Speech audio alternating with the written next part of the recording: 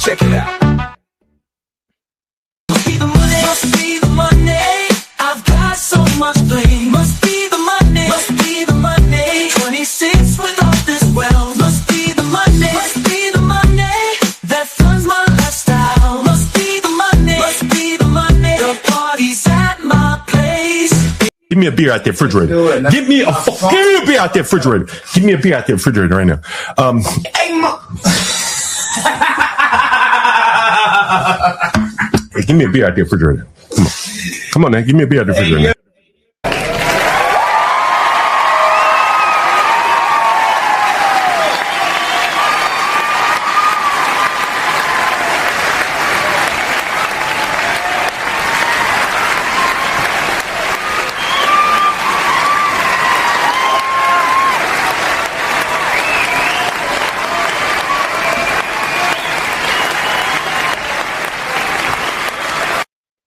What's up, Colbert, with the $5 super?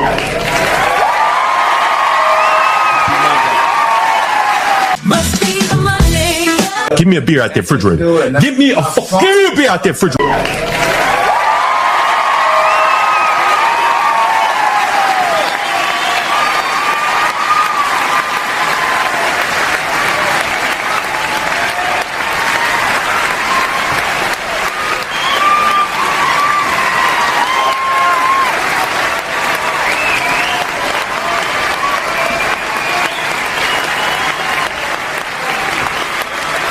Happy Monday. I have a story to tell you. The story is about the topic. The long intro obviously is about the topic as well. Guys, I had a hell of a weekend. Guys, get the likes up, guys. Share the video. Positivity is definitely coming your way. You guys are an incredible audience. We're going to have a black FBA topic today, man. White man says it's exhausting to be a black smart person.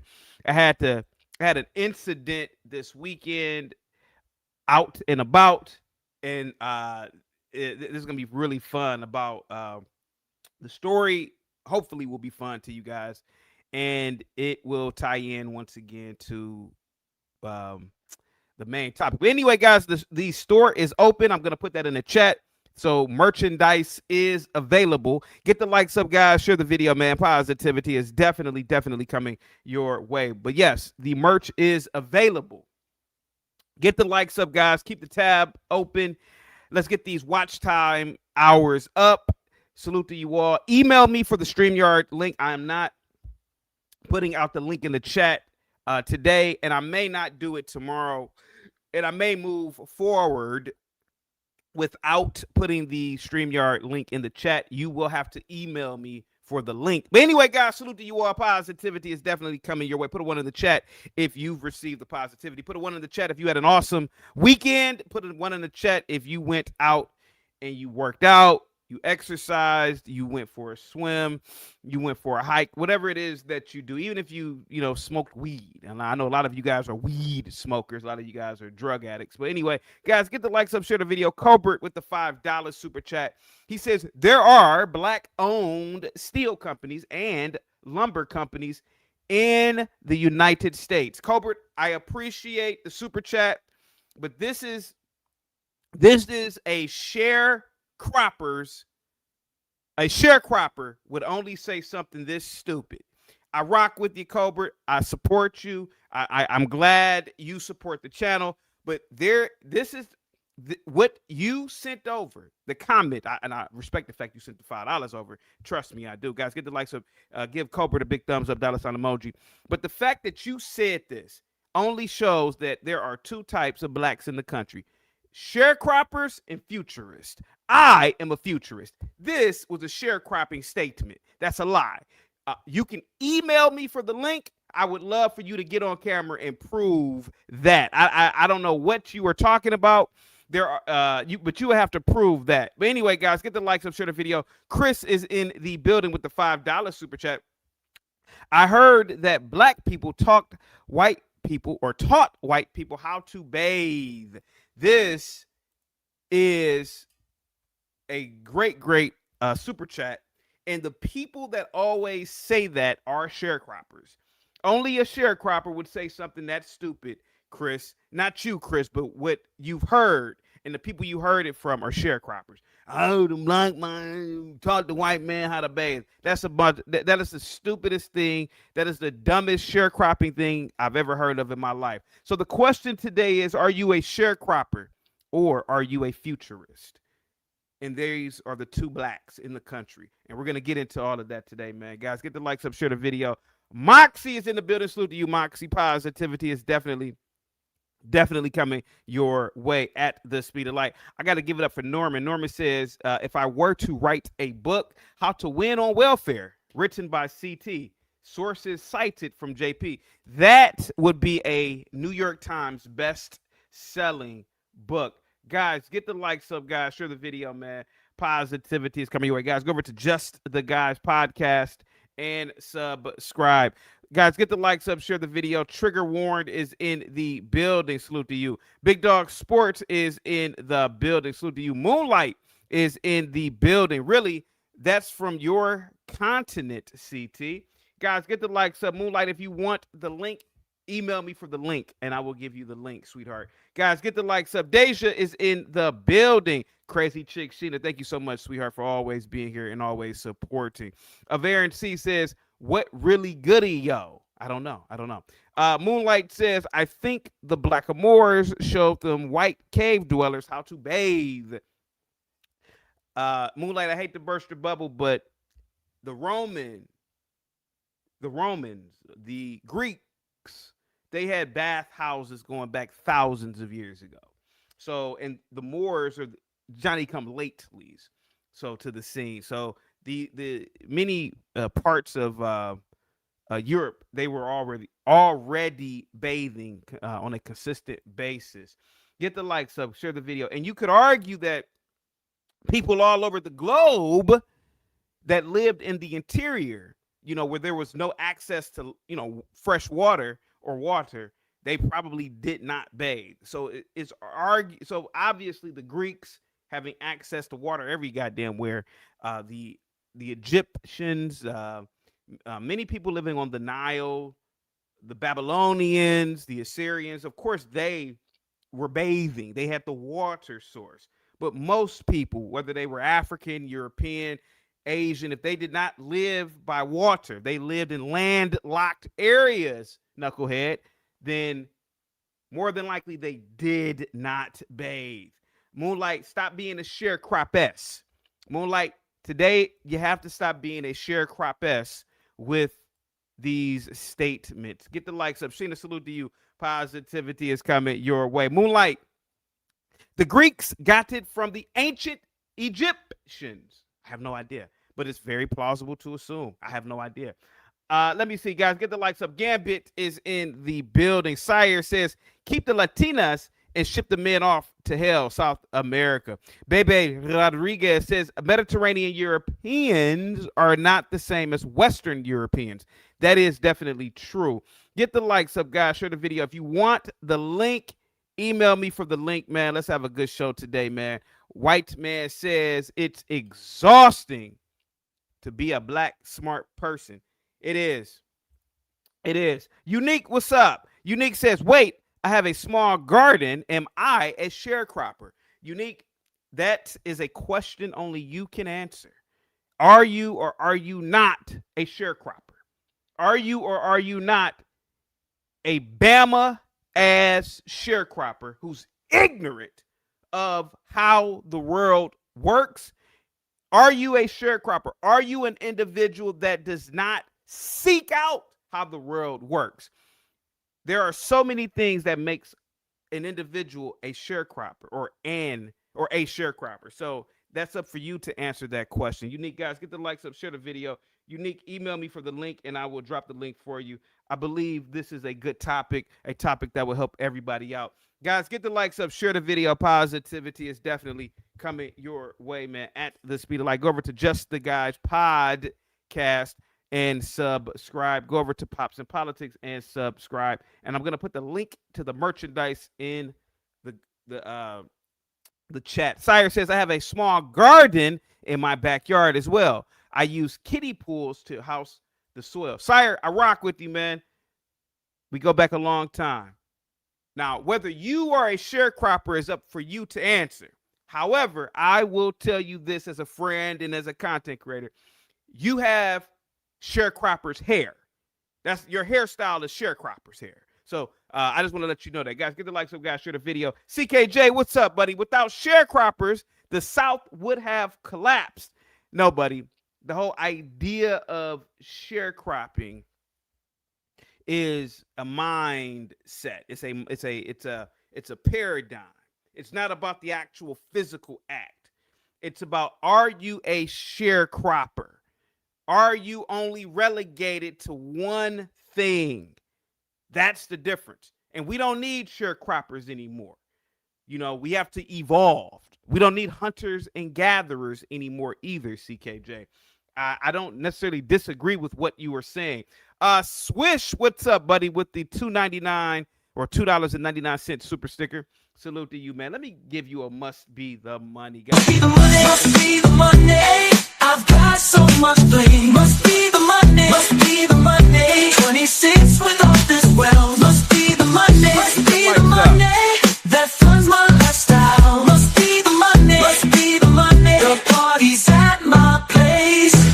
Swish, thank you so much for the super sticker. Positivity is coming your way. CKJ says, CT, so you making up your own definition. Why not? Aren't all definitions made up?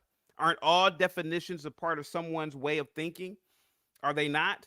Sharecroppers were very instrumental post-slavery up until even, I could even argue, the 60s. Most of y'all came from sharecroppers. You know, everybody wants to pretend that they all sophisticated, non-educated. Most of you guys have a grandparent or two that was a goddamn sharecropper in the South. And there's nothing wrong with that. But most of the sharecroppers spend all day, you know, sharecropping. And they don't have time for study. They don't have time for intellectual pursuits. So they are ignorant. They are ignorant. And most of your ancestors were ignorant. Ignorant, just like one day we will be perceived as ignorant to our descendants. One day your great grandkids are going to look back and say, God damn, my great grandfather was an ignorant son of a bitch. Think about that. One day your descendants are going to view you the same way I view sharecroppers. And you know, I for damn sure view people 1,000 years ago was ignorant, 2,000 years ago was ignorant. They were ignorant compared to what we are today. Get the likes up, guys. Share the video. I mean, imagine living in a time where there is no scientific method and you believe juju can heal you.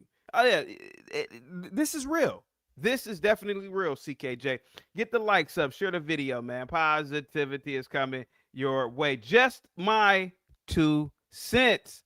Just my 4 cents. Says, aren't YouTube content creators sharecroppers? It depends.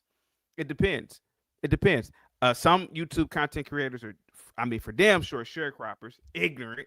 They're not really worldly people. I don't want to name any names, but a lot of content creators are not futurists. And these are the ones who don't have conversation. They don't have a plethora of conversations. Yes.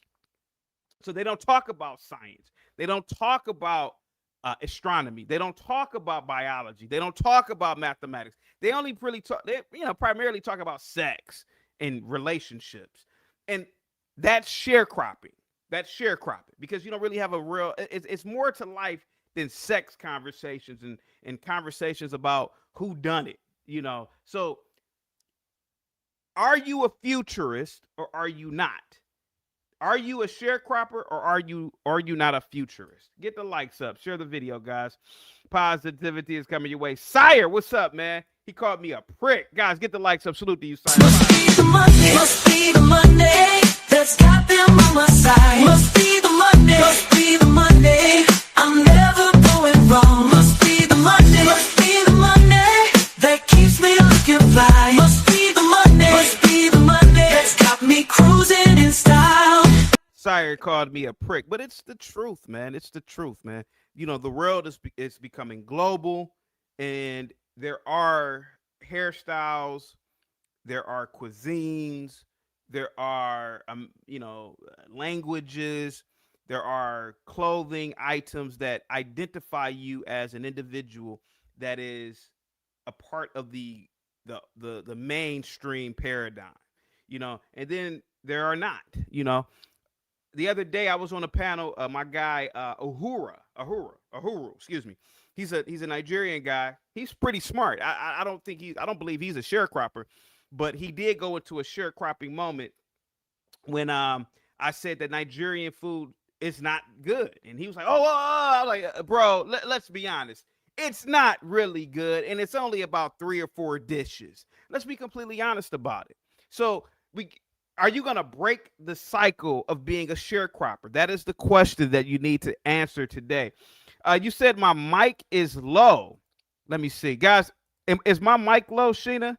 Get the likes up, Sheena. Is my mic low? I have no idea.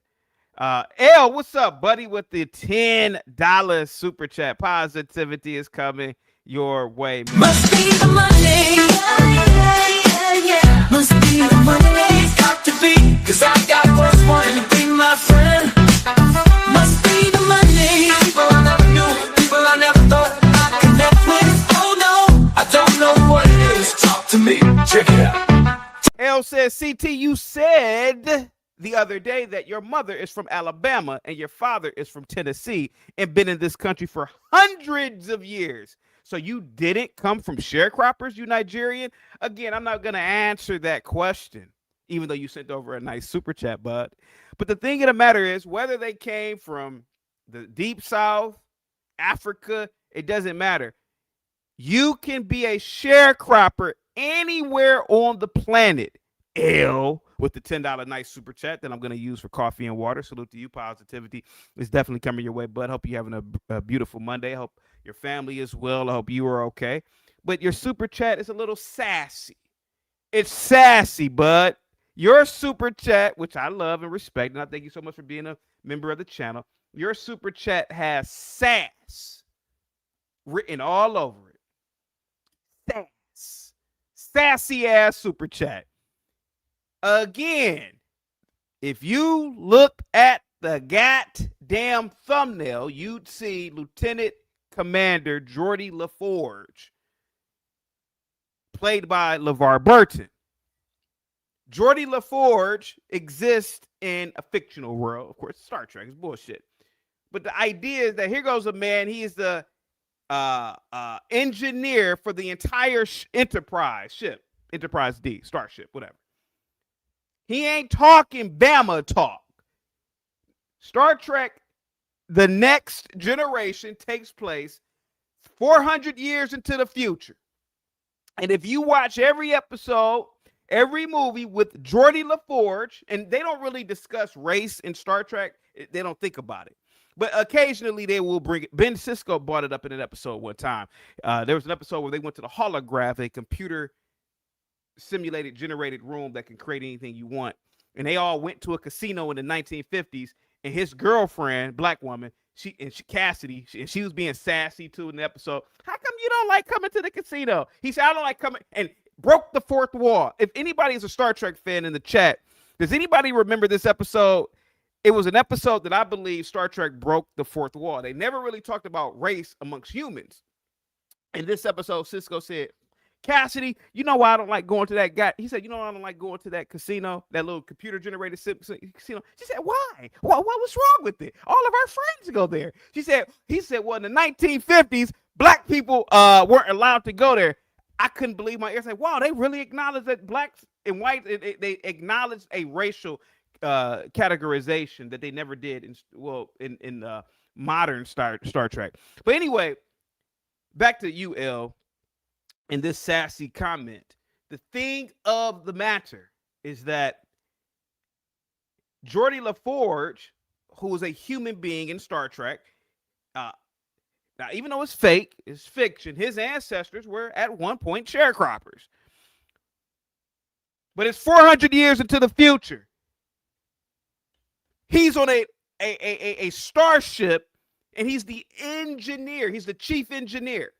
He ain't got time to talk about slavery and Jim Crow laws, and he has to deal with complex systems.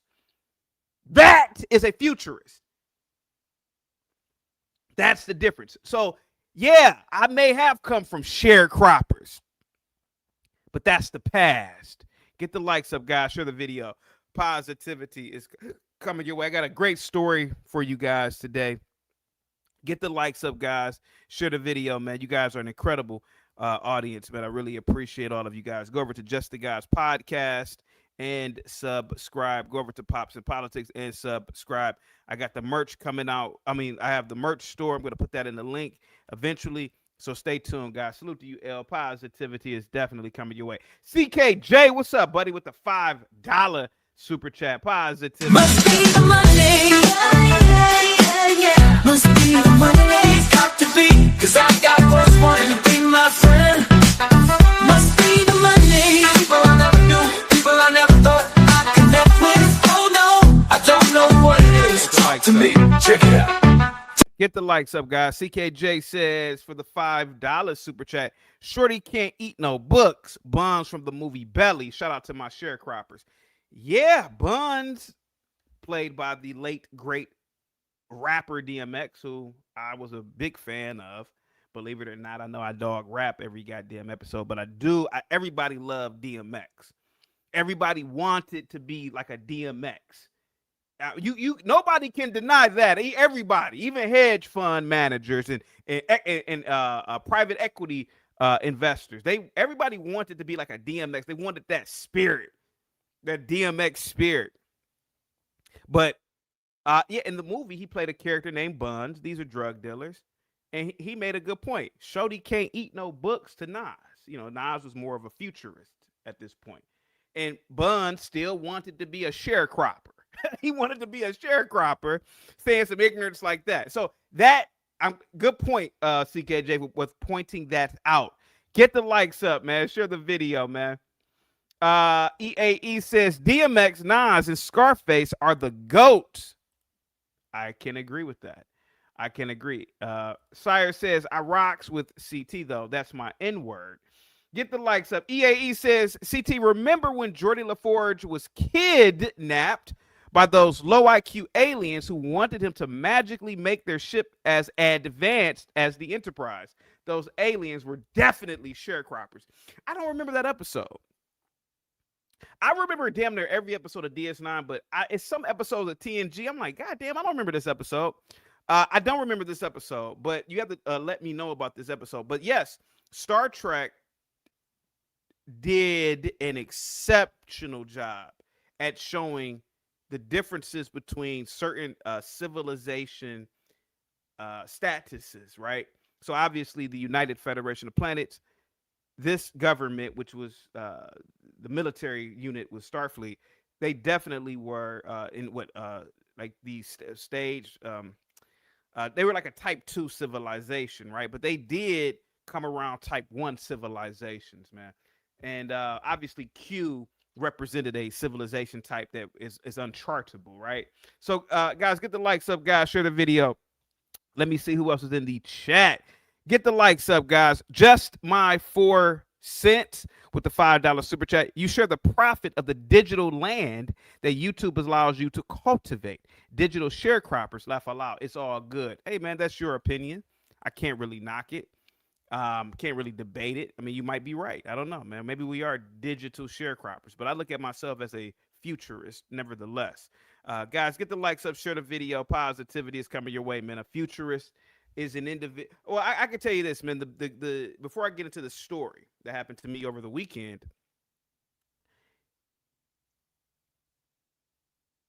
the greatest example of the sharecroppers experienced, particularly amongst races, the black barbershop. Man, that's some sharecropping shit I ever heard in my life.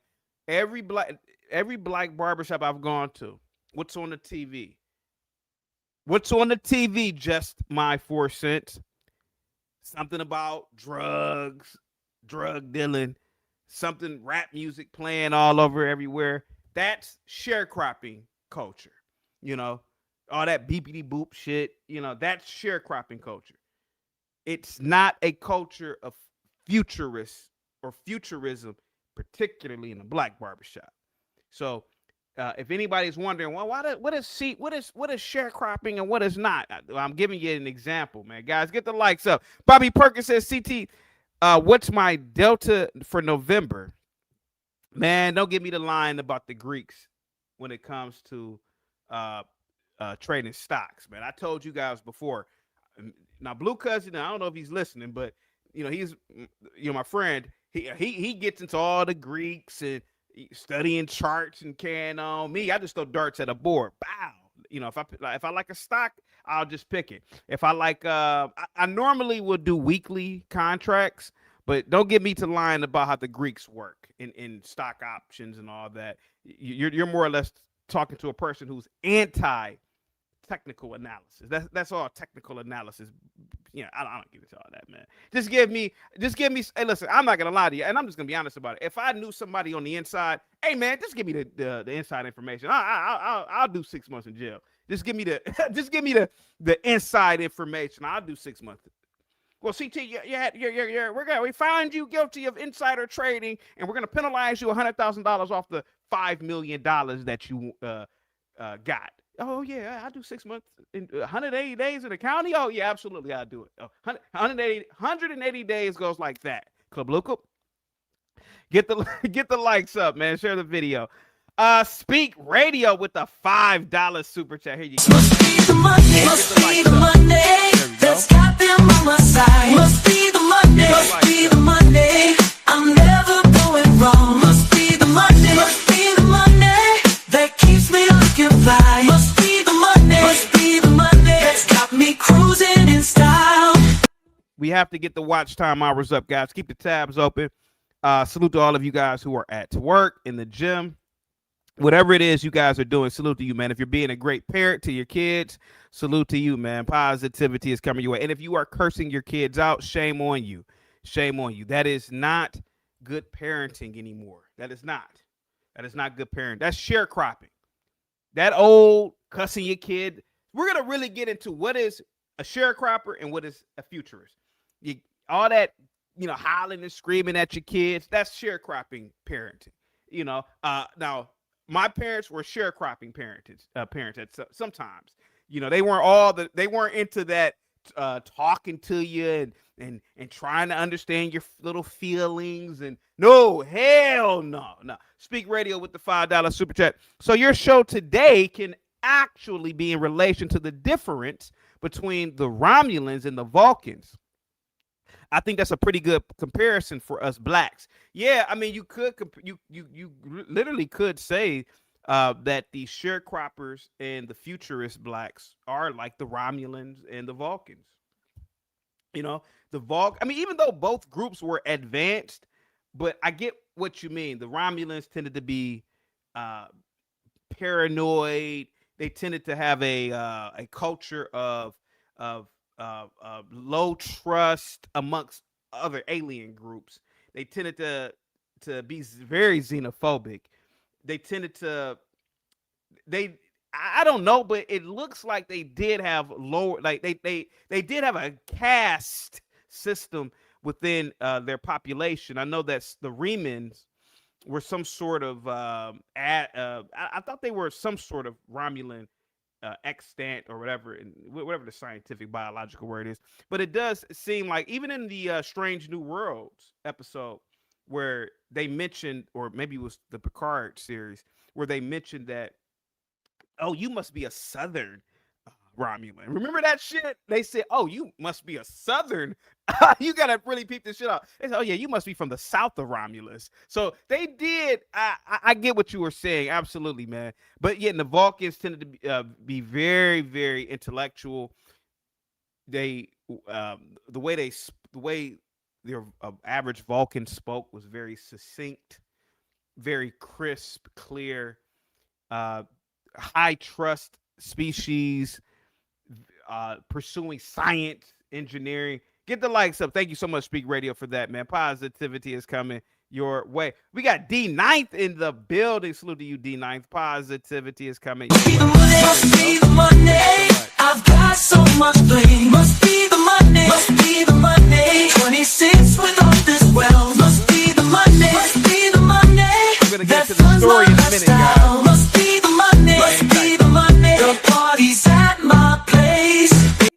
likes up, guys. Share the Give me a beer out the refrigerator. Give me a fucking beer out the refrigerator. Give me a beer out the refrigerator right now.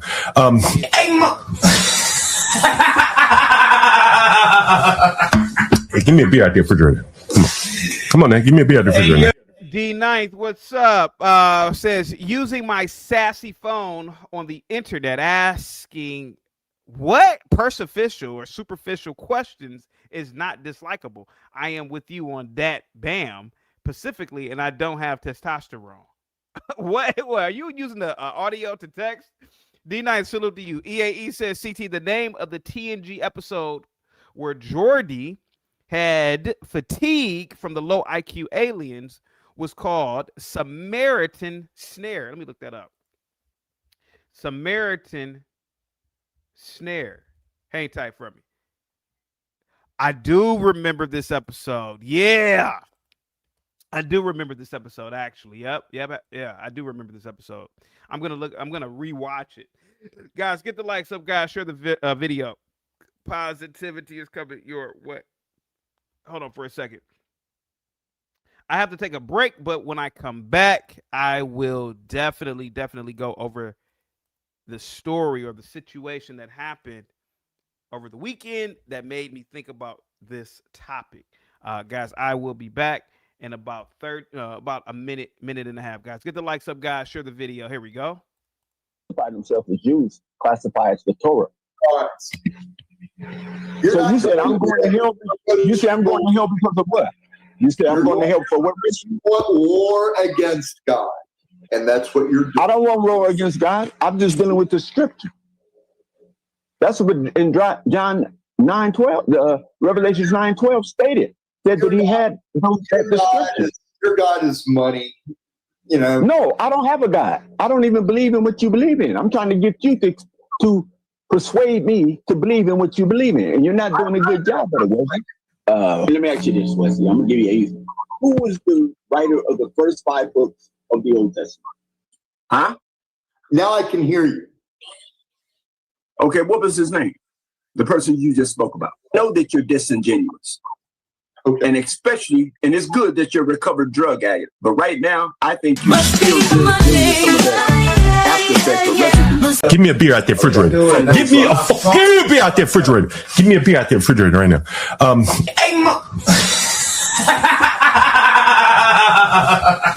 Hey, give me a beer out the refrigerator. Come on, man. Give me a beer out the refrigerator. Guys, get the likes up. D9th, if you would like the link, just email me for the link. Guys, get the likes up. And I did get the comedic value of it. Yes, I know you were. Yeah, I got it. Oh, yeah, I got it. Guys, get the likes up. Share the video. 7-star General says, white people come from other countries and assimilate. Some with Asians. What's y'all's problem?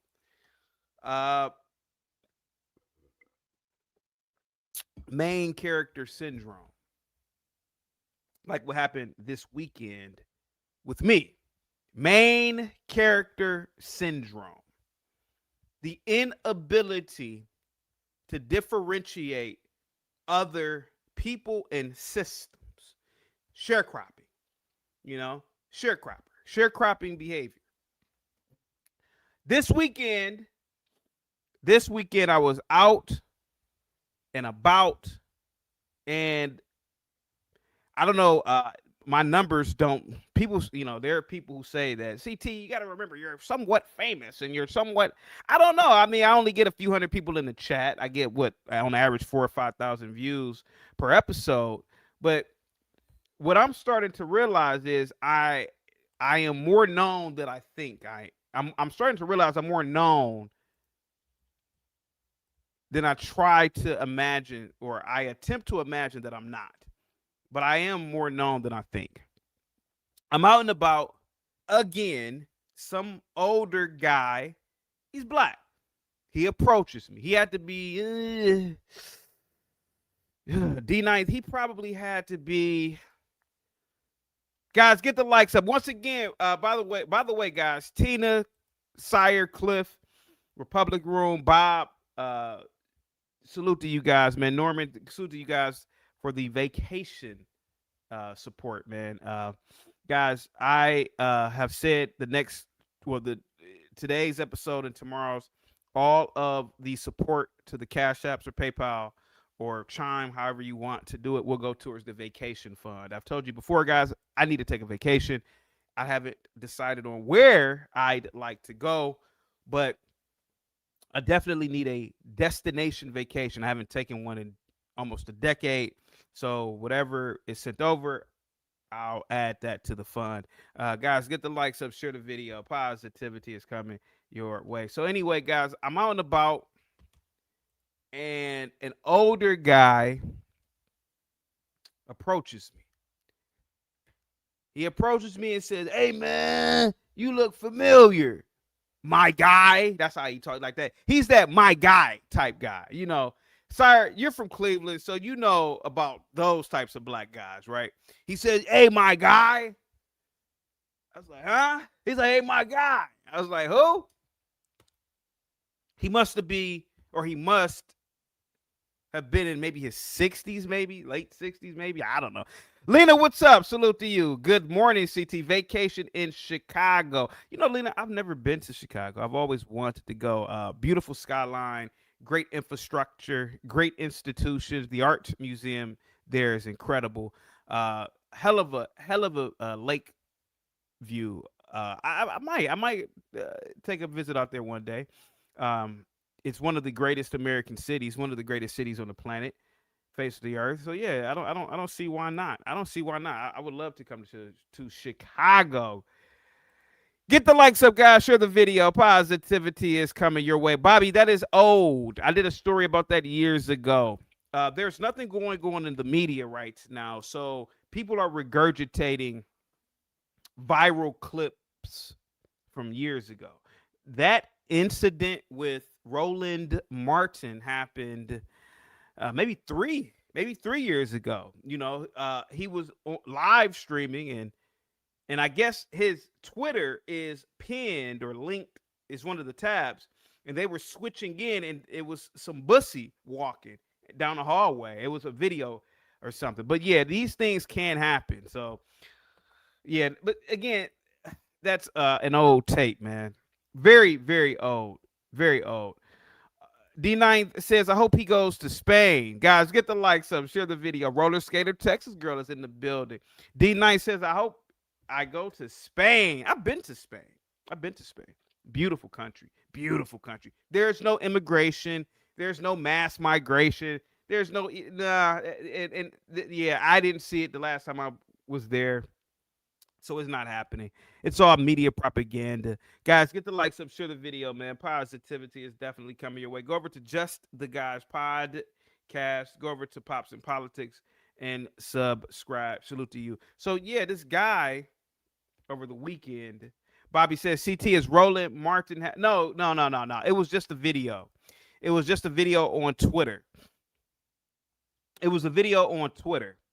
No. See, thank you so much, Roller Skater Texas girl. Positivity is coming your way. Happy Monday to you all. Salute 7 Steel. Positivity is coming your way. Guys, once again, if you would like the link, email me and we can talk. Other than that, guys, get the likes up, share the video. So this guy approaches me. He said, man, my guy. Now he's in his 60s. Not disheveled looking, but you could tell, you know, he doesn't look like he had a hard life, or if he did have a hard life, he turned his life around. I have no idea, but he didn't look as though he came from, you know, a background of, how can I say, a refinement. He just looked like a dude who's probably had a lot of odd jobs throughout his life. A guy who eventually probably, you know, got a stable job. I don't know, man. Like, yeah, he didn't look like a dope fiend, put it that way. But anyway, he came over to me, D9th, and he was like, man, my guy, I seen you somewhere. Oh, yeah. And I'm like, oh, okay. And he said, yo, man, you that chaotic dude or something, man? I said, yeah. He said, man, I ain't seen you on Instagram. I didn't see you on YouTube. I didn't see you on Twitter. I was like, well, I don't know if you see me on Twitter. I'm not really on Twitter. He's like, yeah. But, I was like, oh, okay. So he said, hey, man, I remember you going viral about 2 years ago, man. That's how I really remembered you, man. You was talking hella greasy about blacks, man. I was talking hella greasy about blacks. I was like, oh, well, what did I say? He said, man, you know what the fuck you said, man.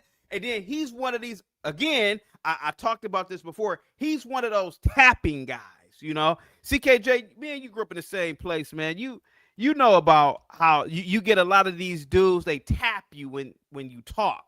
So I don't know this guy, and you know, it's like, hey man, why are you touching me? He's like tapping me, like, hey man, you know what you said, man. I'm like thinking in my head, yo man, why is this dude touching me? Hey man, why I did not invite him to touch me. Why is he touching me? I did not ask you to touch my body. Why are you touching me? He must have touched me about 3 or 4 times in that little 30-second interaction thus far. Said, man, you talk hella greasy about black people, man. I said, oh, really? What do I say about black people? Man, you know what the fuck you said, man. I said, no, seriously, what have I said? What have I said? He said, man, I can't remember right now, man. I'm like, well, and this is what I said to him. I said, well, why did you say it in the first place? You know, and mind you, it was a lot of people around. We were out in I don't want to name where I was at, CK. I don't want to dox myself, but it was a lot of people around. I didn't feel intimidated. I didn't feel, you know, I could pretty much gauge people, even though all men are dangerous. I could say, I've always said, hey, every single man is dangerous. I don't care if you're a 3-foot midget. Hey, man, every single man in my perspective is dangerous. So I'm already on high alert with any man. CT Physax or facts. That's why I don't go to bars. And as a sober man who don't drink, that stuff is aggravating. Yeah, see, I don't see, you know, I haven't really drank in, you know, some time now, but I notice when I'm drinking, I notice it, but it doesn't bother me, right? I notice it. It's like, you know, it's like, because I'm not touching you, right? Why are you touching me? But when I'm sober and people do it, I'm thinking in my head, why did this motherfucker just touch me? I'm thinking like, why is he touching me? Like, I didn't touch him. So that those taps, like, oh man, you know what I'm saying, man? You know, yeah. They make a point in their brain and they tap you just to ensure that they made a point. Man, wow, man. I'm like, damn, man, you didn't have to touch me, just make the point. But anyway, so CKJ, I almost said where I was. I almost said where I was at. Jesus Christ, holy smokes. So this dude is like, man, you be talking greasy about blacks, man. I'm like, I talk greasy about blacks. When do I talk greasy about blacks? He couldn't name. I was like, well, what do I say about blacks? He's like, man, you know what you say, man. And he started laughing, kind of like he was being like an artard. I'm like, you know what I'm saying? And I was like, excuse me, wait a minute. Let me get this straight. You say I talk greasy about blacks. You say, well, he said, I said, you say I talk hella greasy about blacks. But you can't give me one thing that I've said or when I said it. He was like, man. He's like, CKJ, he's one of those guys. Like, man, yeah. I'm like, what is? I was like, honestly, bro, like, if you make an accusation, that's some sort of binding agreement or understanding. I said, if I've said these things, when did I say it? What did I say? He was like, man, I ain't about to get all into now that's a sign where the sharecropper, I said, oh, he a sharecropper, because now he said, I ain't about to get all into that, man. So I was like, oh, this ignorant dude. Now, because now his brain can't compute as fast as it needs to in this interaction on the streets. He said, man, I ain't about to get into all that, man. So I then said to him, well, I was like, well, what do you think about the show then? He said, man, you be on YouTube, you just be on YouTube. I'm like, huh? And I was like, excuse me. He said, man, you just be on YouTube, man. I was like, what the hell? What does that mean? I was like, what does that mean? He said, man, you should be. Now this is the part that pissed me off. And then I went in. He said, man, you should be doing more than that, man. I'm like, well, like what? Like what? Man, man, I've been working. He said something where he worked at, and I'm like, I forgot exactly what he said. And I said, what? I was like, sir. I was like, excuse me, sir. I was like, bro, like, to be honest with you, I'm a free man. I could do whatever I would like to do, want to do.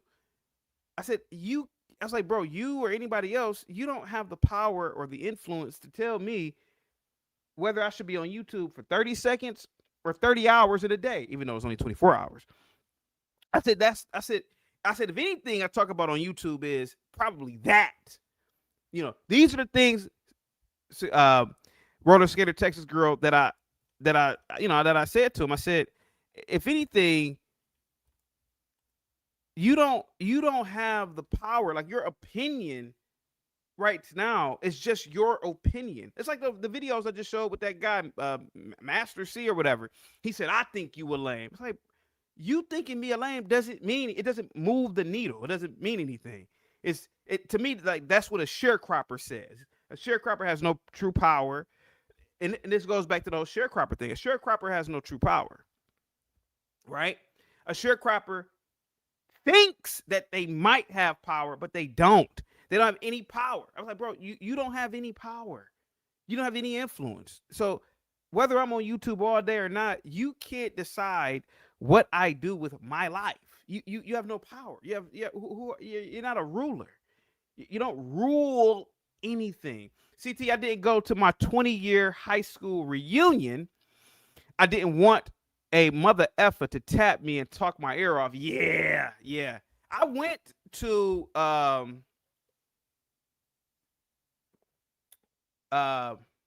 Kennedy's reunion about maybe 10 years ago. It was like an all-class reunion. It was in the rec. And it was a lot of tapping.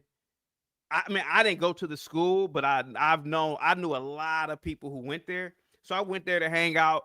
I saw a lot of tapping, a lot of, man, I'm doing this now. You know what I'm saying? I'm the assistant manager at Amazon. People bragging about this regular stuff. I'm like, oh, let me get the F up out of here. But anyway, salute to you, CKJ. Positivity is coming your way. What's up, buddy? What's up, CT? I thought you were on vacation. No, I haven't gone yet. No, I haven't even picked where I wanted to go. Man. Guys, get the likes up. Art, check your email, bud. Salute to you, man. Positivity is definitely coming your way. So anyway, this dude said, shout out to the JFK Fighting Eagles. Yeah, I went to the rec, and it was in the reunion was in the rec, and it was, it was all right. it was all right. It was about 10 years ago, and I went with a lot of friends of mine who went to the K House. Yeah. But anyway. But CKJ, this guy, man, he was tapping me, and then as soon as I said, bro, like, to be honest with you, you don't have any influence over any institutions. You don't. I wanted so bad to say, bro, to be honest with you, and just to be brutally honest, you just don't matter. And it's not that. It's like you matter to your children, your wife, if you have one, to your grandkids, but you don't matter to me. You don't matter to me because you don't control anything. You are not a senator. You are not a president. You are not a prime minister. You are not the oligarchs of society. And truth be told, even the oligarchs of society can get it, or they can be critiqued. So that's what I told him, man. Get the likes up, guys. Share the video. Get the likes up. CKJ, I've never, ever have gone to any reunion because it's sharecropping mentalities, man. Sharecropping mentality. You know, if the people I went to school with, you know, if they created like something like a private equity fund, if they were into research and development, R&D, and from like you know, like a new technology that could change the world, hey man, I go to a reunion. But the people I went to school with, they're not really moving the needle. So there's no point of me going. I don't go because of that. That's one of the reasons why this is wasting my time. Why would I go to a reunion to hear you talk about how you're an assistant manager somewhere? Oh, okay, good for you. Okay, whoop-de damn do.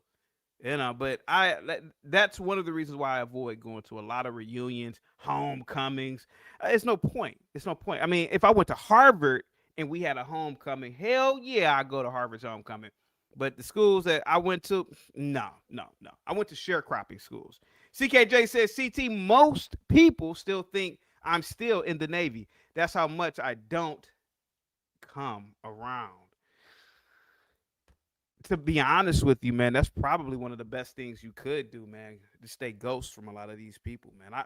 I've ran into a lot of guys that I went to high school with, not recently, but you know, a while back, and they were talking about high school shit. Man, this is like before, like maybe 2018, 2019. I'm like, bro, we've been out of high school for what, 17 years, man. What the hell are you talking about? Like, what the hell are you? It's a sharecropping mindset. Sharecropping mindset. Haven't been in school in 17 years, and you still talking about something that happened in third period. Third period homeroom, man. It doesn't make any sense. Sire says, I knew a little guy in the army like CT, and he was powerful, very short, but high ranked. A little guy. Aw, you bastard. D9 says, these or those reunions are just nosy people comparing themselves to you. Don't go. Yeah. It's just, and I gotta say it, D9. It's just mediocrity. It's a meetup for mediocrity, and that's what it is. And I will admit I'm a part of it. I mean, you know, unless I'm like a Steve Jobs, or you know, if we're all, you know, let's say, for example, I knew a guy in high school that I knew, hey man, he's gonna own 1,000 timeshares. This guy right here, he's going to create some sort of technology that a friendly government will purchase from him. You know, maybe like Germany or something. This kind of guy right here, he's going to be, you know, he's going to be a great international shipping and logistics manager. Things like that. I would go to a reunion, but I'm not going to a reunion to, I got to say this, especially some inner city black school. Ain't nobody doing nothing like that in that level. Ain't no point to go. It's a waste of goddamn time. Seven still says, don't go for the tapping stuff, CT. That's a way of sizing you up. Oh, yeah. I don't tap people, you know, tapping people. I don't want to touch you at all, to be honest with you. Bob, what's up, buddy, with the super... Oh, Bob, what's up, man? Salute to you, Bob. Positivity is coming your way. I want to give Lena a big thumbs up, dollar sign emoji. Must be the Monday. That's got me rolling so smooth. Must be the Monday. Must be, cause I got folks wanting to be my friend. Must be the Monday. People I never knew, people I never thought I'd connect with. Oh no, I don't know what it is. Talk to me, check it out. Lena with the $5 super chat, salute to you, for your coffee if you decide to vacation in Chicago. We have the largest Starbucks in America. 5 floors is downtown. I didn't know that, man. I had no idea, Lena. Thank you so much. Positivity is coming your way. Guys, let me know how the mic sounds. People are saying that the mic sounds a tad bit low. So let me know how it sounds, guys. Get the likes up, guys. Share the video. Positivity is coming your way, man. Let me see who else is in the chat. Albert says, there are examples of extreme retardation on here every day. Fatiguing. Let's see, man. Roller skater Texas girl says the mic is perfect. Moxie, yes, it sounds a bit low. Hold on for a second, guys. Wait a minute. I don't know what you get. Hold on for 1 second. Let me see if it sounds low. Give me 1 second, guys. Everybody said it sounds low. Let me see if it sounds low. Give me 1 second, guys. I don't know. It sounds pretty decent on my end. I don't know. Maybe I have to turn this on. It says mic is clear. He said clear trash. D9th says, damn, 5 floors. Hopefully they have bathrooms on each floor. Get the like. So, but anyway, guys, you know, the guy who approached me this weekend, he's in his 60s. He's using improper English. He kind of is acting kind of like a teenager. I asked him to provide any fact or a piece of evidence that substantiated his claim, and he went into retard mode. He's dressed not the worst, but you know, he wasn't really well put together, D9th. And I said, he's a sharecropper. This guy is a sharecropper. He's not a futurist. He doesn't have abstract thinking. He doesn't have an ability to understand nuance. He doesn't have an ability to intellectually discuss with me, the person that he's already seen on YouTube, what is your show about? He has an inability to ask questions. Bob says the mic is good. So, correction, CT, the largest Starbucks in the world. I had no idea. So this guy has an inability to ask questions, right? And this makes this kind of guy a sharecropper. He's a sharecropper. He may as well be singing Negro spiritual hymns at this point. Oh my Lord, you know, singing, you know. You see a lot of this stuff, man. And it's hard being a futurist like myself. You know, somebody who respects, understands, and will ask questions about society, something new, innovative, or something that is innovative, etc. It's hard. It's hard to mingle with some of these people, to be honest. And that's what happened with this guy at, I don't want to say where I was at, but it's hard to interact with these types of people when you are a smarter type individual like myself. It's hard. Sometimes, you know, at this point, I just want to remain quiet because this guy could have gotten violent, you know. This is the kind of guy, you know, he probably has low impulse control. You know, you know, I will admit he wasn't like a jive. He wasn't doing jive talk like the guy from a few weeks ago who was asking me about the show, you know, but this guy still could have been a violent person, right, Albert? He still could be violent.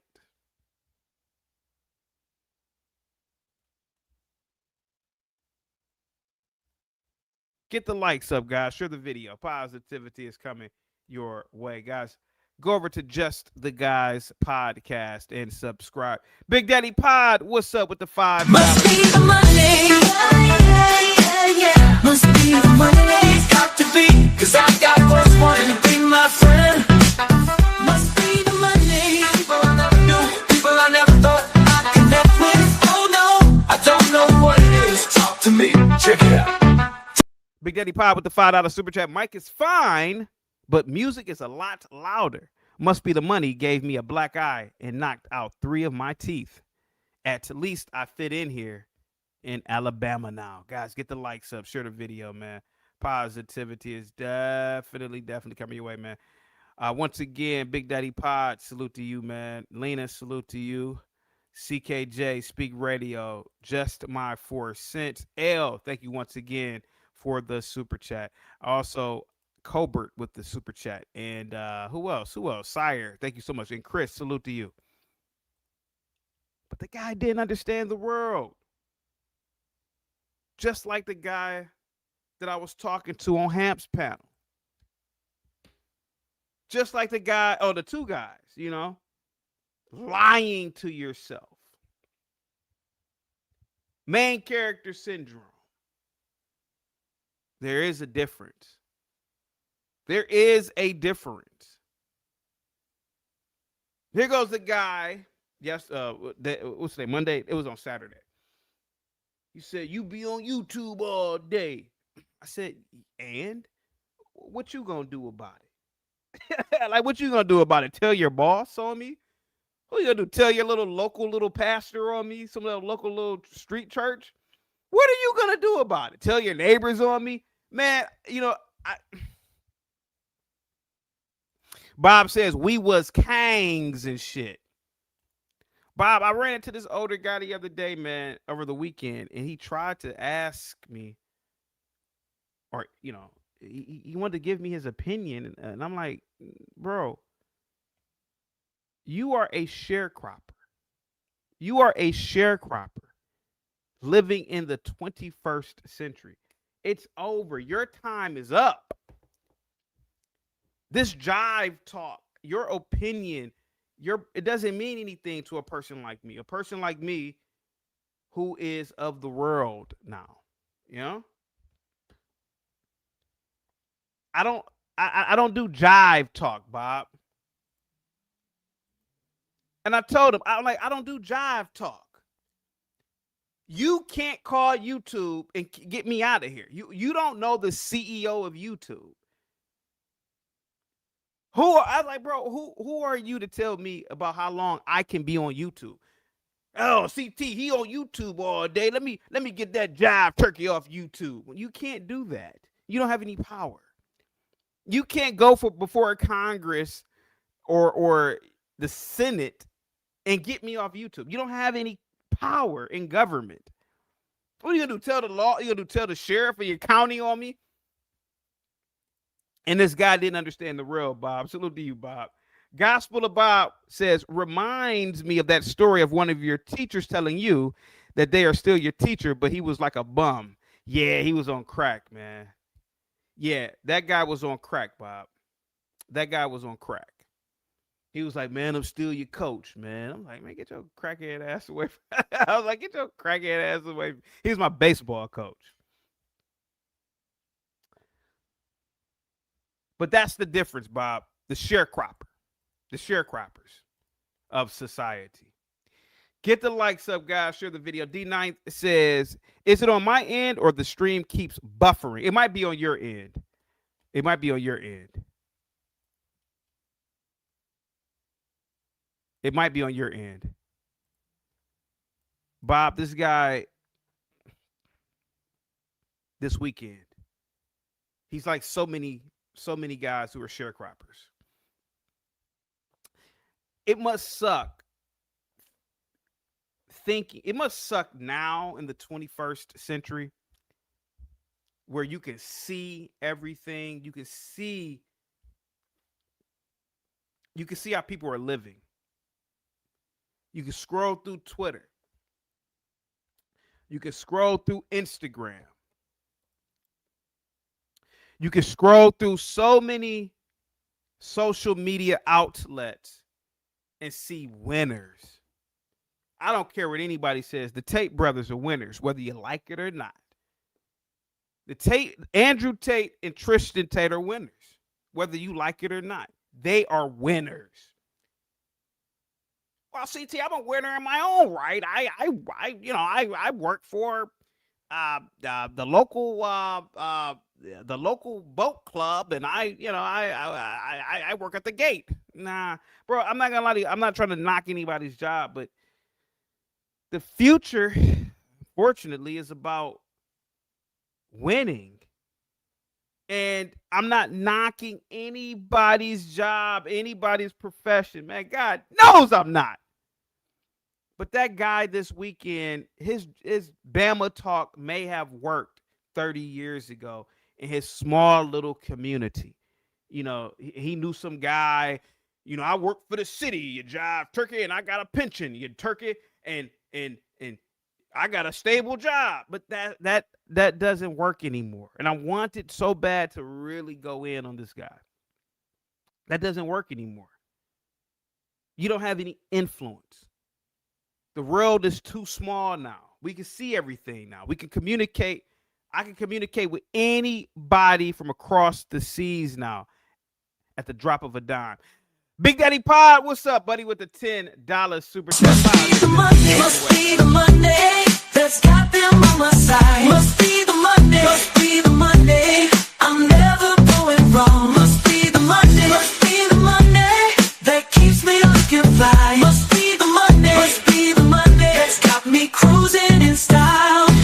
Big Daddy Pod, sharecropping beats homeless or living on felonies. Niece and her husband was living behind Walmart once. Other homeless called police and had them evicted from a homeless campsite. Damn, yeah. That has to definitely suck. That has to definitely suck, man. I mean, imagine you being homeless and then another homeless mother effer kicks you off the site because that is their territory. Big Daddy Pod. Hey, Big Daddy Pod, salute to you, man. Positivity is definitely coming your way, guys. Get the likes up, guys. Share the video. Positivity is definitely coming your way, guys. Let me take another break. I'll be right back, guys. Salute to you, man. Positivity is coming your way. Psychedelics. I'm not going to disagree with you about that. Nobody else. Don't come here with that Johnny come lately. Don't come here with that damn Johnny come lately religion. Tell me about some damn silver and gold. We're talking about the book of Genesis, Genesis 1, Genesis 2, Genesis 3 and 4, which is the creation story, which they give credit to Moses as right. The hate that hate produce. And let's not act all willy-nilly like that. There's some good cops and there's some bad cops. And the bad cops know who the bad cops are. Matter of fact, the bad cops weed out the good cops, the cops that want to be just and fair and that want to police fairly. And if an officer's in the line of fire and he has to get the likes up, guys, share the video. Moxie, why don't they just stop watching and go to a different channel? Laugh out loud, haters are gonna hate. Moxie says, CT, did you tell him he's a sharecropper? Or did you just think it? I didn't tell him he was a sharecropper. He would not have got or understood what I was saying, right?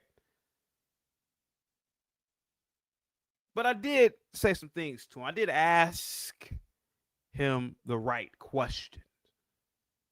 He can answer it because he doesn't control anything. This is real. The reality now, and I hate to say this, I don't really hate to say it anymore at this point. Do you have a yacht? How many people do you employ? What world leaders do you know? What oligarchs do you know? And this is hey, if he was just quiet, didn't say anything, but now you are approaching me. You are approaching me.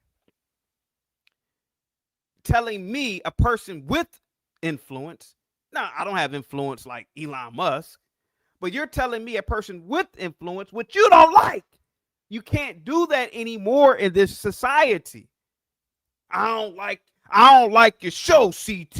You jive turkey. Okay, who the fuck are you? Who the hell are you? And again, I've always been humble. Everybody knows this. All the years of support, I have generally been humble. I don't go around, look at my car, look at my clothes, I don't do that. Even though I don't have a car, I don't do any of that. I don't do any of that.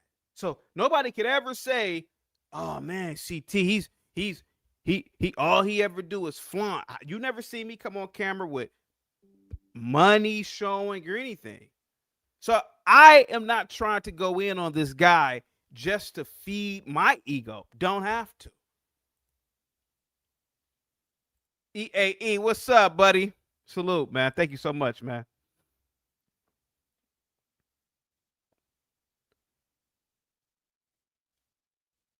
Get the likes up, guys. Share the video. Big Daddy Pod, salute to you, man, once again. So, yeah, I don't have to do all of that. I'm talking about this guy because he's a relic of the past. This guy from the weekend. He's a relic of the past. Yeah, back in the day, you could go into a little barbershop, your little pool hall, and oh man, that's Unc right there. That's Unc Charlie. That doesn't work anymore. We see too much now.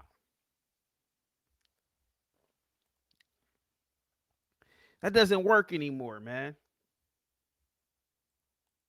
It used to work. It used to work, even though real power structures have always existed. But it used to work being a local guy, you know, and they call these people like the mayor, the mayor, right? The mayor. Like a lot of these communities, man. Like, you know, somebody who was known or popular within the community. Oh man, that's Uncle Charlie, man. He been over here for 50 years. He the mayor over here, you know, jive turk. You can't do that anymore, man. Like, it doesn't mean anything. Who are you again, sir? Oh man, you know I'm from CKJ. I don't want to say where I was at, but he's one of those guys you could tell, man. Where we grew up, he probably was the man in that little community back in the 80s and the 90s. There was no internet. There for damn sure was no social media. So that's all you knew, man. That's Uncle Charlie over there, man. You know, he can keep his lawn mowed. He worked for the city, and you know, he got a girlfriend or two coming out there. He carried a revolver pistol on him, and you know, he a jive turk. Yeah, man, that shit may have worked, but it doesn't work now, especially with somebody like me. Man, I get to asking questions. Hey, man, how many people you employ? How many people rely on you to feed their family? How many, man?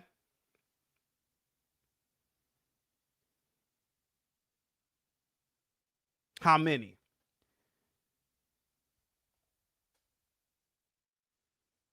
CT, people have always talked back to the TV.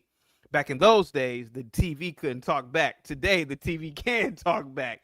Yeah. Get the likes up, guys. Share the video. Positivity is coming your way, man. Once again, the merch is available, guys. Morty, what's up, man? You have influence on society more than you recognize, CT.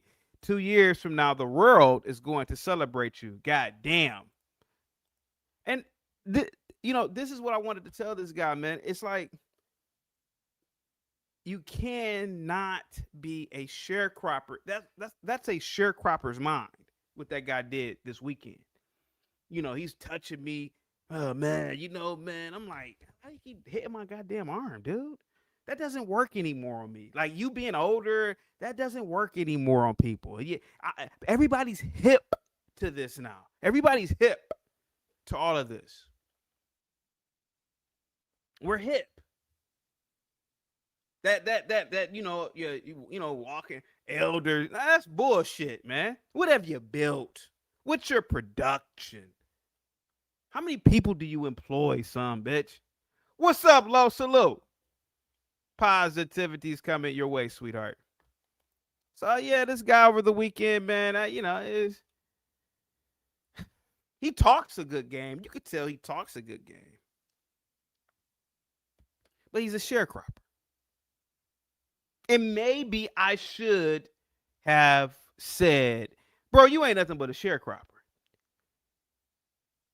You are a free-range sharecropper. The only reason why you are not sharecropping is because we live in the North. Most farms are industrialized, and yet they don't need that kind of labor. Heavy machinery has taken over most labor jobs. But if this was 70 years ago, you for damn sure would be a sharecropper. You're not bright. I wanted to tell him so bad, bro. You are not bright. I don't care how old you are. You pushing 70. You're not bright. And the world is letting you know this. It's letting you know this.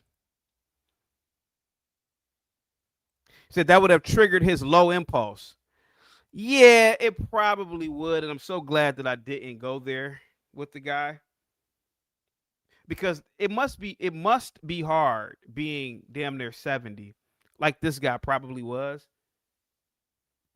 and having somebody damn near half his age tell him, bro, you are not the person you think you are. And you've only been gassed up by a local community. You know, maybe your street. Maybe, you know, like I said, you are the man on your street. But the world isn't the street, buddy. It's not. It's not.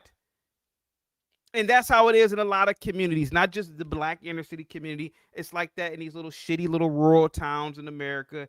It's like that anywhere where there's a local population of people. That local shit is, no, it's old. That's sharecropping.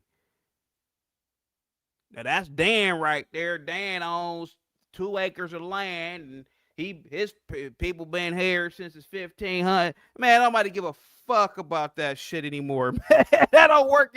It doesn't fly anymore. You know, when Dan walks into the bar, that's his seat. That stool right there. That's Dan's stool. That's sharecropping behavior too. So don't think that I'm just going in on blacks today. You know, I go in on everybody. I kick everybody's asses. Let's be honest. I even kick my own ass sometimes. But yeah, Moxie, Moxie, let's be honest about it, sweetheart. We all know, even amongst whites, there's a sharecropping element too. You know, they do it, but they don't do it as much. And that's what I wanted to tell this guy so bad. Hey man, I don't give a goddamn about what you think about my show, man. Don't watch it. But you don't have any power to tell me what I can and what I cannot do, and any power to tell me what to think. You out of your goddamn mind. You out of your mind. Telling me, I don't like the show. Okay, well, what the fuck? Okay, okay, sue me. Press charges on me. Go to a bank and cancel me. You can't. You have no power. You don't know any bankers. You don't know any financiers. You don't. You don't. You're just a guy talking and carrying on. You just talking. Where's the link to the merch? Guys, get the likes up. Share the video, man. Let me get the link to the merch in the chat. Guys, get the likes up. Let me drop that. I hope you guys are having an incredible day today, man. You guys are an incredible audience, man. Salute to all of you, man. Positivity is definitely coming your way, man. Happy Monday to you all. Salute, man. I'm glad. I'm very appreciative of all of you, man. So glad you guys are listening in. CKJ King Shenard, you ate on the SPY cause this morning. Oh, I hope you ate on the SPY cause this morning.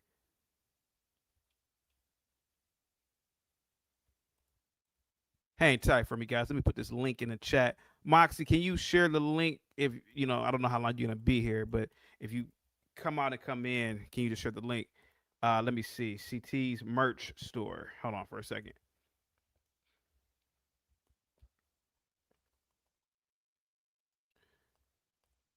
Yeah, you know, back in the day, I mean, even certain communities, man, you if it were not for the internet. CKJ, if you're still in the chat, bro, if it wasn't for the internet, let's me and you talk. We're from the same area. If it wasn't for the internet, if it were not for social media, you know, certain people wouldn't know about Rocky River, Ohio. You know, certain people wouldn't know about um, what's that place all the way on the west side? I can't think of the damn name of it, man. It's all the way on the west side. Not Rocky River, man. But anyway, you know they wouldn't know about Pine Crest. They wouldn't, bro. Certain people, certain populations of people wouldn't even go there. They wouldn't have no knowledge of it.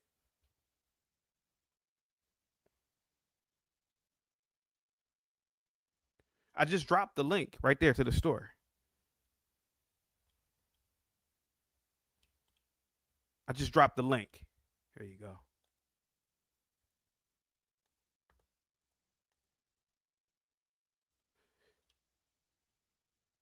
So, you know, so when he said man, you just be talking online. I'm like, why is it that Elon Musk doesn't say this to me? Why is it that Jeff Bezos doesn't say this to me? Why is it that just some regular ass dude saying this to me? These are the questions that I was asking. Why is it that this regular dude is saying this to me like he's a somebody? Man, you ain't you are you Jeff Bezos, motherfucker? No. Why isn't Ray Dalio saying this to me? Think about it, CKJ. Think about it, guys. Thank you so much, Alexander. Why is it Ray Dalio saying, you know, CT, you're online all day? You know why they're not saying it? Because they know how lucrative it is to be an influencer. They know how lucrative it is because they are influencers, even though they are financiers. But they know how lucrative it is to be on social media. They know. So they would never ever say something that's stupid. Even when I went viral a couple of years ago in my own city, it was a lot of people in the comment section, sharecroppers. They're like, man, you all he be online all day. And you gonna stop me? Yeah. How you gonna stop? What are you gonna do? Tell on me? What you gonna do? Nothing. Nothing.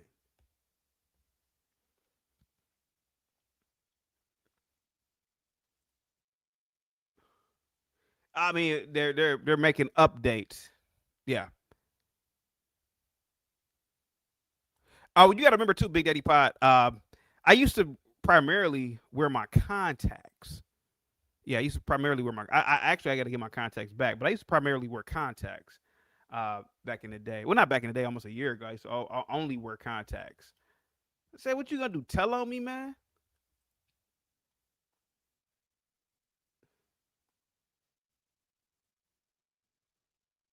What you gonna do? Tell the laws on me, man?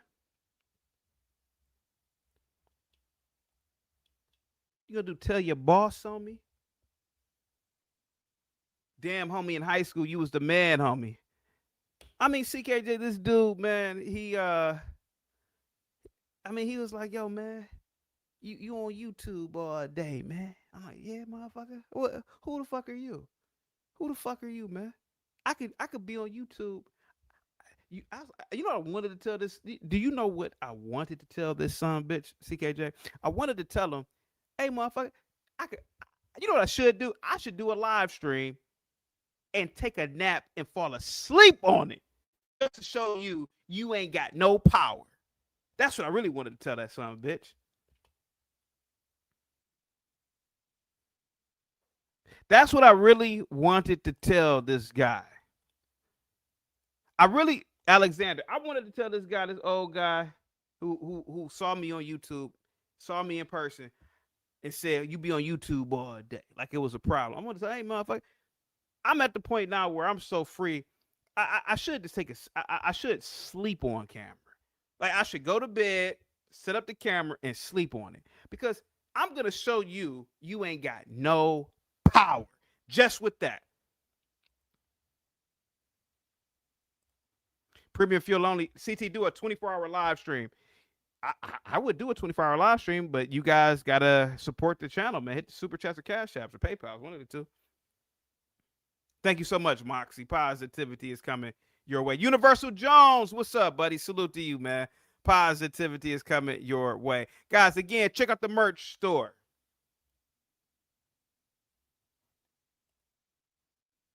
But that's the story, man. That's what happened to me over the weekend. A guy who lives in Northeast Ohio who thinks he is important, enough to give his opinion, like I give a shit about what I do in my life. Bro, stop. Those days are over. They're over. And it leads me to believe that there is two types of thinking in this country: sharecroppers and futurists. Futurists already know about the future of content creation, right, Moxie?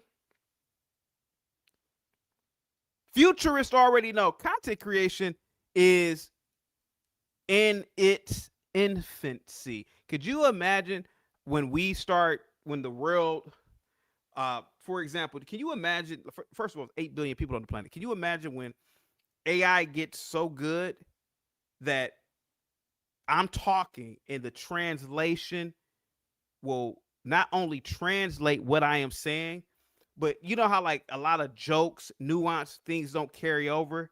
Could you imagine you're talking and whatever you were saying or how you were saying it carries over so that other groups of people can understand it? They can understand the nuance from their perspective. Man, we are in its infancy. Big Daddy Pod, what's up with the $5 super chat? Pod Must be the Monday. Must be the Monday. That's got them on my side. Must be the Monday. Must be the Monday. I'm never going wrong. Must be the Monday. Must be the Monday. That keeps me looking fly. Must be the Monday. Must be the Monday. That's got me cruising in style. Big Daddy Pod with the $5 super chat. Positivity is coming your way. You are the master of reverse psychology. Instead of a didactic stream finger wagging at people to set goals, have some ambition and move up. Instead of a didactic stream finger wagging at people to set goals, have some ambition and move up. Guys, get the likes. So thank you so much, Big Daddy Pot. And you are correct. I appreciate your observation of me and what I do. This guy. I'm just asking questions. I'm asking, how great are you, buddy? Hey, I'm just a dude on YouTube talking. What the fuck? I should be a nobody to you if I'm just a dude on YouTube talking.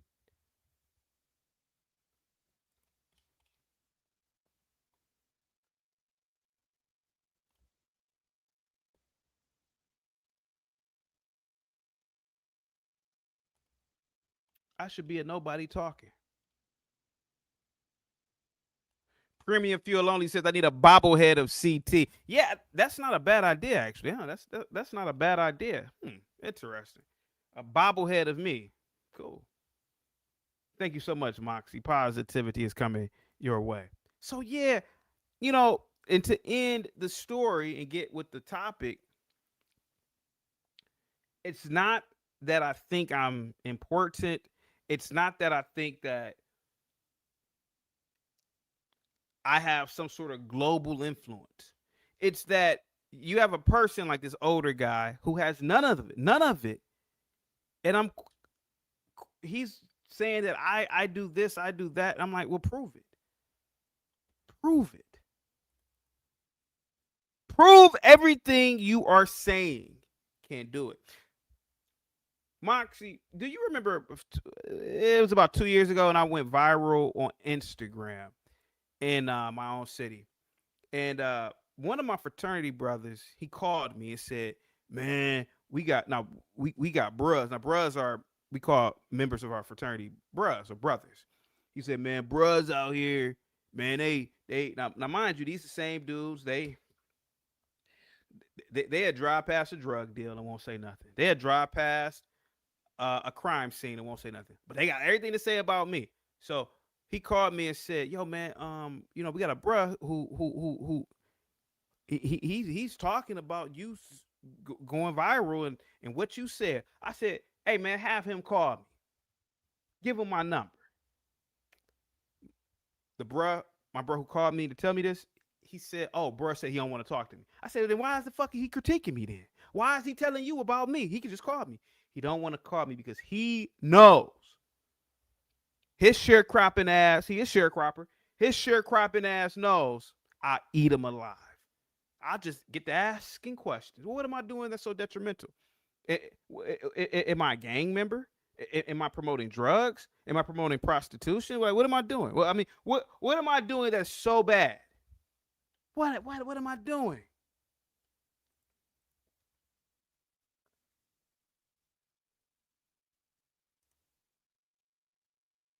What am I doing? Get the likes up, guys. Share the video, man. Positivity is coming your way. What am I doing? That's so bad. What am I doing? Well, you online, you drive turkey all day. Doing what? I don't have any bastard kids. I don't I don't pimp out women. I don't sell drugs to the community. What am I doing? That's so bad. What? That's what I wanted to ask this old fool on Saturday. What am I doing? You sharecropper? What? What? You complaining about me being online all day? Did you make YouTube? Am I punching the clock with you? Don't think so. Moxie says, I agree, CT, but everyone doesn't deserve a mic. Moxie also says, D9, when are you coming to New York City this summer?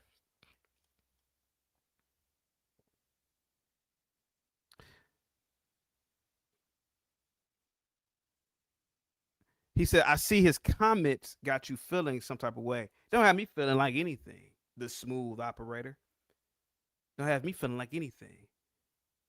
What I see is a fool who hasn't evolved. He's a sharecropper, man. Like most people are sharecroppers.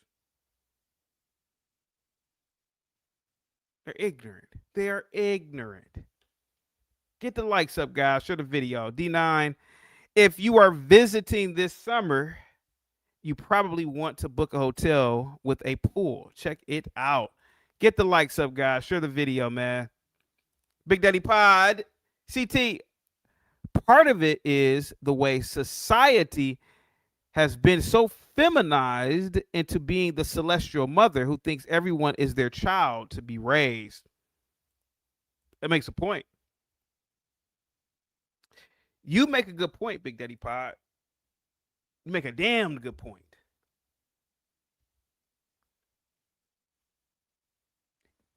He want to be my daddy. Well, motherfucker, I already have a dad. He's still alive. And I don't need somebody to daddy me like I'm a goddamn kid. I do whatever I want to do. That's the beauty of freedom. And that's what this sharecropper doesn't understand. Freedom. I'm free. I'm free, sharecropper. See, you a sharecropper. You a farmer. See, you gotta you want somebody else's schedule. I'm not on anybody's schedule.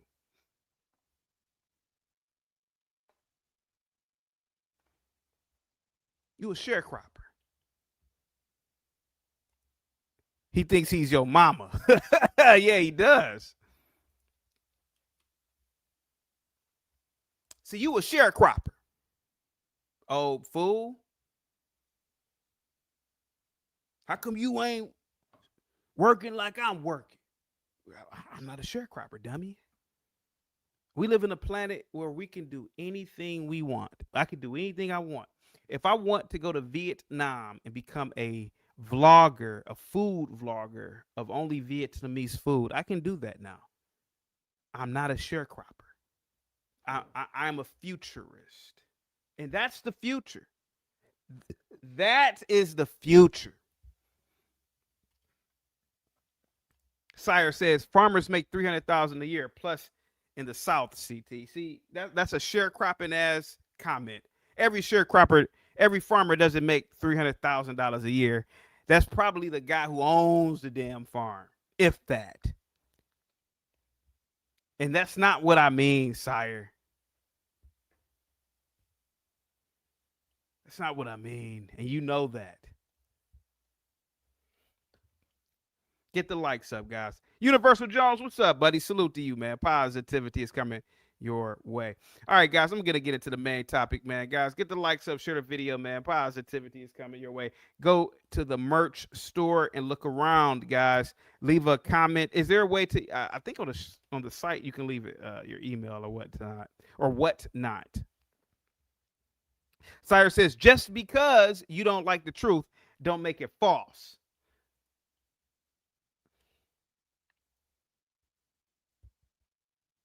Hang tight for me, guys. Here we go. to use his service weapon or whatever means to go home or back to his kids. I'm okay with that if it can be proven within a court of law. But we know there's rogue cops out there. I'm down. So CT talks about all those blackity black books, but when he was taking African studies, I guarantee you, when he wrote a paper and had to give sources to whatever his interpretation of what the author was writing or trying to explain, I guarantee you he went through those same blackity black books in order to get that grade. I guarantee you. So I'll say this. I did. What about it? What about it, man? What about it is what I just said. If you didn't understand that, and I'm not even going to go there with CT today, because this is not a platform for some of the statements may be historical. Why isn't this a platform? Why isn't this a platform, Ben? No, it's not. It's not for that. This is for just what we're Give me a doing beer now. out there, That's why I'm so refrigerator. Give me a beer out there, refrigerator. Give me a beer out there.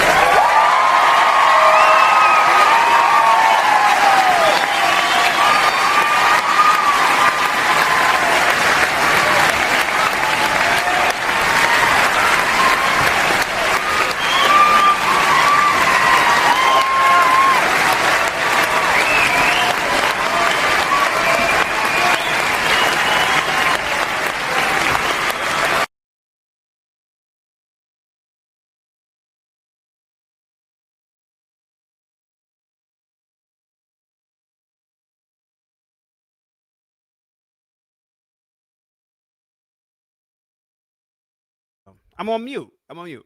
White. Let's get back to the main topic. What's up, Laura? Salute to you, buddy. Hail to Emperor CT. Salute, man. The main topic. White man says it's exhausting to be a black person in America. Normally, I would kick in the white man's back. How you know what black people think? He's correct. He is correct. There's a guy in the chat by the name of CKJ. Me and him, not at the same time, but I'm a couple of years older. We went to the same junior high school. And at this junior high school, it was the most ignorant, violent place I'd ever been in my life. And I was one of the only kids. So I'd purchase a Tether T-shirt with your face on it, man. I'll do that. I'll get that going. It was the most ignorant place. It was the most violent place I'd ever been at in my entire life. I was one of the smart kids. I came to school. Now this was when I was really, really smart. I came to school, the infamous Marty Marr. I came to school unique every day, knowing I was going to see a fight. I was going to hear hollering and screaming. I was going to be in a classroom of kids who did not care about the lesson, who did not respect the teachers. Every single day for 3 years. If CKJ's in the chat, he had no School of Hard Knocks. He knows about the school we went to. For 3 years, 3 long years. I mean, every single day. Man, I had a constitution, CKJ. I didn't want to be there. I went to this school. Me and CKJ, we went to this school. And for 3 years, I was in classrooms filled with little sharecroppers in training. Little sharecroppers. I mean, kids were dumb. They were ignorant. They were violent. I would even argue some of them were sociopathic, the way that they behaved. They cut class, they had burned the trash cans, they had burned stuff in the lockers. It was that bad. I don't know if it was still that kind of bad when CKJ was there. I think CT has me about 2 years. I think I was in the 6th when he was in the 8th. Oh, yeah, you may have been there when I was there then. When he was in the 8th. Yeah, so yeah, you may have been there.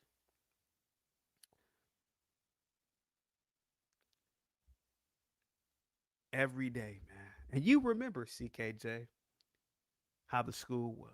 Man, it was ignorant, man. It was ignorant little sharecroppers in Macon. They were ignorant. They were dumb and proud to be dumb. They were proud of that shit.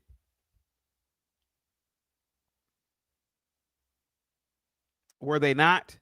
Were they not proud to be dumb, CKJ?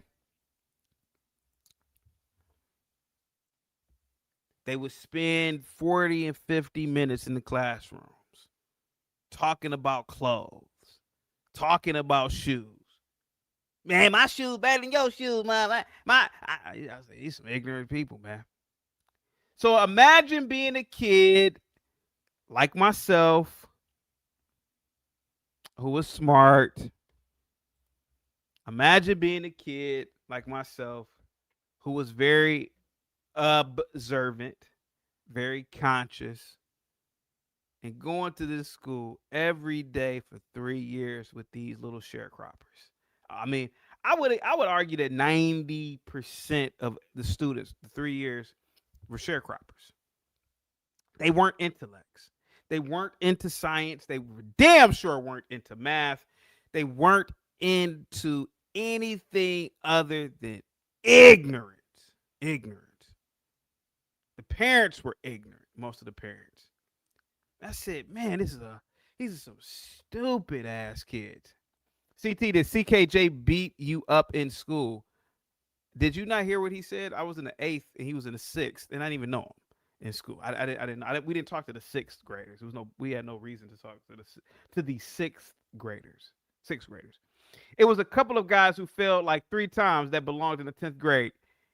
Yeah, yeah, oh yeah. I probably knew him. But CKJ can tell you, bro, every day I went there. Every single day, man, these kids, I mean, they would destroy property. Most of the times, they just spend their entire day talking about clothes and shoes.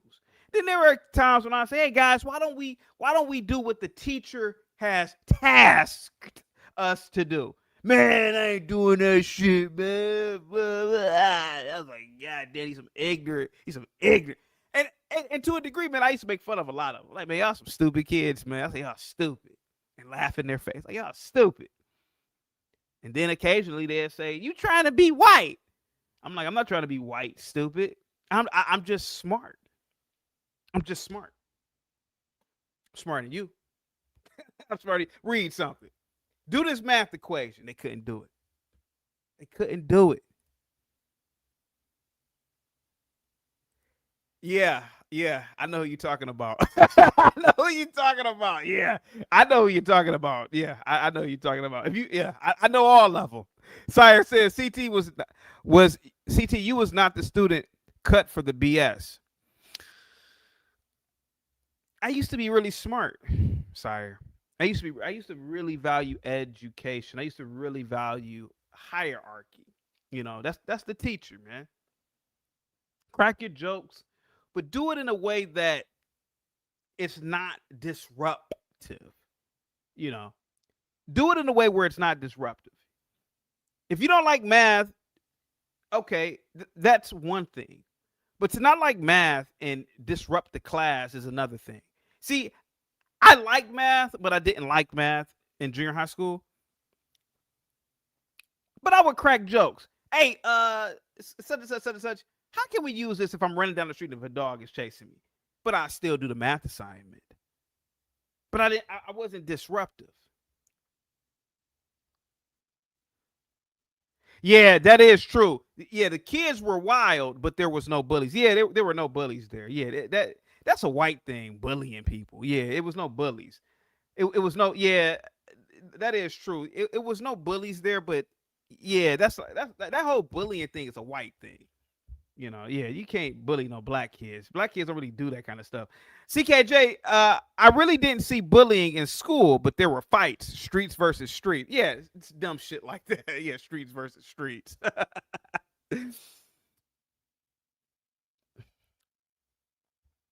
But every day, CKJ, I would come to school, man. I would come to school. And it was exhausting, man. Having to deal with these kids every goddamn day. Every day. Every day. So this white guy, the video I am about to play, I said, man, this white guy, even though he's not white, he could never, even though he's not black, he could never know what truly a black person thinks.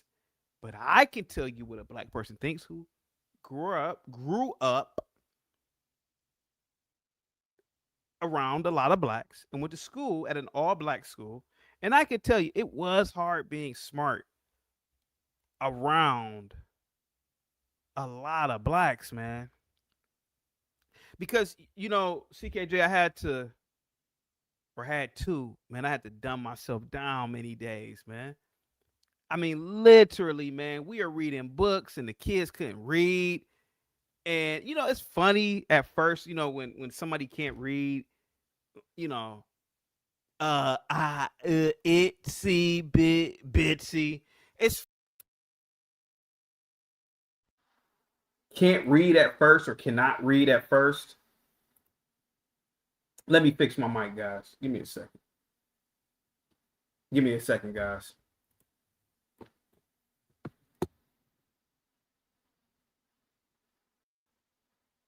There it goes. There it goes. Okay. Good to go. Good to go. Yeah, it's funny when somebody can't read at first, man. CT, you would have had fun at JFK with joking classic ranking sessions. D9 says, I went to an all-black school in junior high.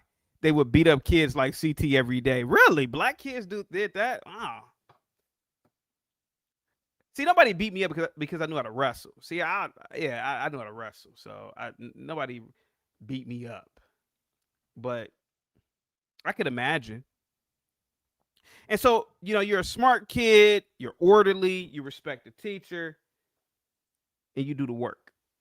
And D9, when I was in school in the 90s, at this particular high school that both me and CKJ went to, in the 90s, you had what we called the Ohio Proficiency Test, D9. You should look this up. We had the Ohio Proficiency Test. It consisted of mathematics, science, reading. I think there was a writing portion, and I don't think it was history on there. I can't remember the fifth part. But I can tell you, man, the kids that I went to school with, now D9 in the 90s, they said this: if you pass the Ohio Proficiency Test in the 7th grade, then you won't have to take the proficiency test at all throughout high school, whatever the arrangement was. And so, me already being smart, I wasn't the best at math the way I could have been, but eventually I studied more math and became really good at it. I started studying a little bit more, and I would be in class with the kids. Hey guys, just to know that I'm not lying, you can ask CKJ all these questions. We literally went to the same junior high school in the chat. But me being in class with these kids, Moxie, back in the 90s, we had like overload. Like it'd be, if a classroom required 15, or if you couldn't have no more than, I think, 22 students, but some of them classes had like 30, 35 kids in them. And I remember being in class and they were talking about the proficiency test, Moxie. And I remember, like it was yesterday, the kids were acting a fool and carrying on, sharecropping behavior. They didn't care about the lesson. They didn't care about the teacher. And one day, man, I said, hey, guys, you dumb mother effers are all about to fail the proficiency test. You're like, man, you corny. You corny, man. Back then, they said Jake. They used the word Jake. They're like, man, you Jake, man. I remember like it was a word and like this word, CT and his fake childhood friends is comical. You don't have to believe me, bro. CKJ literally went to the same high school junior high school that I went to. He can confirm anything that I'm saying about that goddamn school. So you can say it's fake all you want, but CKJ actually went to the same junior high school. So whatever you want to believe, but so I turned around and Moxie, and I said, "Hey, you stupid mother effers are gonna fail the proficiency test. All of you." I was the only kid in all of each class, every class. Okay, so for example, if I was, let's say the seventh, we took it in the 7th grade, and it may have been 5 different classes within the 7th grade, right? But they all, if you were in one class, you went to the same classes with that one class, but it was 5 different classes, right? So the class I was in with the same kids, we all went to the same classes together. Unlike in high school where you switch class, you may have a different set of students in each class. But anyway, I say, hey, man, the proficiency test is real, man. And you dummies don't want to be 16, 17, 18, not being able to pass the proficiency test in high school. Man, you Jake, man, I don't give a fuck about that proficiency test, motherfucker. Hey, cussing me out, and I'm like, all right, man, you stupid ass, you stupid sharecropping nigga. So me, I can think into the future. That's what makes me a futurist, unlike a sharecropper. See, the sharecropper is only thinking about the now. They're only thinking about the now. They're not thinking about the future. But because I'm already smart, I come from a decent family, and because I watched a lot of science fiction, I'm thinking about the future. I can't see it now. I don't understand it now. But I know that I don't want to take this shit in 12th grade. So, I thought that I was looking out for my classmates and friends. I said, hey, stupid. I used to call them stupid and low IQ. You guys think I'm playing. I used to do this stuff in junior high school. I'm like, hey, stupid. You don't want to end up having to take this goddamn test in 11th grade. Man, shut your corny ass up, man. Like, okay. Okay. I'm going to be corny. Whatever. They always call me corny whenever I try to wrangle them in. Every time I tried to wrangle them in, respect the teacher, now I'm corny. Get the likes up, guys. Share the video. So I'm corny now, right? I'm Jake, huh? I'm Jake, right? I'm corny.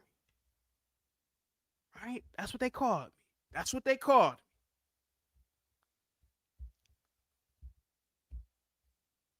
Hey man, why don't we all stay after school and do some polynomials? And man, fuck a polynomial, nigga. He ain't call me the N-word. He called me the N-word. He said, man, mother F a polynomial, man. Polynomial these corny little 1990s jokes. I said, oh, okay, dummy. Okay, you little sharecropper. CKJ, man, we took that. They still had the proficiency test when you were in school, right? But CKJ, when we took that proficiency test, man, and the results came back, I'll never forget it. The results came back,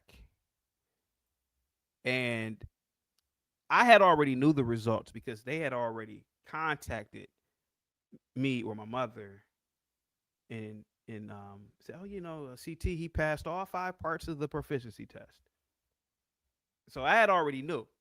And it was another girl. I forgot her damn name. She passed. So she wasn't a sharecropper. She was more of an intelligent black kid. So me and her are the only 2 kids that passed the proficiency test. You said, yeah, I think it changed when I left high school. It changed to the OGT. And so said, yeah, I passed the first time. See? But CKJ, tell them how many kids didn't pass.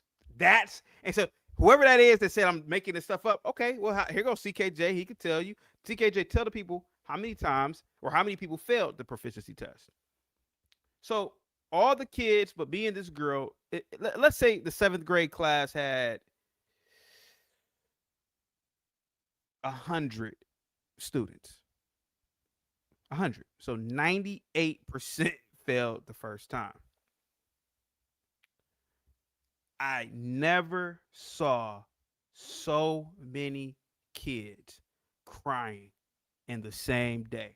I was switching classes, all happy. I'm in there. To me, it was like the end of the movie Rudy for me. It was like the end of the movie Independence Day and the humans beat the aliens. To me, it was like the ending of Good Will Hunting when he left to go on his mathematics journey. See, that's how that day was for me. CT is not lying on this. A lot. I told them. They think I'm hating. I'm telling you. They think I'm lying, CKJ. I'm not lying. So they stuffed you into a locker on that day, didn't they? No. Let me tell you what happened. D9, let me tell you what happened. Now, CKJ went to the same junior high school I went to. So he knows about how the layout, the old layout. I don't even know if the school's even open to this day. They closed so many goddamn schools now because it's low enrollment, with the, homeschooling, all that shit now. CKJ. Do you remember, and I'm going to say his name because he's not teaching anymore. Do you remember Mr. Musgrave? Do you remember? I know he was there when you were there. Do you remember Mr. Musgrave? I'll wait for CKJ to respond.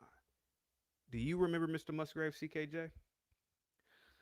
I'll wait for him to respond. Guys, get the likes up, share the video, man. Positivity is coming your way. I believe CT was very intelligent because he's the best tap dancer on YouTube.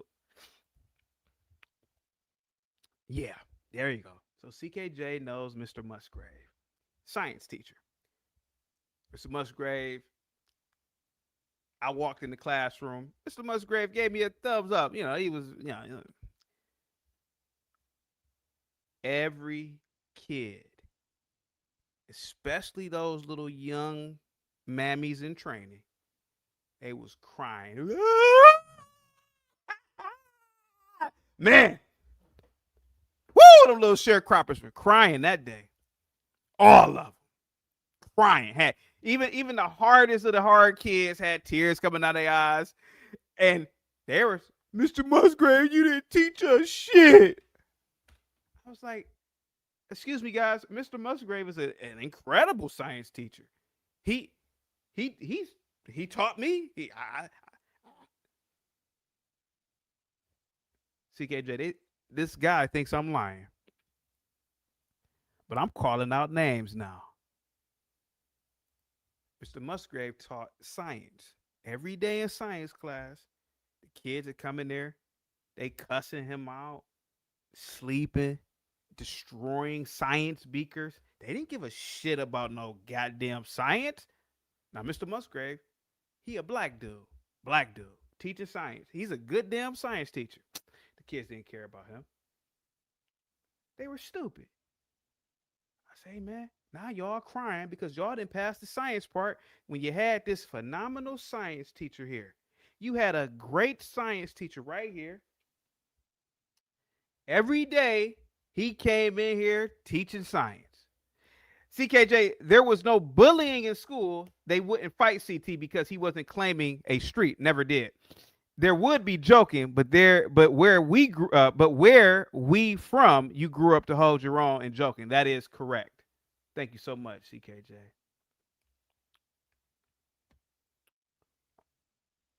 So I'm in the science class, Mr. Musgrave's class, CKJ. Sure enough. Sure enough. All I heard was scream. I can't remember. I think that was my first period class was his class in 7th grade. All I heard, I cried and shit. And I was like, did I tell you, stupid asses? Maybe you should study. Maybe you should respect the assignment. Didn't I tell you, artards? Didn't I tell y'all to embrace science? To embrace everybody? I said, I was like, aren't you the same dummies? And I used to call them dummies. Ain't you the same dummies who laughed at me when I said I like Star Trek? Aren't you the same dummies? Get the fuck away from me, CT. Crying, telling me to get the F away from them.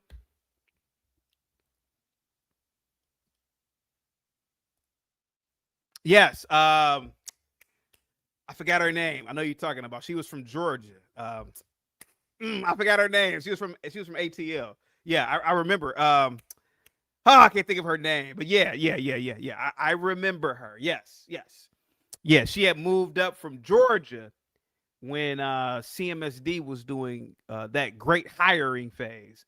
So she brought her big tit ass little southern ass up here. There's a big tits. I do remember her. But yeah, I said, yo, didn't you dummies sit up here all year cracking jokes,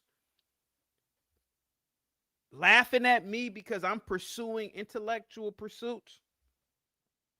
Didn't you dummies do that? They crying and stuff. CKJ. Then I went to, I'm gonna call out the teacher's name because the school doesn't even fucking exist anymore. I went to Uncle Rizzy's classroom. You know Uncle Rizzy. I went to Uncle Rizzy's class. And you know what subject Uncle Rizzy taught. I'll just wait for CKJ if you guys think I'm lying. I went to Uncle Rizzy's class because he was still there.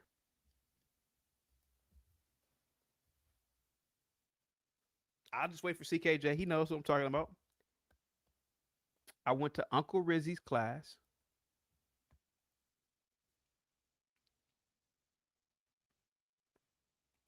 Mac says CT was wearing the same suit from the 6th grade. So I went to Uncle Rizzy's class. CKJ. And lo and behold, same thing there. They're dogging. I'm just gonna wait for CKJ to respond in the chat because he'll tell you I ain't gotta lie about this. What the fuck I gotta lie about for people in the chat? CT lying. What the fuck I gotta lie about? I'm telling you the goddamn truth between the smart people and the dumb people.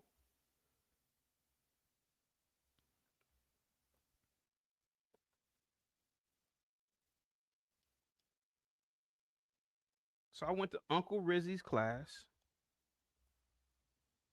You remember Rizzy? I'm waiting for you to give out the real name. I went to Uncle Rizzy's class. And you know that's my favorite subject. I'm just gonna be honest about it. Now here you go. Now the kids didn't really fuck with Rizzy, and you know who I'm talking about. I don't want to say it. I'm waiting for you to say the name. See, he listen. He used to toss around students in the class. They got disrespectful. And he was an Italian dude, white guy. Kid get to mouthing off. He said, close the door. Got a kid touching every wall in the room. What you say, man? Oh, man, Mr. Oh, please stop. Rizzy didn't play. Rizzy did not play. Uncle Mr. Rizzo, he's my mathematics teacher. He didn't play around. He didn't care about no black, white stuff. He was just an old school Italian dude, man. He'll put your ass. Some of the kids, they come in there mouthing off. He like, what you say? Man, I'm telling you, man. I went into that classroom that day. I went into Mr. Rizzo's class that day, man. Then you know, Mr. Rizzo, like most teachers, they ain't gonna say nothing. You know, it's still, you know, a lot of woke shit was going on back then too. So you know, a lot of them parents. I mean, those teachers were hardcore, but they still had sympathy for the kids. I went into the math class. All these kids crying, crying. Yep. I went into the mathematics class, and all my peers. Now I had to be about 20 of them crying. Except for me. Except for me. Because I passed all 5 parts of the proficiency test. Because I don't want to be a sharecropper. I'm smart. And they're crying. They're crying. And I'm like, what are y'all dummies? You know, me, I'm poking out. Hey, man, what y'all dummies crying for? I thought you knew everything. Which is smart asses. I thought you knew everything. Well, I got Jordans and shit, right? You got Jordans, right? Because, you know, D9 back in the day,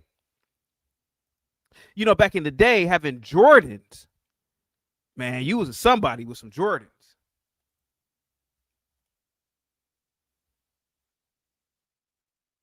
You was a somebody with some Jordans where we were from.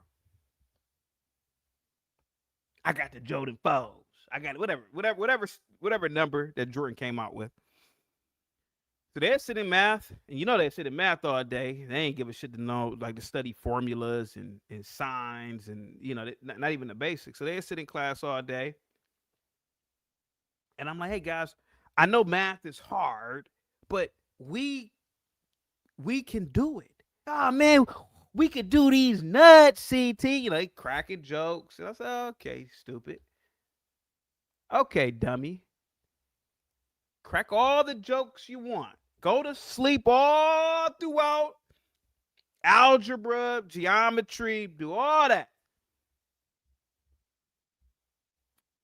I'm going to take my smart ass and go study. And I did, D9. I was already good at math, but I got really good when I studied. And my mom bought me a tutor, hired a tutor. Breezed through the math part. Science was a little bit hard. Some of the science part was hard, but the math breezed through it.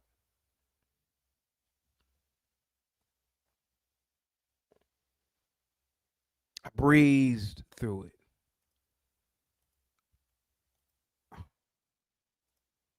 Breezed through the mathematics part.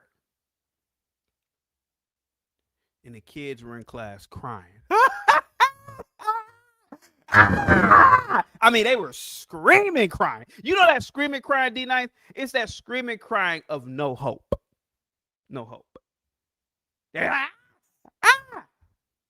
Screaming.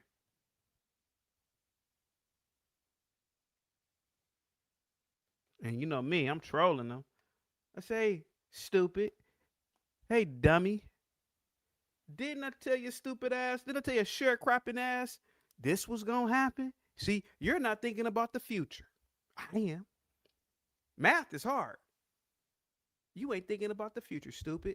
You over here talking about Pele.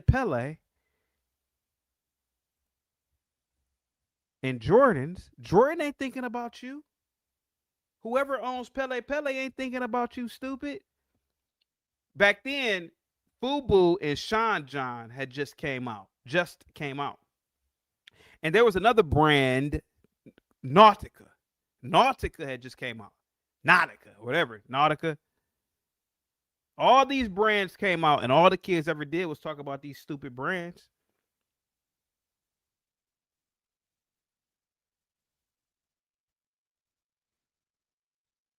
And I said, hey, dummy, You think now back then we called him Puff Daddy. I said, hey, stupid. You think Puff Daddy cares about you failing the test now? Then leave us alone, CT. Please leave us alone. I'm like, I'm not about to leave y'all alone. I'm about to stick it in and twist the knife now. Because didn't you dummies say I was a corny and I was a nerd because I wanted to be an intellect? So I made a lot of fun that day. I was laughing at him, pointing. Hey, I was like, hey man, did you pass all five parts? Man, fuck you.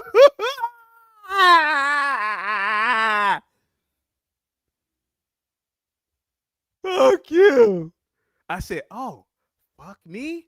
Oh, it seems like you fucked yourself, dummy. Man, woo! That day I was on fire. It was almost like, and I'm going to be, it was almost like, okay, I got to be very careful with YouTube, right? But it was almost like a school S-wording just with trolling. Like I just came in there trolling. You know, I just came in there trolling. All the times that they talked about me because I was smart and wanted to be smart. See, a lot of times I had to just, crack jokes with them, act stupid with them, but I still did my work. But that day, man, I really showed them. All that clothes and all that stuff don't mean nothing, stupid. It doesn't mean anything. How can I make this up, King Shenard? CKJ literally went to the school that I went to. Bro, he's telling you nobody passed it, but probably him and two other people. I'm telling you, it's not that hard to believe, man.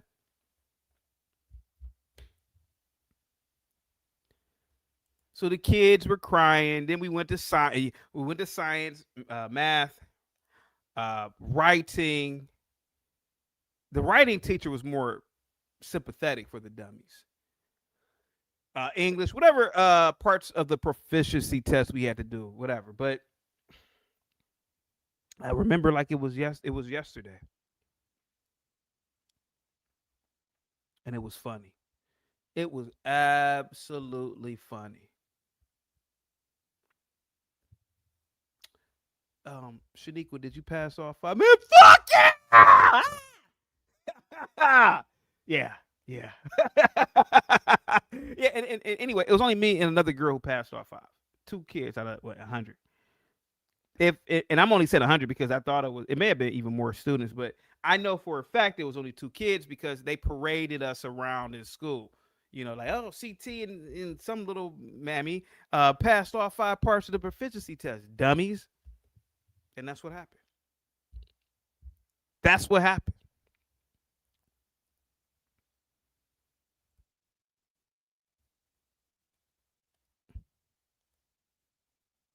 They paraded us around in school. And we were smart. We were smart kids.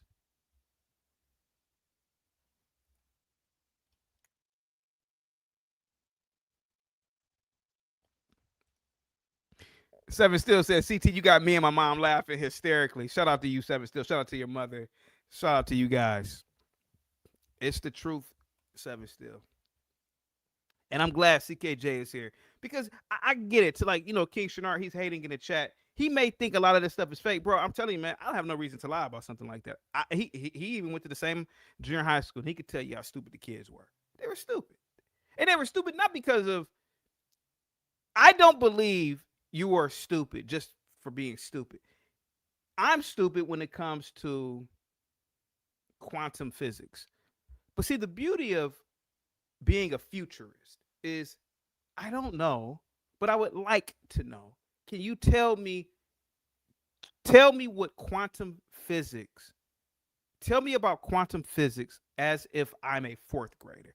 That's being humble. But to pretend, that's where you become stupid.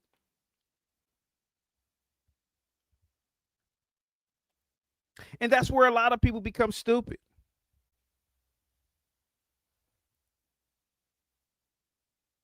So It was exhausting for years being there, but I'm telling you, it was nothing like getting those proficiency test results, man. And it worked out. It worked out, man. I'm telling you, it was nothing like knowing that all of your shucking and jiving about clothing and they do, man, and they love some rap. Man, it was the 90s, man. So that's like the golden era, like the golden era. So they sit up in class and they talking about Master P. I said, Master P. I said, you retarded motherfucker. Why don't y'all master math? Master mathematics, retard. You think Master P cares about you? You think Mystical, Master P, at the time, I think Snoop has signed. I think y'all up in class talking about these mythical people that you would never meet. Well, back then you thought you would never meet them. There was no social media, so it's like you think that these people care about you.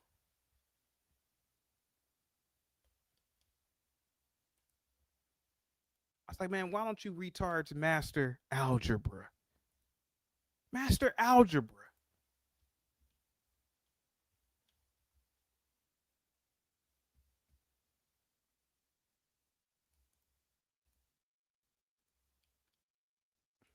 I laugh at my ass off, CT. You should put the quote on a mug shirt. I mean, I just remember, man, the kids would talk about all these stupid things all day, American Millennial, all day. I'm not going to sit up here and pretend that I never participated, but I was smart. I could afford to have a 30-second or minute off topic, off subject conversation in class. I was smart. I was breezing through math assignments, breezing through science assignments. I was breezing through it. So I could sit up there and say, oh, man, the Jordan 4, whatever, whatever the fucking blah. Yeah. But little Shaniqua, man, she was too stupid. I'm like, if anything, little Shaniqua, you should focus primarily on math. And,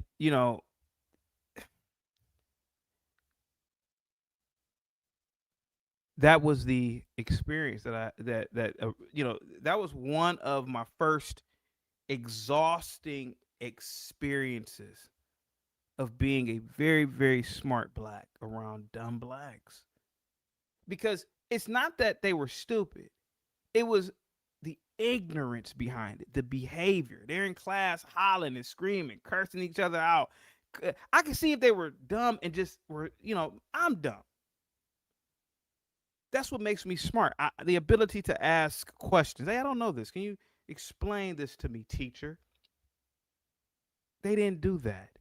And because they didn't do that, they all failed all 5 parts of the proficiency test. And I've run across a lot of people I went to junior high school with, man. They're not the brightest in the tool shed thing, whatever quote that is. They're not the best. They're sharecroppers.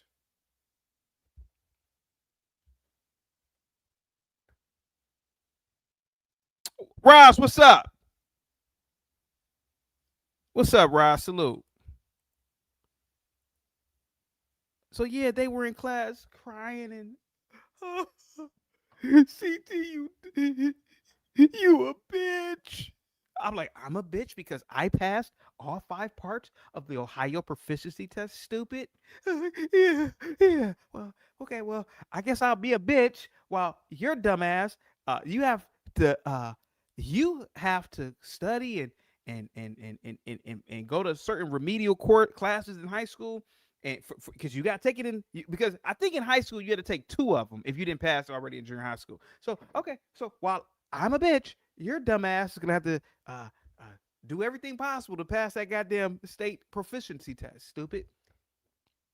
Fuck you. Okay, all right. Have a good one. Have a good one.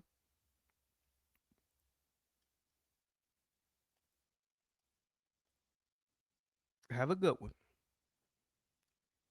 Have a good one.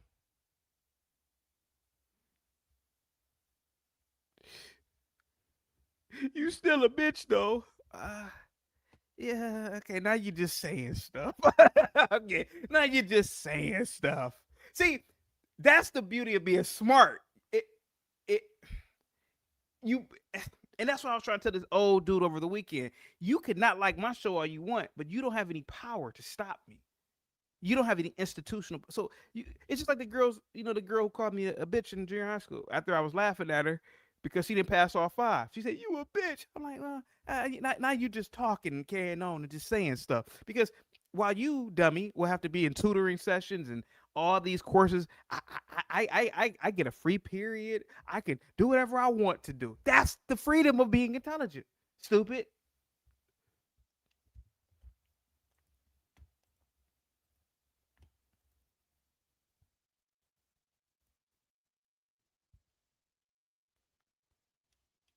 Girl called me a bitch, and I think it was 7th grade.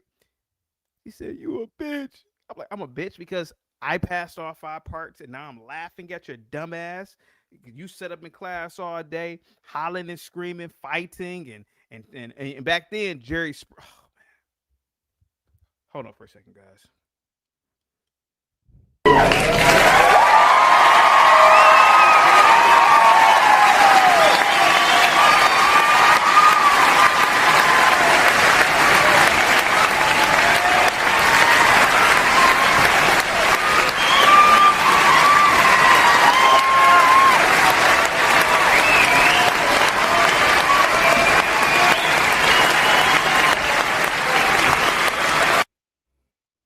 Back then, Jerry Springer was really popular. So they'd sit up in class and talk about Jerry Springer all day.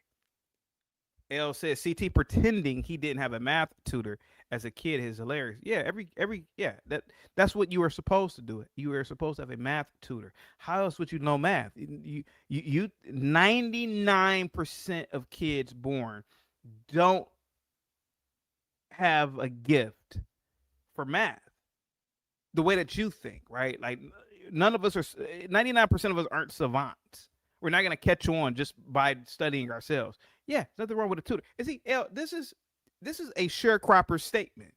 This is what the sharecroppers in my school probably. You need a math tutor. Yeah, and why don't you have a math tutor? Don't you want to pass the proficiency test, dummy?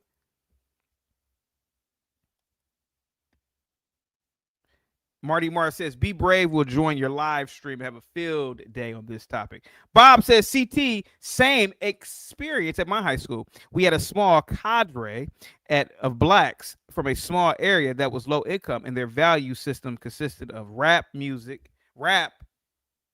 sports, and entertainment." Bob, salute.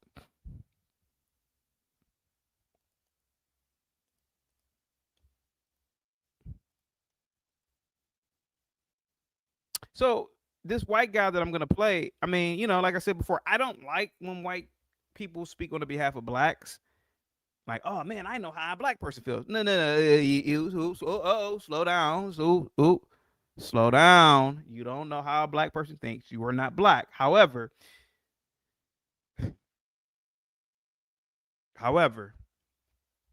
me actually being black, I can tell you, it is exhausting being smart amongst blacks. And I'm giving you one of the first instances of being smart as a black amongst dumb blacks, which happened in junior high school. Well, CT, aren't you afraid that some of the people from junior high school go see this? Why would I be afraid if they see it? They know that they're stupid. I mean, they know that they were stupid in high school. I don't know if they could be futurists now, but I know for a fact in junior high school, I was probably one of the only smart kids in the school. No doubt about it. No doubt about it. Well, at least in a 7th grade class, without a doubt. And I have metrics to prove it. Metrics. And I did get off that day, coming in and talking about everybody, calling them dumb and stupid when they didn't pass all 5. Yeah, I did that. Get the likes up, guys. Share the video. Crime and Punishment says, "I do agree with the CT on that. I hated having to dumb myself down to be accepted by my fellow blacks." Yeah, I mean, you speak a different language when you are really a smart black. You speak a different language. The guy in that "This Might Be Risky," this might be risky. The guy that I was talking to, the one who said that about the Wakanda conversation, and he said, "Who you think taught white people language?" I'm like, what? like to me, I wouldn't even if I thought that way, I would never say something like that out loud because that is stupid. That's a sharecropper statement. That is dumb to say something that's stupid. No fact, no piece of evidence, nothing. It's just you being a sharecropper and you talking. That's a sharecropper. Get the likes up. Get the likes up, guys. No, I'm asking you what about this platform makes you believe that it's not the platform for this? Well, because I've seen you, some of your old reels from 2 years ago on other platforms. But this is when you were, and I could tell you were a little younger than what you are now by your face. Your face was a little more streamlined. Man, you say the same thing every day, man. No, I'm trying to tell you why. You're a little round face. The statements you were even making on those panels, I can't take a person like you serious. Well, like why can't you take me seriously? What have I said? What did I say that you couldn't take me serious? Right now, I'm calm. I'm calm, CT. No, I know you were calm. Sir, I'm asking you, what did I say that made you believe? It's not what you say. It's what you're saying now. What am I saying, sir? Just say it. What am I saying? You're trying to take the sting out of a person's comment or their statement or whatever it is they express on your platform.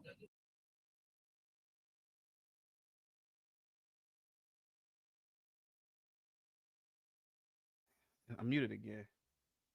I'm muted. Here we go. So yeah, man.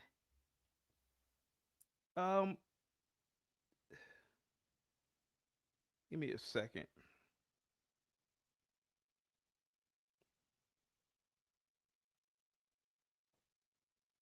So yeah, that was, that was one of the first times I ever got exhausted with dumb blacks. See, I think whites know when they're dumb. But dumb blacks, man, it's shit. And I made fun of them. Hey, man, remember when we were in class? And you guys laughed at me because I said, "Hey guys, why don't we do the work?" And you laughed at me. Called me corny, called me Jake. But now look at you, stupids.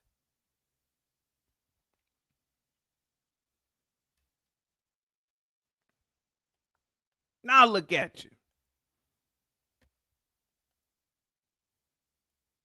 Here we go. Watch this.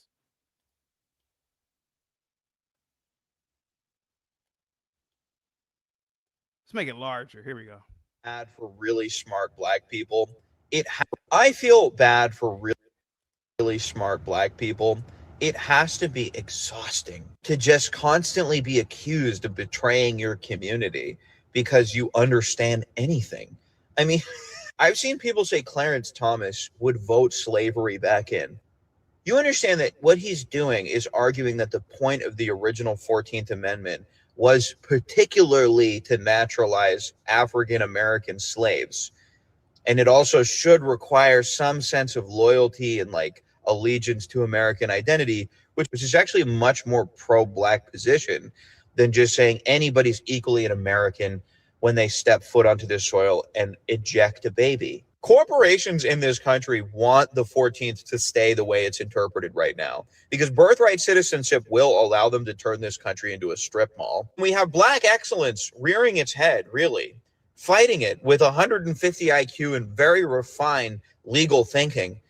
And the problem is but it's like too white coded. It's like white adjacent. He's like upholding the system, man. We all got to get together to overthrow the system. I feel bad for really smart black. Listen, this guy, like Clarence Thomas, speaking of King, since King Shenard wants to troll in the chat, King Shenard did a video on this channel about Clarence Thomas. You know, like obviously King Shinar is a sharecropper. Now here he goes being a sharecropper. He wants to attack an actual smart black.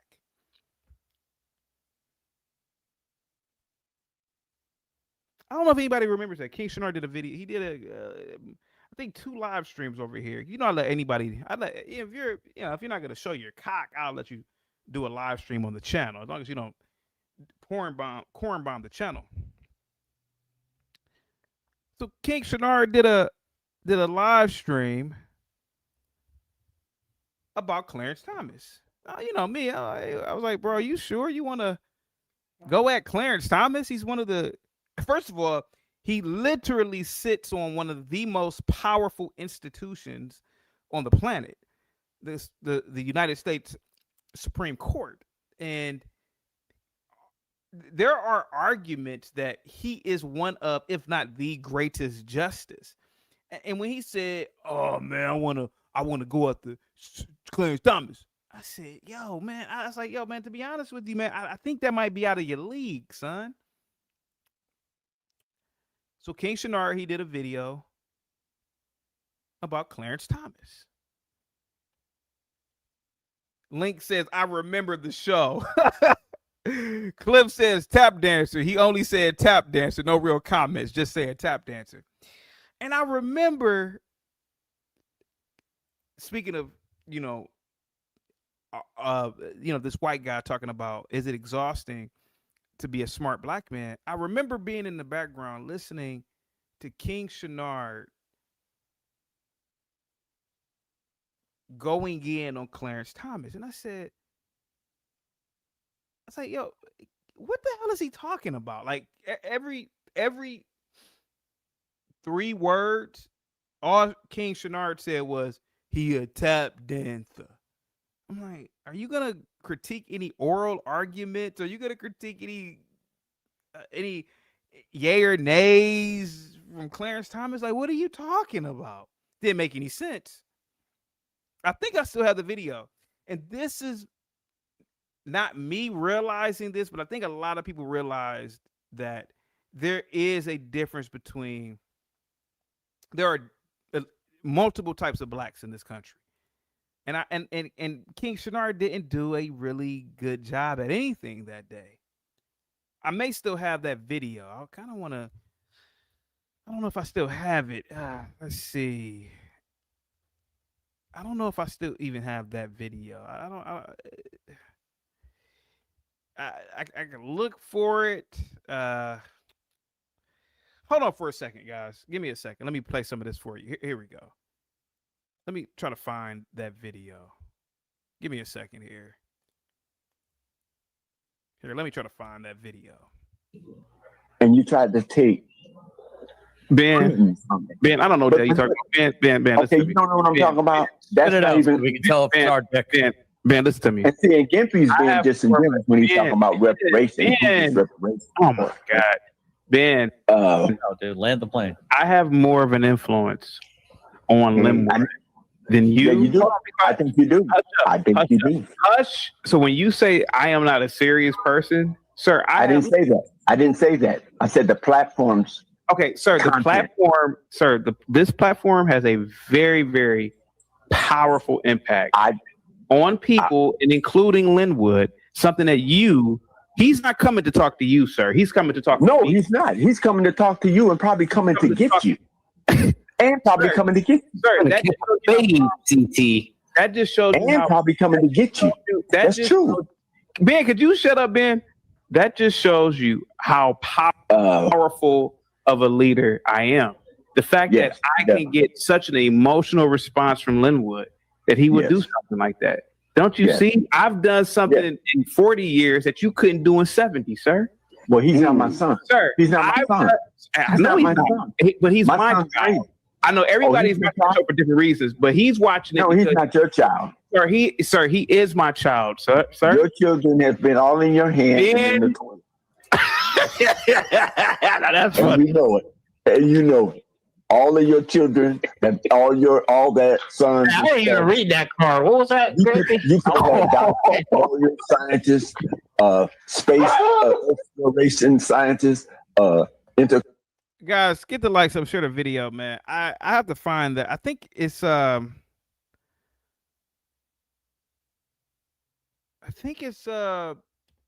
it might be in the Rumble. It might, yeah. Bobby Perkins says, CT, remember the King Shanard face reveal stream. Cliff says, you have it, CT. It might be in Rumble. I don't know. I don't remember where it's at. Hang tight for me, guys. Hang tight. Let me do this for you guys. Continental ballistic missiles. Oh, wow.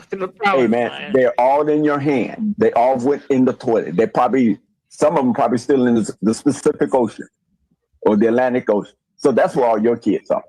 Man, listen to me. I'm Everybody listening. watches this show for different reasons. Some people watch it for I agree. Be quiet.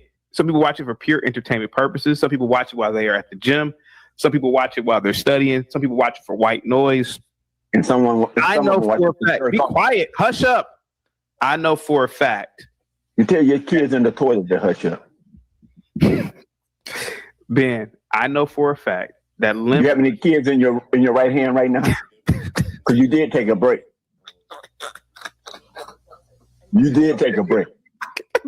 Okay, that's funny.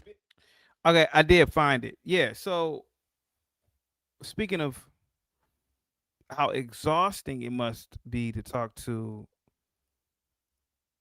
from smart blacks to talk to not so smart blacks.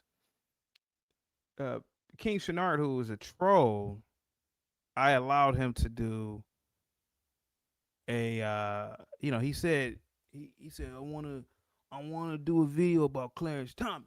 I'm thinking, okay, well, I mean, again, Clarence Thomas literally sits on the most powerful institution on the planet as a judge, but okay, sure, why not, buddy? I'm thinking he's gonna maybe again, critique some arguments, some verdicts. I don't know, man.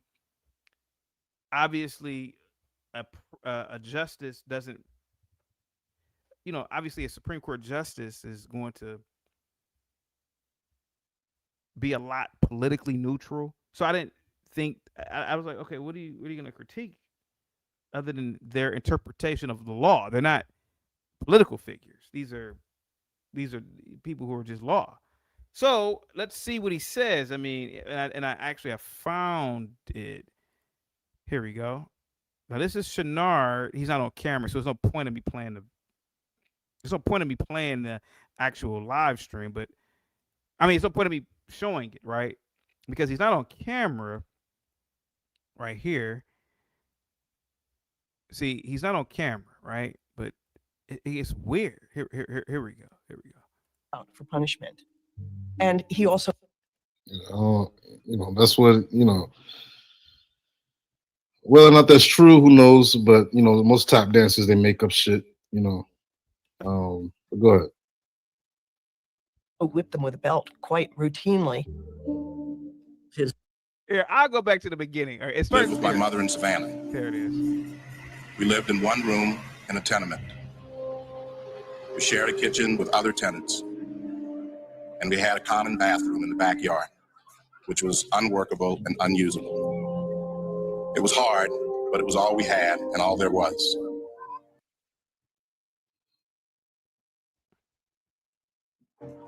His father left early and moved away, Sending them to live with his friend. Clarence had been rescued from a life of poverty and ended up in a house. So that's one of his former girlfriends. The other two, the first one that was speaking, that was his friend. So again, this is not some leftist, bullshit or anything like that. Like most of you clowns in the chat would like to say, these are people that actually knew him personally. So go ahead. That had a toilet, running water, and his ability to go to school every day. But life with his grandfather, Myers Anderson, had its own challenges. he was tough. He was hard. I don't think empathy might have been his strongest point. Okay, that's another one of his Clarence points. Thomas's mother. So now he's going to talk about his grandfather, and he wrote this in his book. But yeah, let's go ahead and play it. Empathy might have been his strongest point. I interviewed Clarence Thomas's mother. She described it. The grandfather would lock Clarence Thomas and his little brother in the hall closet and not let them out for punishment. And he also, that's what, whether or not that's true, who knows? But most tap dancers, they make up shit. Oh man, can you? So again, this is Shenard. Shenard's a sharecropper. He can't really critique anything about Clarence Thomas. So now he's saying that Clarence Thomas is lying about the accounts of his own grandfather, the accounts that he's making about his grandfather. Why would he lie about something like that? But let's hear from the great King Shenard. Here we go. Go ahead. whipped them with a belt quite routinely. His grandfather beat the two boys quite often whenever it was that they didn't do something fast enough or well enough. He was physically, mentally, verbally abusive to both of the boys. Probably the unhappiest that he's ever been in his life was the time that he spent in his grandfather's house. Twan, what's up, buddy, with the $20 super chat for your vacation fund. Have a great time, CT. Ah, man, good luck. Must be the Monday. Must be the Monday that's got them on my side. Must be the Monday. Must be the Monday. I'm never going wrong. Must be the Monday. Must be the Monday that keeps me looking fly. Must be the Monday. Must be the Monday that's got me cruising in style. Let me give you a ticklish tether as well, guys. Get the likes up, share the video. Let me give you a ticklish tether, buddy. Thank you. Thank you so much, man. I really appreciate that. Appreciate the super chat, buddy. Salute to you, man. Positivity is definitely coming your way. Introducing the one, the only, the Laugh Out Laugh Plush Pal Ticklish Tether. I love bush beat. Pull the tether and hear silly sayings, goofy giggles, and laugh attacks that keep the whole room cracking up. I work hard, unlike the lazy akatas. Ticklish Tether. Pull the strings, start the giggles. Ticklish Tether is fun for all ages. I want some egusi soup, nigga. Pull the tether string and enjoy hours of laugh attacks that will keep you in stitches. You FBI are jealous of my success, nigga. Ticklish Tether. Fake degrees and musty t-shirts sold separately. Introducing the one.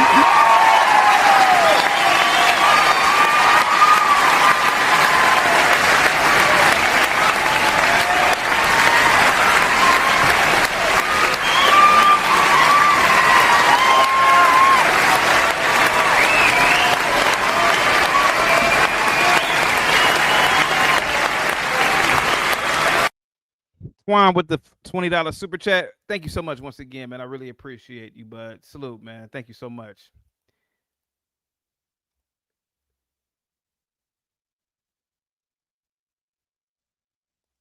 L says, damn, CT going to have me calling people sharecroppers today. You have to, man. You have to be able to differentiate between a sharecropper and a futurist. I am a futurist, bro. I want to get as far away from the whole sharecropping mentality. Listen to King Shenard. Listen to him. Listen.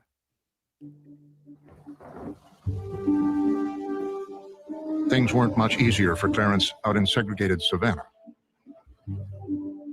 So Savannah would have been.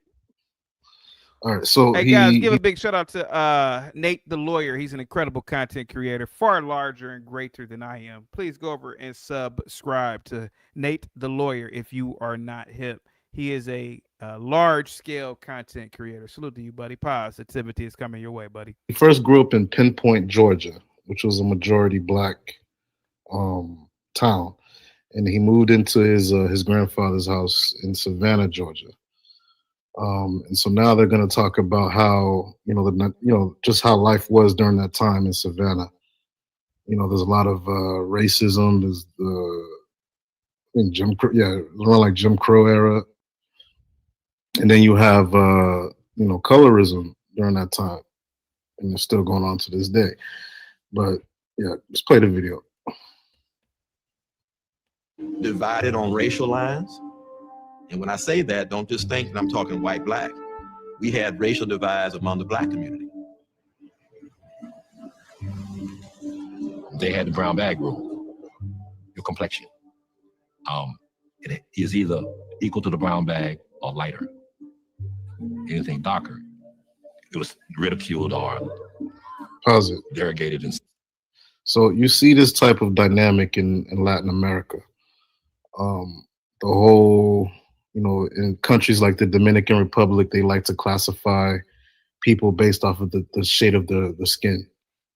And this is something that you see in, former colonies in Latin America, and even in America within the black community. And so some people grow up and they take this type of shit to heart. Some people don't. Some people don't even, but this had an effect on Clarence Thomas. And it kind of see, this is the mind of a sharecropper. How would King Shenard know the mind of Clarence Thomas? I mean, what does colorism have to do with Clarence Thomas? What is? I wonder if a sharecropper like Shenard could even explain the metrics behind it. What evidence does he have to substantiate his claim? Let's hear out King Shenard. If you anyway, we'll move forward through the video. You'll see what I'm saying. Let's play the video. You hear him? You'll see what I'm saying. Oh God, that's the mind of a sharecropper. The sharecropper will make a statement, like the guy over the weekend with me. Then it's like, well, can you prove that? Oh, you just watch the video. You'll see what I'm saying. You'll see what I'm saying. This here. Let's listen to Shenard. Listen, here you go. Something that you see in, former colonies in Latin America, and even in America within the black community. And so some people grow up and they take this type of shit to heart. Some people don't. Some people don't even, but this had an effect on Clarence Thomas. And it kind of, if you, anyway, we'll move forward through the video. You'll see what I'm saying. Let's play the video. Some way. Thomas wrote about it in his autobiography. Most of the insults aimed at me had to do with the darkness of my skin, the flatness of my nose, the kinkiness of my hair, and the way I talked. Such racial slurs stung all the more for having come from my own people. The issues of class and race have always. So he likes to say it came from his own people, this, that. And I don't know if, whether or not you believe that, there is, there are. I mean, I actually believe that. I believe that actually happened to him. But it's kind of like, I think during that time in Savannah, there was like a huge mixed race population, a lot of mixed race people. Even then, and even now, they never really consider themselves black. But in America, if you have one drop of black blood, you're considered black. It's kind of stupid. It's really stupid. At the heart of how Thomas. Just go ahead and play it. Thank you.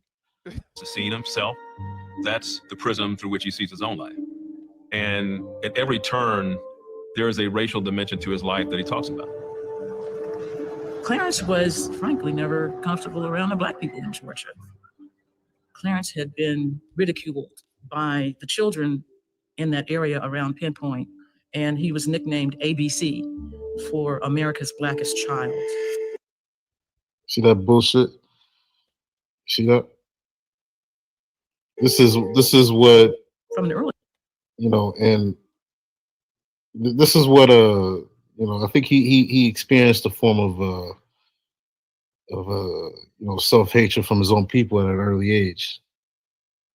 Now imagine, so obviously Shenard is a sharecropper.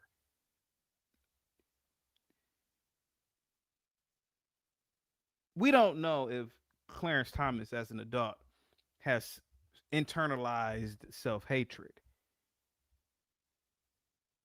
We don't know this. But here a kid who grew up with Clarence Thomas is telling people it was other kids talking about him.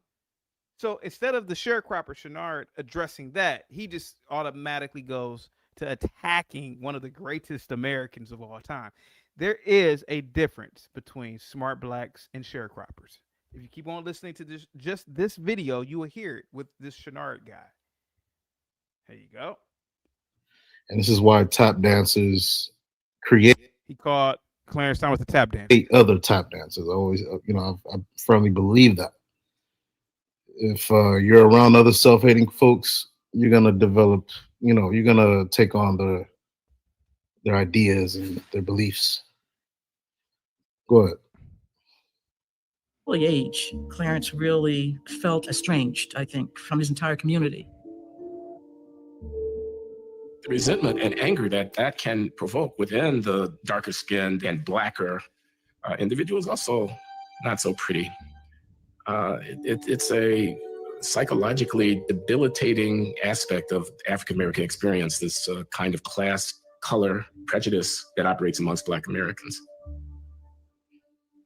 Well, it depends on how you're raised. If you're raised to believe that black is bad and anything lighter is good, then you're gonna take on that mindset. But from where I grew up, shit, if the darker you were, the better you were seen within the community. You know what I mean? Like no one, but I mean, it depends on where you grew up at, and depends on you, the person, right? So go ahead.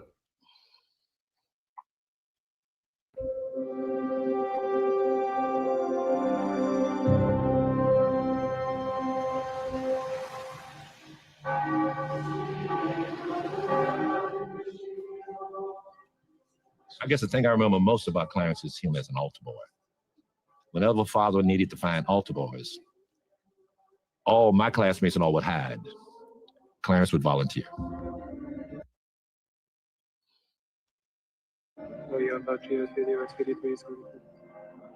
He had a grandfather who was a devout Catholic and wanted him to have the Catholic experience.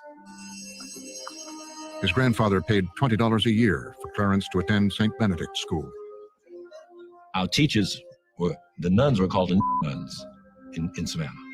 In other words, they were assigned to educate Black kids.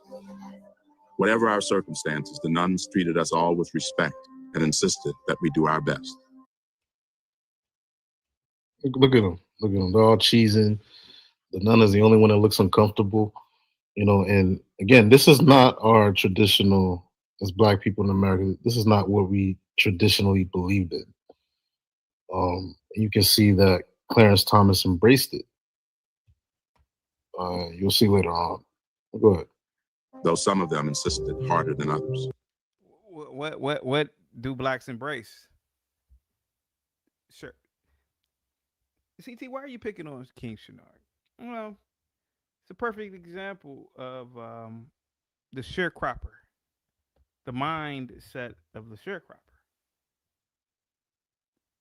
Here goes a guy, he's literally up here trying to critique Clarence Thomas. He's not doing the best job at it.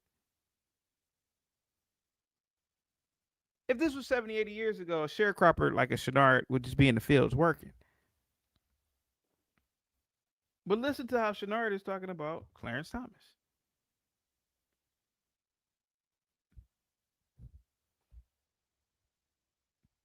Lena says Thomas does hate being. Now, Lena, I'm not calling you a sharecropper, but this is what I'm saying, Lena. You don't know if Clarence Thomas hates Black people or not. This is a sharecropper response. I'm not calling you a sharecropper. I love you to death, but this is sharecropping with what you were doing. He hates himself. Lena, I think you need to be in the fields with this statement. You don't know this. Can you prove that he hates Black people? Can you prove that he hates himself?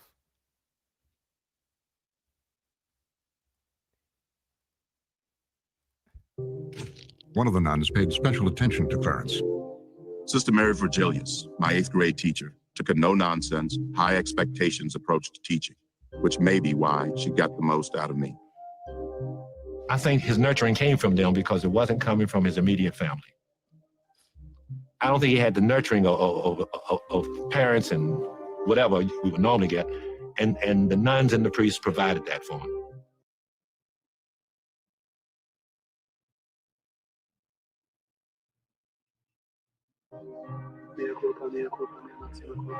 The Catholic Church can be a refuge from everything else that's going on in your life. I wanted to be a nun before I hit puberty. And so it was not surprising to me that he would want to go into the seminary. Clarence excelled at the school, and before long, the nuns began to tout him as a role model. The nuns, that's all they talked about. Clarence Thomas is going to be our first Black priest in Savannah, and you should really admire him for that, young boys and young girls.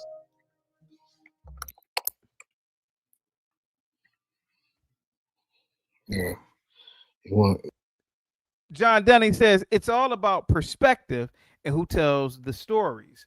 The human mind picks and chooses what it wants to believe. I totally agree with you. And this is a sharecropping mentality. Here goes a guy. He's a sharecropper. This Chenard guy. He's in the chat right now. He's been trolling all day. But I do remember, somebody brought it up. Do you remember when he talked about Clarence Thomas? I said, I do remember that. Here goes a sharecropper talking about an intelligent Black. And again, he has said nothing so far other than conjecture. Get the likes up. American Man CT, let's be honest, the 92% are sharecroppers. And Lita says, I'm light-skinned. I'm in the house. Yeah, I can see that. They should admire him for being the first Black whatever. Go ahead. He is hard driving and ambitious. Yeah. They should admire him for being the first Black whatever. Go ahead. He is hard driving and ambitious and very hardworking. He's trying to prove himself. You can sort of see in him from this early period that it's kind of like, I'll show them. And I don't care if you reject me. I'm going to make it anyway, and I'll show you. Look at him sitting in the back. You reject me. I'm going to make it anyway, and I'll show you.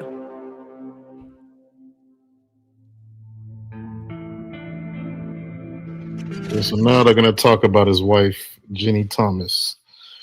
So her upbringing was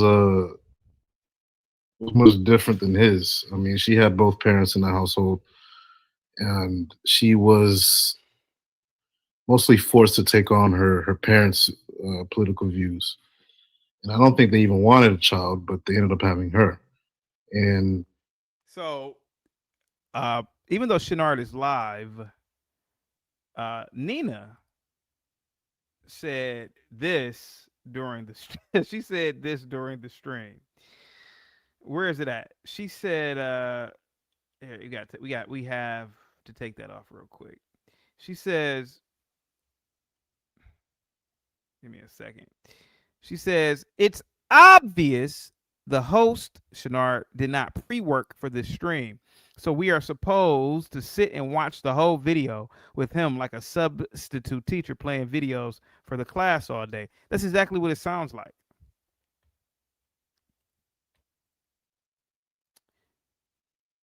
The guy who approached me the other day on Saturday, he sounds just like Chenard. He's just talking. Then you ask for a fact, they don't have it. They attack the physical thing about you. They don't have no argument.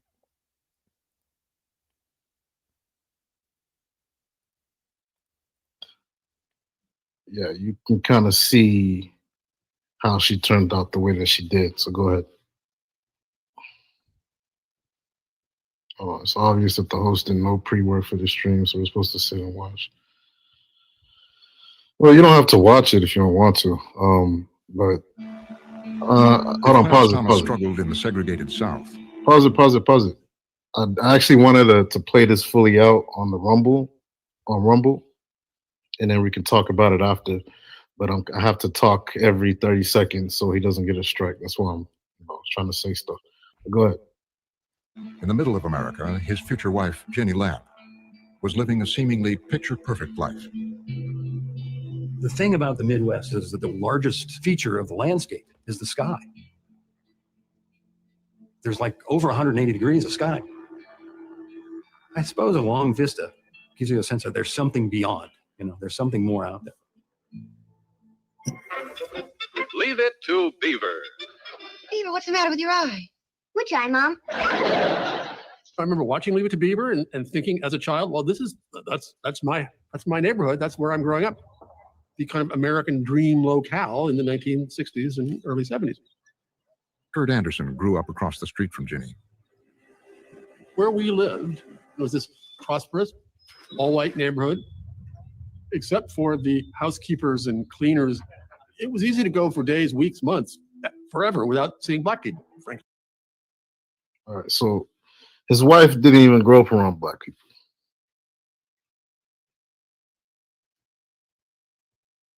All right, go ahead, man. Go ahead. Is what it was.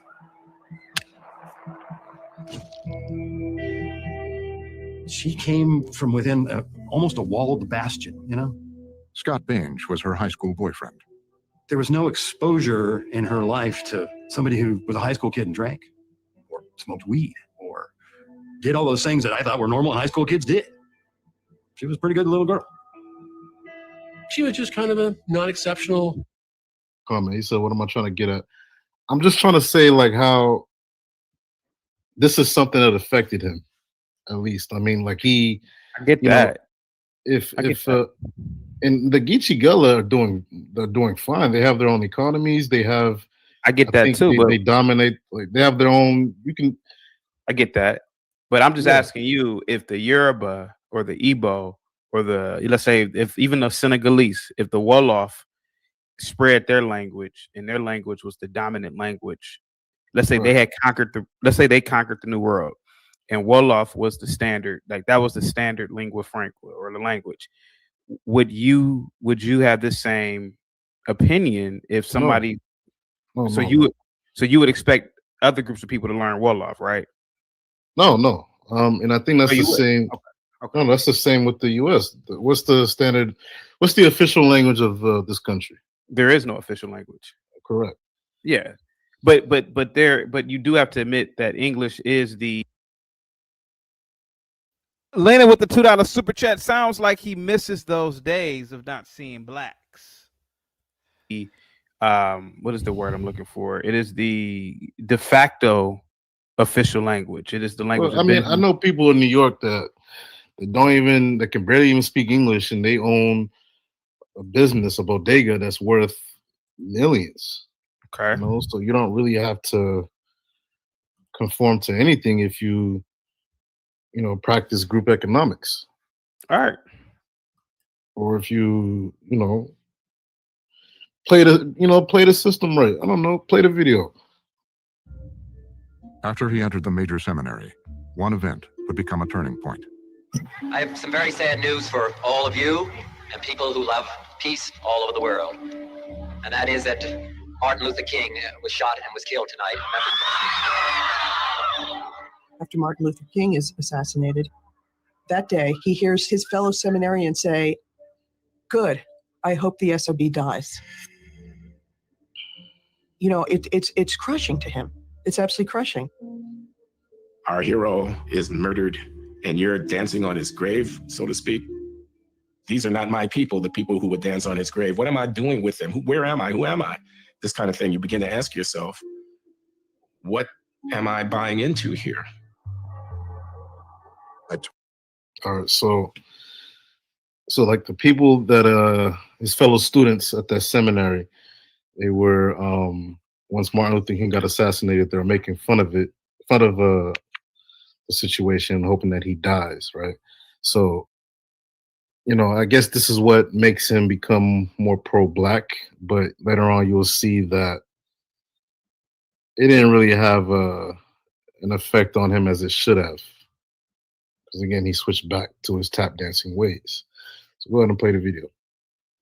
Tore off the beliefs I had learned from the nuns. I knew what was wrong, who to blame for it, and what to do about it. I was an angry black man. That seminary was too much for him. He had to leave.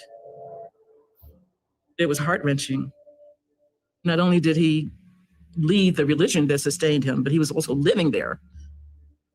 And so he had to go back to this household where he was treated like a dog.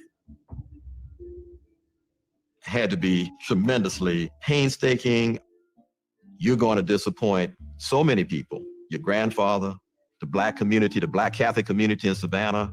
And I'm starting to think his grandfather was also a tap dancer.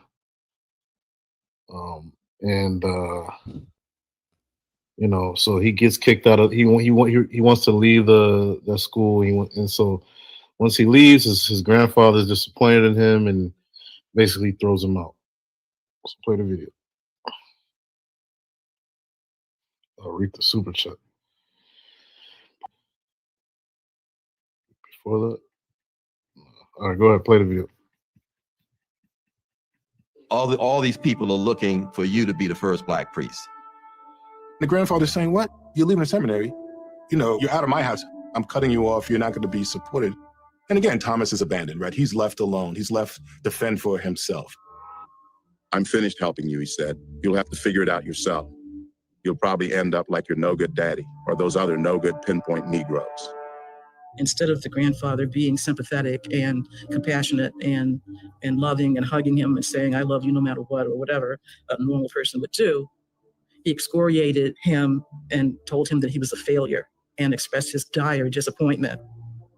Over the years, Thomas would downplay this image of his grandfather and express admiration for the man who gave him a home as a child. I mean, the grandfather is in the title of his autobiography, My Grandfather's Son. That's how he thought of himself. But the picture that he paints in that book is completely the opposite of how Clarence described his grandfather to me. No, Norman, we were listening to Shenard. He's in the chat trolling, and someone had mentioned about the time he attempted to critique Clarence Thomas. And just like the guy the other day who was trying to critique me, it's the same thing. Sharecroppers who believe that they have a voice, who believe that they have influence, critiquing individuals with real influence. A sharecropper doesn't understand their place. You're a sharecropper. Understand your place.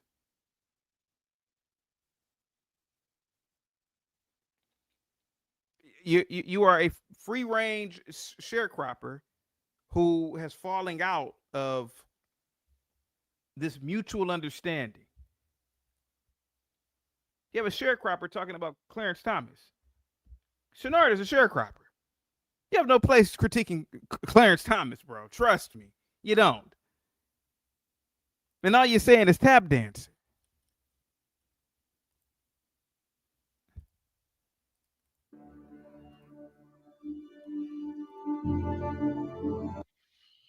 All right, so this is during his so-called Black Power days.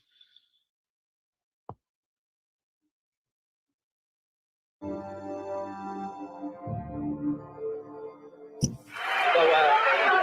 my thanks to all of you, and now on to Chicago, and let's win there. One day, I turned on the radio while making my sandwich. I heard that Bobby Kennedy had been shot. Oh my God, Senator Kennedy has been shot. I fell to my knees and burst into tears. That's it, Rafer, get it. Get the gun, Rafer. Okay, now hold on to the guy. I felt the blind, self-destructive rage that haunted so many of the people I knew. The crowd is running, and the police are chasing them into Jackson, into Grant Park. Surely the time for politeness and nonviolent protest was over. Look what it had done for Dr. King and Bobby Kennedy. We aren't going to put up with their nonsense, with their irrationality, with their murder any longer. The more injustice I saw, the angrier I became. We're going to shoot the cops who are shooting our black brothers in the back in this country. That's where we're going. And the angrier I became, the more injustice I saw. Shaka Jones, some of our ancestors were sharecroppers. I know some of mine were. So what does that mean? It means that you should stay in your place. The sharecropper's mindset isn't prepared for the future. It's just not. That's what I mean by it. You can email me from the link if you like it. CKJ, CT, and King Shanard both can be right about Clarence Thomas. He can be a great American tap dancer. Get the likes up, guys. Share the video. Positivity is coming your way, man, at the speed of light. Did anybody hear about Cameron saying he wasn't an African?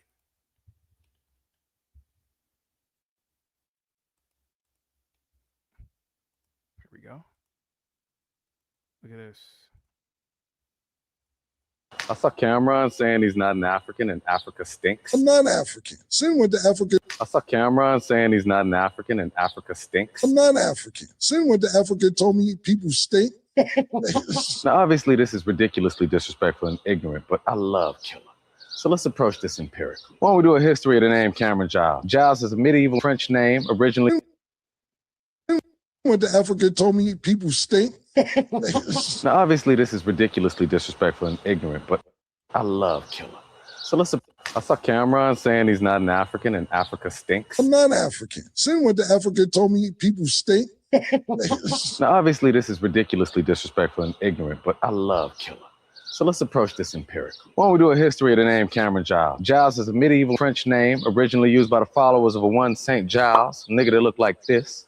Not exactly a striking resemblance, even if you put him in a pink fur. On the other hand, there were plenty of slaveholders named Giles. Written records trace the human beings they enslaved to Africa, oftentimes referring to them as Coromantese if they was from modern-day Ghana, Mandingos if they were from the Sahel, Igbos if they were from modern-day Nigeria. But Cameron saying he's not an African and Africa stinks. I'm not African. Sin went to Africa, told me people stink.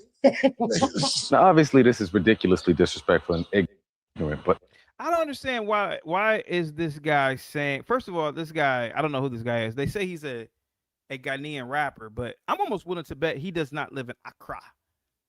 This guy. I'm almost willing to bet he lives. What is this guy's name? Hold on for a second. What is it? What is his name? His name is Vic. What is his name? What is his name? His name is what? Vic Mensa. Yeah, he's Ghanaian. He says what Cameron said is his words, hella disrespectful. And what did he say again? I want to make sure I get his exact words verbatim. People stink. Now, obviously, this is ridiculously disrespectful and ignorant, but I love. He says ridiculously disrespectful and ignorant.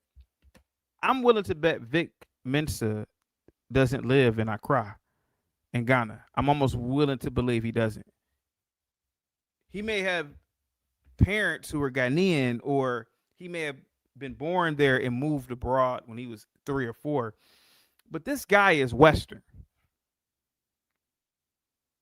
Africans do stink. The majority of Africans that I've ever encountered off the boat stink. They do. They smell. They do smell. And it's a stench. It's a stench.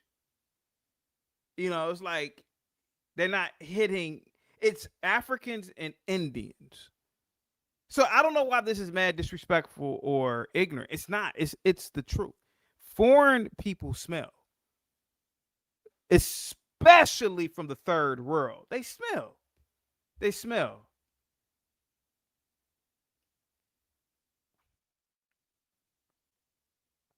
They say Vic is from Chicago. Yeah. They smell. It's like a stench. You know, like it happens to the best of us. But you ever took a shower and got out the shower and you still had soap suds on you, or you took a rag and you wiped like the crevice of your ankle and it's like a little bit of dirt. It's like, oh, I didn't really wash my ass in full.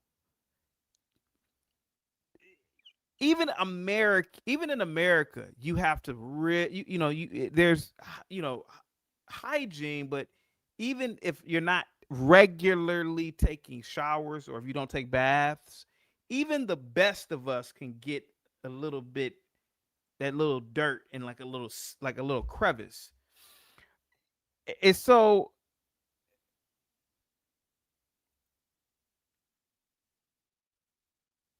we and African people, we Black Americans are no different. Any of you think? Yeah, so I'm gonna.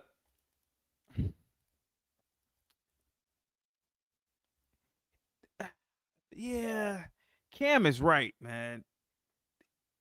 It's not to talk shit about these groups of people, but for this guy Vic to sit up here and lie.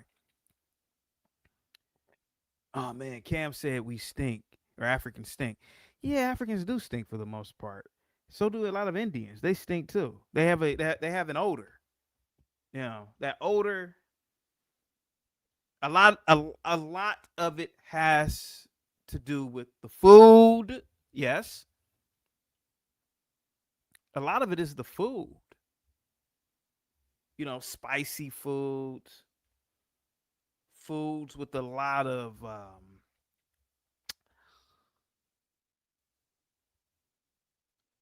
what's the word I'm looking for? I can't even put the word out right now, but a lot of the foods make you stink. You said where I'm from, why don't you call in and ask? You can always email me for the link, bud. Here, email me for the link, Shaka Zulu. You can always email me. He said, hold on, bro. You look like you from Ghana or Nigeria. No disrespect, but let's assume that I am from these places.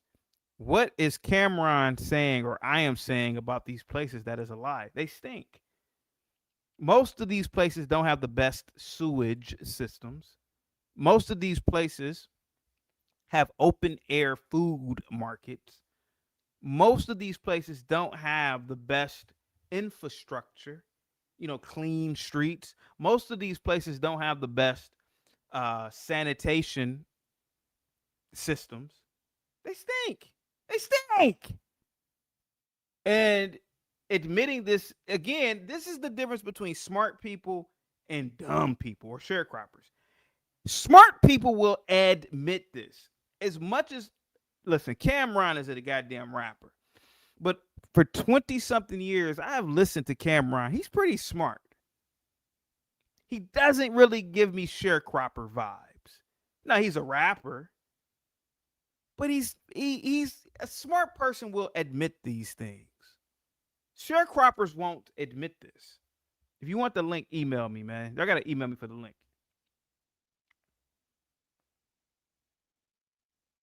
Regular Degular says, I mean, CT, you Nigerian. How are you agreeing with Cameron's BS? I can point out more Black American women who stink than African men. Bro,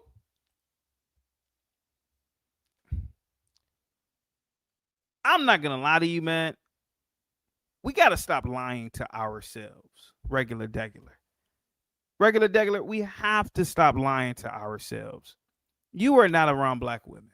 You're not, bro. You're not around Black women. And the handful you are around doesn't really mean anything because, bro, like we can literally see those countries. I mean, literally, we can see sewage, open air sewage. We can literally see trash and filth everywhere. We can literally see it. They don't have regularly scheduled running water like we do in the States. It's obvious that these people are smelly. They're smelly. They smell. And I've been around it. Some of the most smelliest people off the boat Africans and Indian people. There's nothing wrong with admitting this. So Cameron is right. I agree with Cameron. I agree with him. Albert says, you are not lying, CT. I live here. Yeah, man. Hey, guys, give me 1 second. I'll be right back. I'll be right back, guys. Yeah, please, let me finish. See, this is what this show is for. This is what this show is for. That's why I'm laughing and not taking shit serious anymore. Man, listen to me. What I've done on this show is I've done a hodgepodge of comedy, drama, politics, race. This is like a big gumbo, you know, and I believe that this is the best form of entertainment that has ever come out in history before. Okay. And Linwood is watching this show because he yearns. Quiet, man. Because he yearns. Get the likes up, guys. Share the video, man. Positivity is coming your way.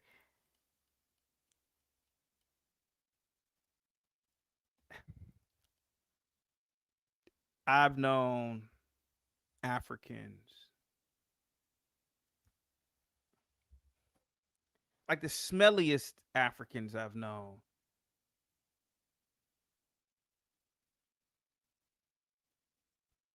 I gotta say Nigeria. I knew some Burkina. I knew some not Nigeria. I knew some Africans from Burkina Faso one time. We call them Burkinabe. You ever, maybe not now, but certainly back in the 90s,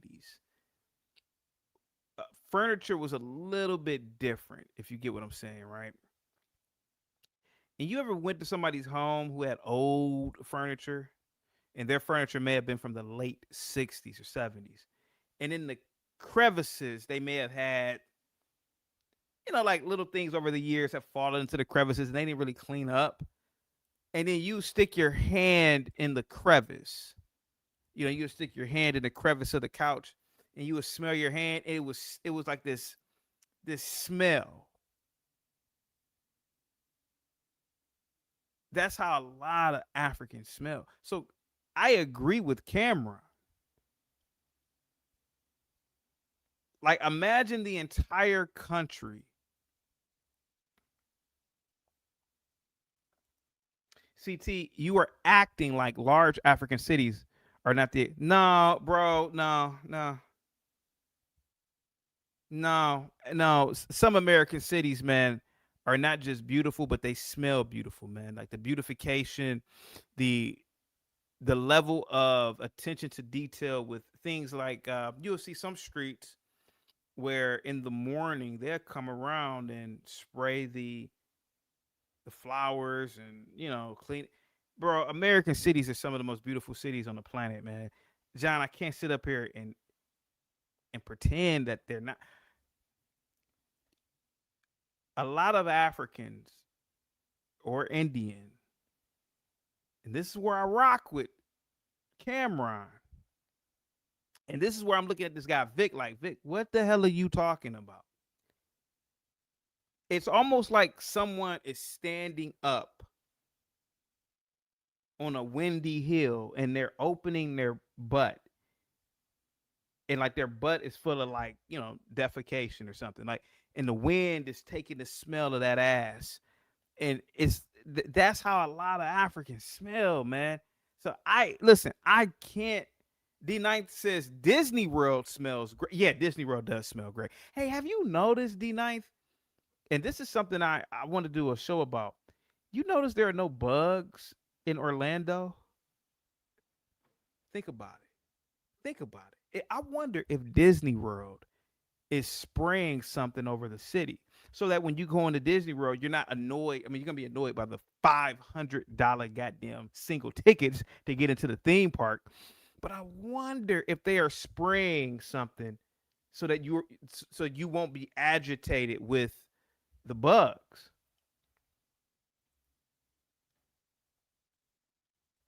RLM says, my dad had an African roommate in Colombia. He said it was the smelliest experience of his life. Yeah, they stink, man. And again, man, I'm not I was on live the other day, not the other day, but about a year or two ago, and I believe I was on I want to say Afrodamus, his channel. I don't even know where Afrodamus has been, but and there was an African, it was a guy from Burkina Faso. He was like, "Oh, I'm rich, and I live in a mansion." I'm like, "A mansion?" He said he lives in a mansion in Burkina Faso, which I find that hard to believe. And I said, "No, you don't, man. You don't. You don't. And you're and one of the reasons why I know you don't is because you don't even have your camera on. You notice most Africans don't even turn their camera on." And then I asked the guy from Burkina Faso, flush the toilet. Can't flush the toilet, RLM. He couldn't flush the toilet. I said, "Bro, you don't even have a toilet in your." And I felt so bad because it has to be super hard to lie every single day to yourself. D9th, salute to you. Positivity is coming your way. Guys, give it up for D9th. Got me rolling so smooth. Must be the Monday. Must be, cause I got folks wanting to be my friend. Must be the Monday. People I never knew. People I never thought I'd connect with. Oh no, I don't know what it is. Talk to me. Check it out. D9th, I love engineering. Watch Modern Marvels.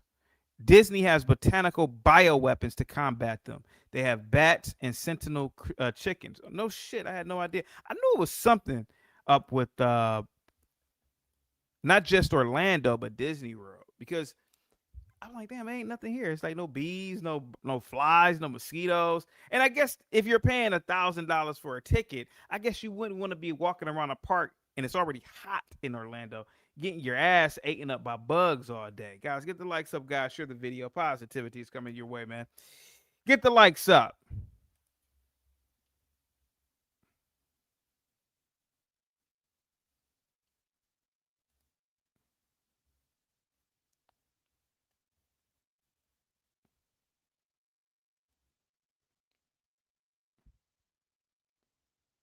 I don't know, man. Like this guy, Vic, is in denial.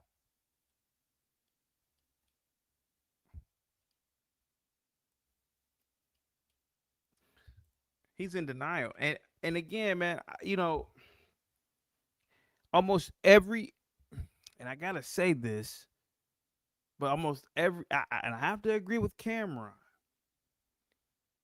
Every single African chick I've ever dated had a stench to them. Every single one. Mm-hmm.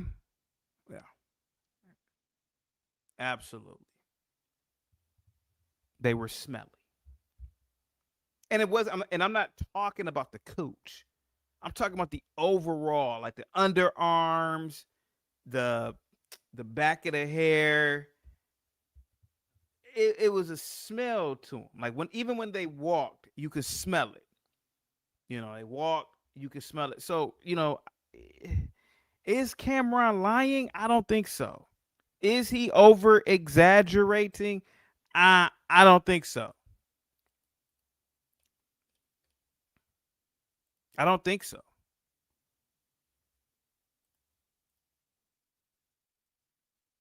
Guys, get the likes up, guys.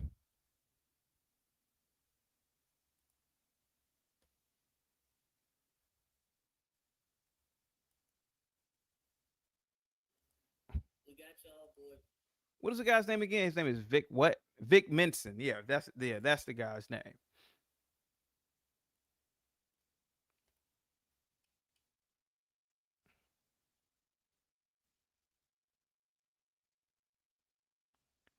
So, are any Africans here to speak on this? Well, to be honest with you, D9th, a lot of Africans would deny this. And they would really deny it, but They deny a lot. The average African will deny damn near everything. You know, a lot of Africans are, you know, you'll be surprised, D9. When I was, you could be in a college class and, oh man, Ubuntu, he's really smart. He's really focused. Yeah, that's because Ubuntu is pretending to be a goddamn 19-year-old sophomore, but Mobutu is 60 damn years old. And you'll get a lot of that happening. You'll get that too with Indians too. A lot of Indians do that as well. You know, they finally get to America and they pretend to be younger than what they are. They'll tell you that they're 20, but they're really 67 years old. And you're the stupid American, not you, D9, but the stupid American. Oh, Ramazan, he's really smart. Yeah, that's because Ramazan is 45 years older than you. That's why, stupid. And again, everything that I'm saying goes back to the original conversation about it must be exhausting being a smart black person.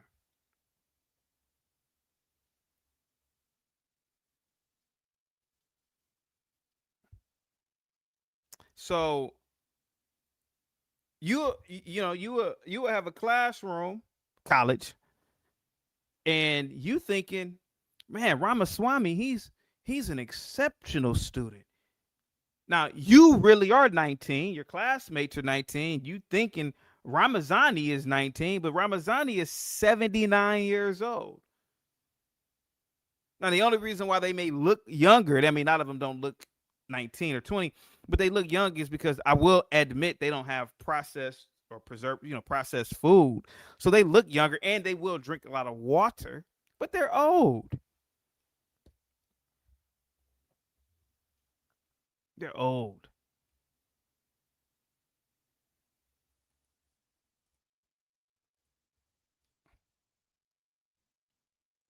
D9 says, I'm one of the dummies to believe them. Yeah, they're old.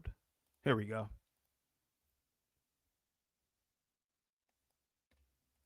Love killer. I saw Cameron saying he's not an African and Africa stinks. I'm not African. Someone went to Africa and told me people stink. And I have to say this too. Cameron is not African. I'm one of the people who believe that, and I keep saying it, maybe we are being lied to about all of our history. Maybe Cameron, maybe his ancestors were really from America. We don't know if he's African or not. And why does he have to say he's African? What has Africa done for him? I agree with Cam on this one. The Africans have given him no bank loan. The African has given him, what are the African? They didn't educate him. So what? Yeah, I agree with them. Stop saying you're African.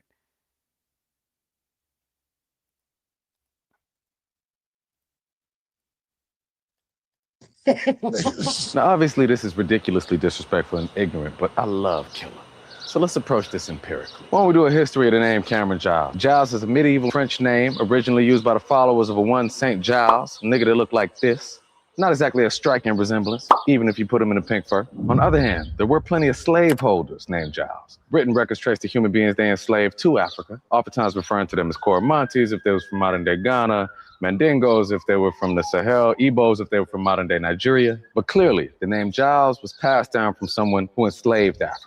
Now, if modern science places human beings at 300,000 years old and the oldest archaeological evidence of Homo sapiens is in Africa, Morocco, South Africa, Ethiopia, then I struggle to understand how 500 years here erases 299,500 years in Africa. Culturally, you resonate with America. Fine, that's a nationality.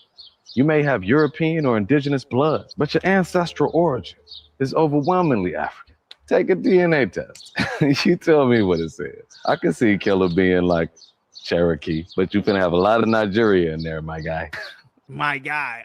He's one of these. He's one of those people. The my guy people. No, stop. Don't get mad at me because I love Cam. But like Africa stinks, come on. It does stink.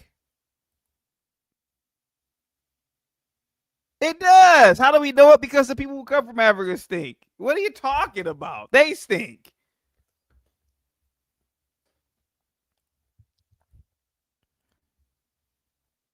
my guy type shit. Here we go. Hey, it stinks everywhere, nigga. It doesn't stink every. Does this ass clown think it stinks in Monaco? Does he think it stinks in Singapore? No. Yeah, they stink.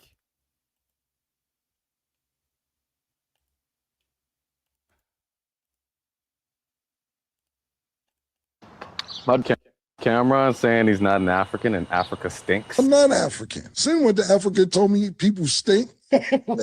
Now, obviously, this is ridiculously disrespectful and ignorant, but I love Killer. So let's approach this empirically. Why don't we do a history of the name Cameron Giles? Giles is a medieval French name originally used by the followers of a one Saint Giles, a nigga that looked like this. Not exactly a striking resemblance, even if you put him in a pink fur. On the other hand, there were plenty of slaveholders named Giles. Written records trace the human beings they enslaved to Africa, oftentimes referring to them as Coromontes if they was from modern-day Ghana, Mandingos if they were from the Sahel, Igbos if they were from modern-day Nigeria. But clearly, the name Giles was passed down from someone who enslaved Africans. Now, if modern science places human beings at 300,000 years old and the oldest archaeological evidence of Homo sapiens is in Africa, Morocco, South Africa, Ethiopia, then I struggle to understand how 500 years here erases 299,500 years in Africa. Culturally, you resonate with America. Fine, that's a nationality. You may have European or indigenous blood, but your ancestral origin is overwhelmingly African. Take a DNA test. You tell me what it says. I can see Killer being like Cherokee, but you finna have a lot of Nigeria in there, my guy. Don't get mad at me because I love Cam. But like Africa stinks, come on. I mean, it stinks. Albert, what's up, man? Go ahead, buddy. How you doing, man? Pretty good, man. Happy Monday. Go ahead, buddy. Yeah, man. No, these fellows, these pro-blacks, if you like, there's a lot of ignorance I find with them because generally speaking, they don't really know what they're talking about, and what they normally chase is the political and social acceptance more than the truth. You can see it. I mean, this guy you just played, the artist fellow, he doesn't live here. He doesn't have to deal with the open sewage every day. He doesn't have to deal with some of the worst waste disposal anywhere in the world. He doesn't have to deal with the inconsistent water. He doesn't have to deal with the poverty, if you like. Because let me ask you something. If you're going to be traveling, like in the morning, if you go to, say, any developed country, you'll see people getting on trains, people in their cars, but whatnot. Now, we have versions of that, but 80% of the population is on foot, walking kilometers in the morning and in the evening, or they have to, balance the money to use so that maybe in the morning they walk, in the evening they take the public transport. And things like Dio, those are luxuries here. I mean, that's for the majority of people.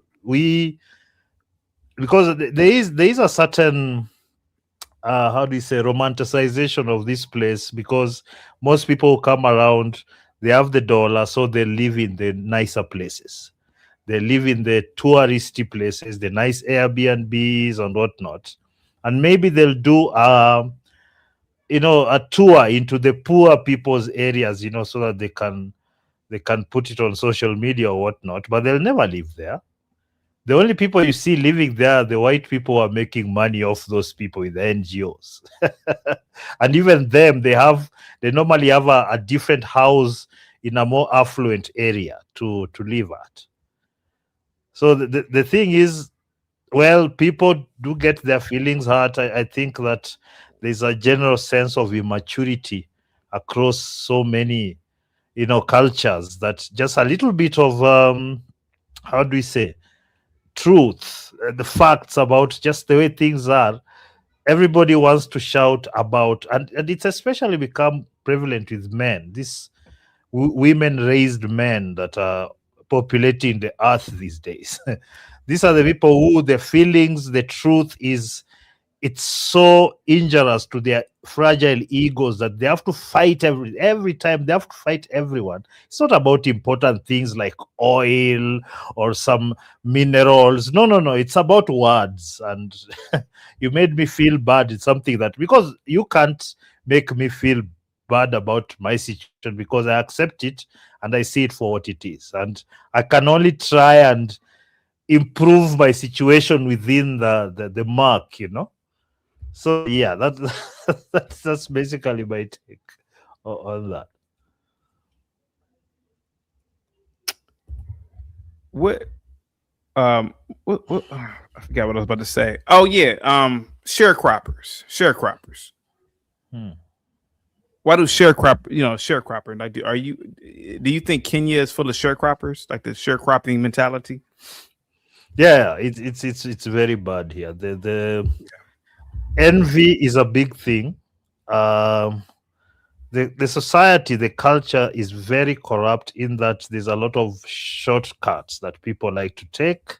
We like to, of course, preach about the morals, just like the blacks in America and whatnot.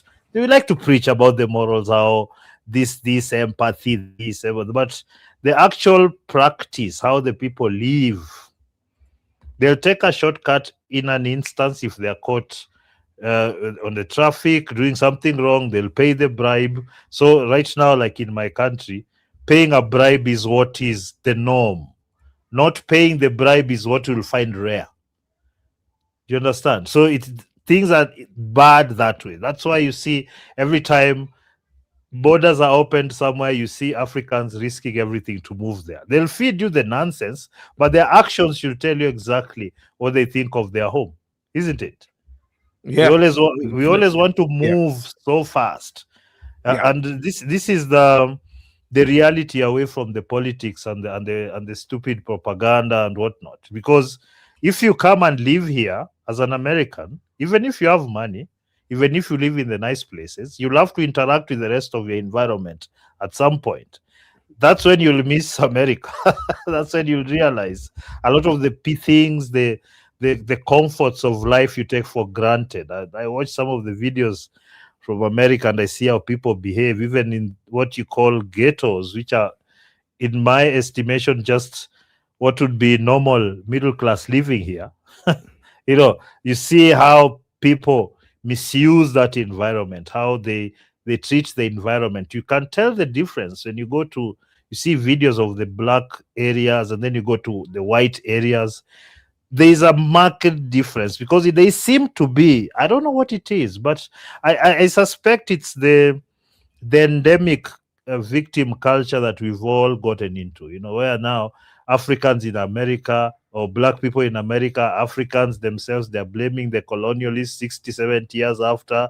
You go to South America, there are blacks there complaining, they're living in favelas, but complaining about everyone else. Nobody is looking at their own culture. Nobody's not looking at how they behave, how corrupt they are. Because we are a very corrupt society. That's why nothing works here. Money wouldn't be put in garbage disposal and actually go to garbage disposal. Say 10% will go to the actual job, while everybody takes the rest of the money. I know corruption is in America, but there's no comparison in terms of how things work there. I know for sure that places where money is paid for infrastructure, most of it gets to be used. The deals come where they're giving their friends the deals, and one of their friends might not be good at the job. So you have those. But for us, it is almost a 90-10 kind of situation. 90% is just mediocrity, it's just theft, it's everything just falling apart. We don't make anything anymore. It's kind of just that, and the culture that we've gotten ourselves into. That is why we are where we are. That's my estimation. Because everywhere we look, the same culture, victimhood, white people bad. The people always saying that they live in the worst places. They've been able to do things by themselves. We've been able to do things by ourselves for years, for decades. But if America pulls out USAID, we collapse. The economy is in shambles. So many people across the world are crying how they've lost jobs because the Americans had a propagandist outfit that they were using across the world. So when the time comes to take that money, everybody's crying, "Oh, you're killing our children!" Like that's we pay taxes for that stuff. We pay taxes to have medical care and whatnot, but if you look, in fact, the money we normally spend quite a lot. Like even if you look at the amounts we spend on healthcare and whatnot, you would think that we have something going on, but we don't. So it's this aspect. That's why it's very frustrating.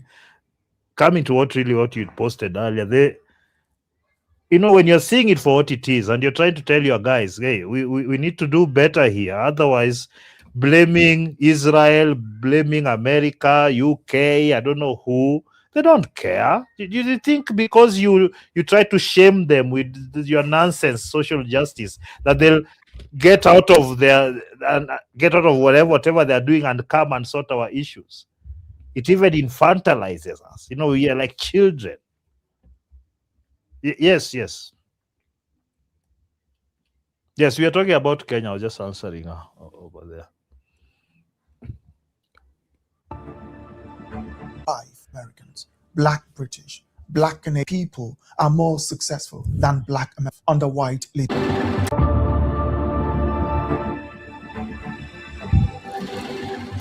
Why do Black people tend to thrive under white leadership? No. That's a good question, Albert. Why do Black people tend to thrive under white leadership?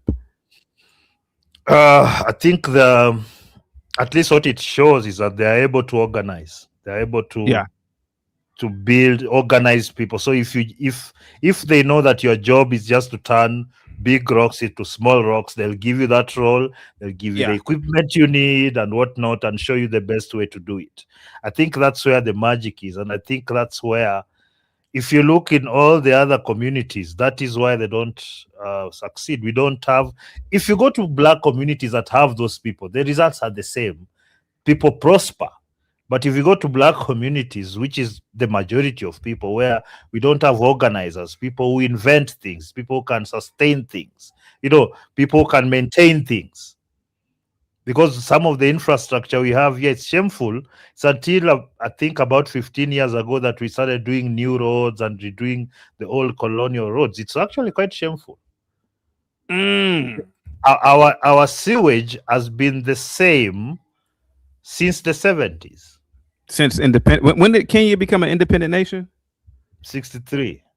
Who are the Kikuyu? Which since we are talking about intelligence, right? Which Kenyan ethnic group is the smartest? Is it the Kikuyu? It's if you have to look in terms of like academics, I don't really have a matrix to look at really, except academics. So it's probably the Luo. If you've heard of the Luo. And you are Luo, right? No, I'm Kisii. Kisii, okay. Yeah. So it's probably the Luo, and I think culturally for a long time, because they've always kind of been in the opposition, from the main government, that region. So some of what their leaders were doing is really pushing the education and whatnot.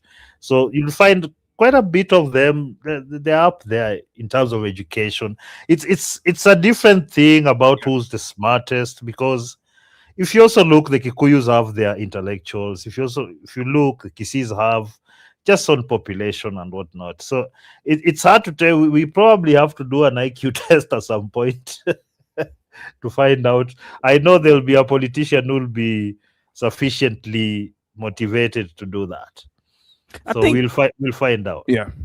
Well, to answer that guy's question, I think Blacks do good under white leadership is because whites are system oriented. I think that's the biggest thing. Like they're very system oriented. Yeah. Like, certain things have like how you said about the whole traffic thing, or it's just like little things, right? Like the little yellow line in the street in America. I'm pretty sure in many African countries, that's not a big thing about that line in the street. It's just, I'll just drive however I want. Go ahead. Yeah. It's they're there. We basically replicate what happens in the West. So Even the traffic laws, everything, signs and everything. So it's like that, but it's more of a suggestion more than Suggestion. Yeah, it's not. Yeah, exactly. Yeah, You know, it's not like if It's you've not been, backed by. Go ahead. yeah, there's no action backing it. If you come to any African country and go through traffic, then you'll know what I'm talking about. Yeah. Yeah. Hey, what's up, Willie? Go ahead, buddy. Go ahead. You mute. Go ahead. What's up, CT? What's happening? I got a question for Albert. Uh-oh. Albert. How you doing? Yes, sir. How you doing? How many Black Americans you know? Man, I've known hundreds of Black Americans. No, how many do you know here? Have you ever been to America? No, just briefly, not enough to form friendships. So give me a roundabout how long you've been here. A week, 2 weeks, 6 months, 5 years? A month. So you really don't know any Black Americans? I know Black Americans. No, you don't. No, you just because you know our names, you don't know. No, let me finish. Hey, listen. I know. You know you're refusing because you're wrong. I know a lot of Black Americans. We have a lot of you around here. We have a lot of Black Americans in Kenya. I've schooled with a lot of Black Americans in college. What are you talking about, man? Yeah. So my question, to answer my question, you haven't really been here. You only been here a couple weeks. So you really. What's your point? What's your point? Can I finish talking? Because nobody cut you off when you was talking. Nobody can hardly understand what you were saying. So you don't really know Black Americans. You're speaking on some stuff you really don't know. You're speaking on internet and third-hand information. Could you tell me what I don't know? Everything that you just said, you don't know. You speaking. That's not an Albert, answer. Give me a specific thing. Albert, give me a specific thing. Let's talk about a specific thing. Answering your question. I put you in place.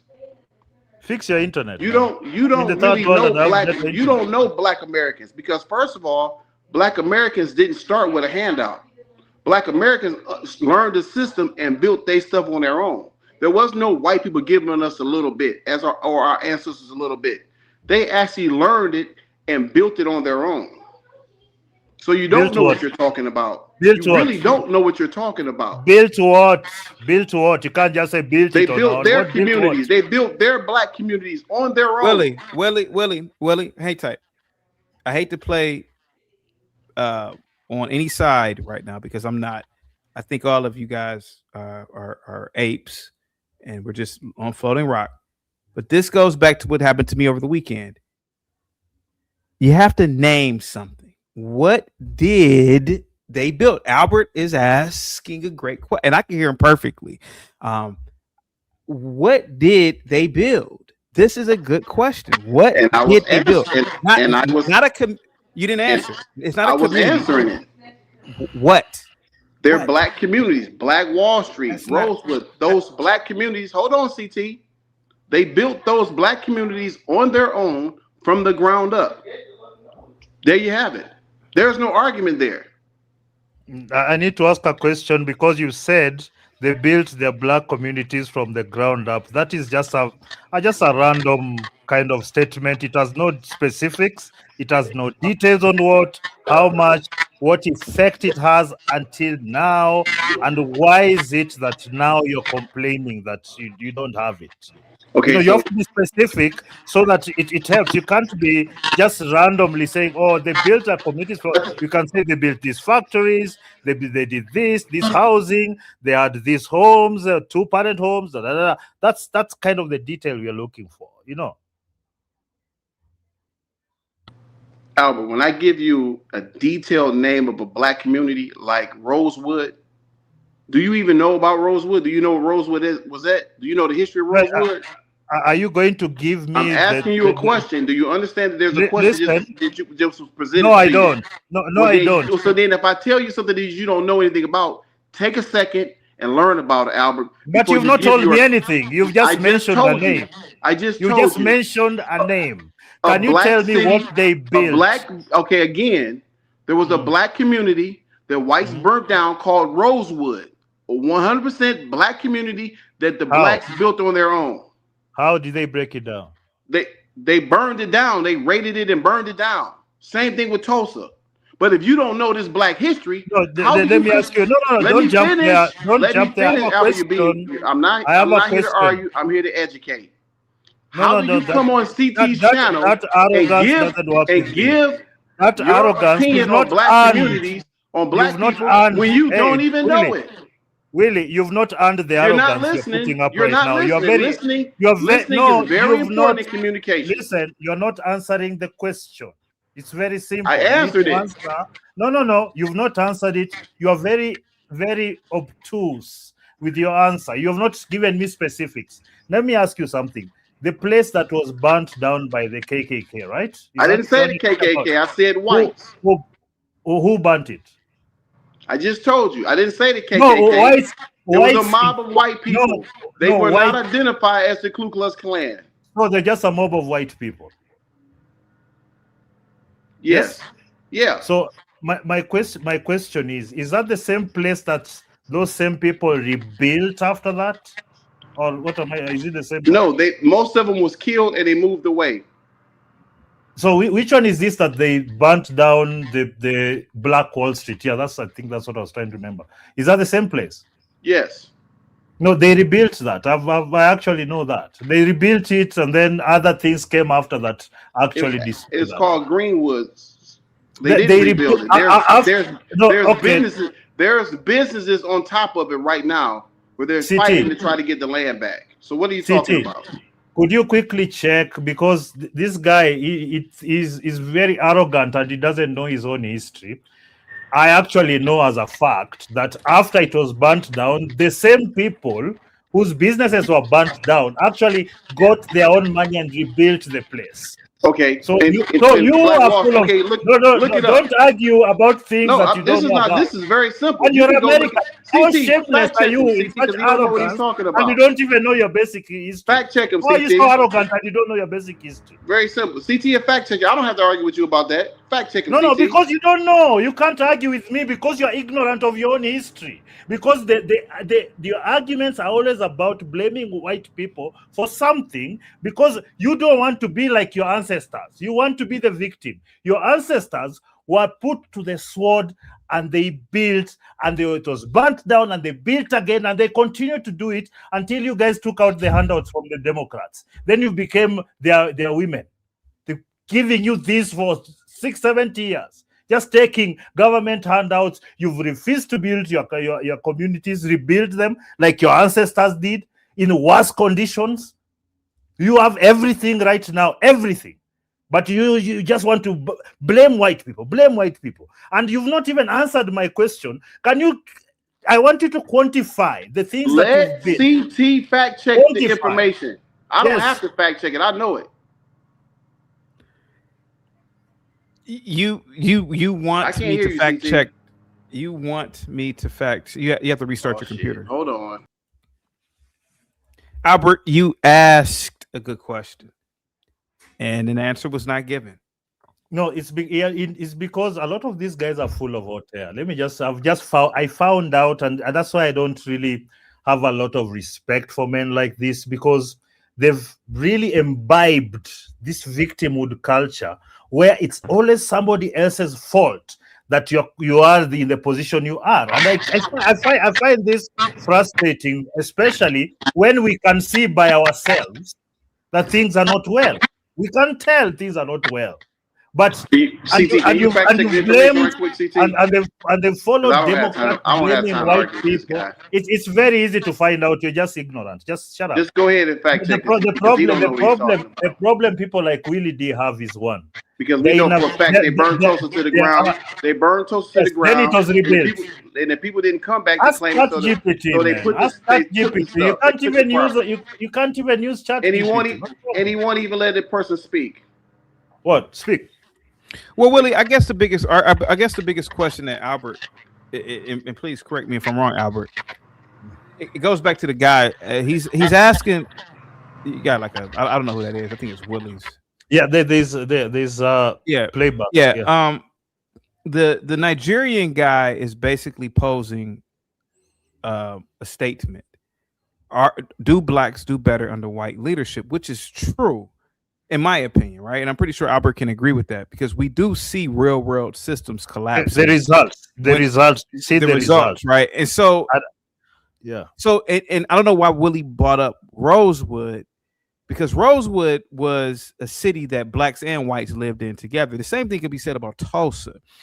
Blacks had a community in Tulsa, but blacks didn't dominate the socioeconomic structure in Tulsa, and or the law or the law enforcement, because had they did, they wouldn't have got their asses handed to them.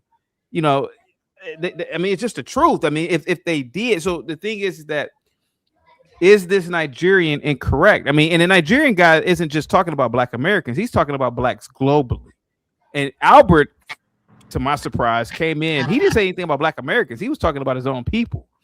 For the most well, let me clarify something real quick, CT. Sure. I was not talking about Tulsa, Oklahoma today. I was talking about Black Wall Street, the city that was 100% black built, black owned, and was burnt down by whites. This is American history. This is one of the atrocities in American history. Second of all, the guy that made the statement that blacks are only successful under white leadership, that was my point. They built the city. There was no white leadership where they built that city. They built that city on 100% black economics. They had no white leadership. It was a 100% black city. Can we trace something back real quick? Huh? And this is what I'm talking about, like the bigger argument about intelligence. And I'm not saying that you're dumb, Willie.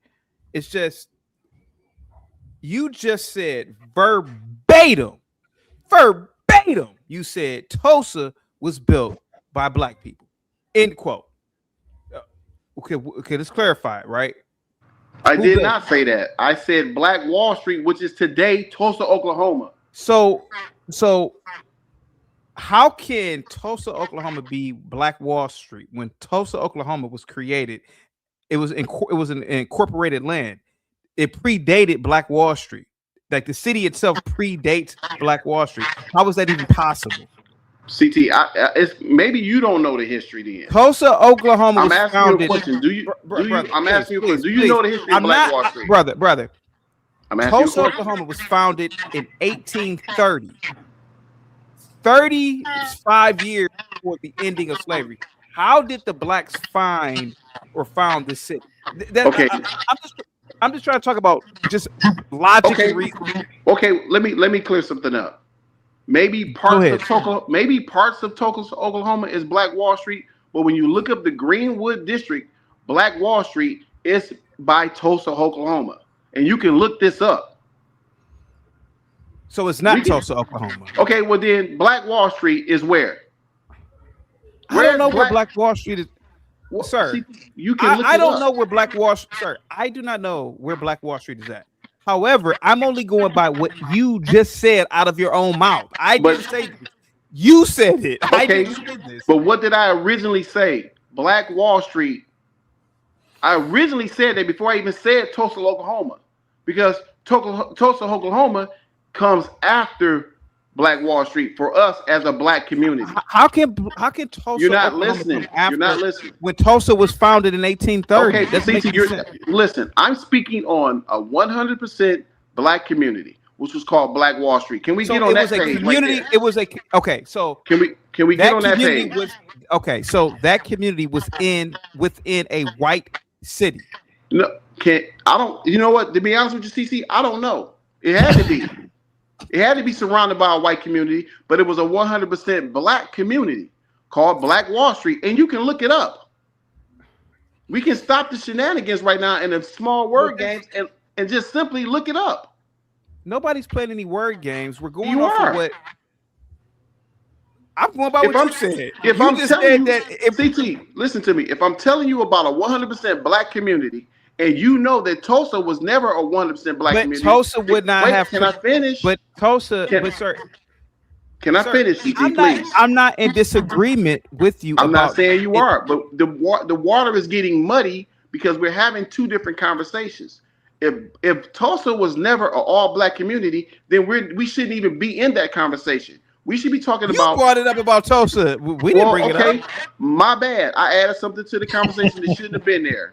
So I'm gonna go back to the my original conversation for Black Wall Street, which was something Albert don't know shit about, a 100% black community that What was don't I know?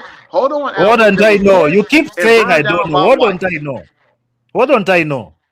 You didn't know that. No, what don't I know? What are you talking about? Why What are you can't I talking hear about? him when you do that, CT?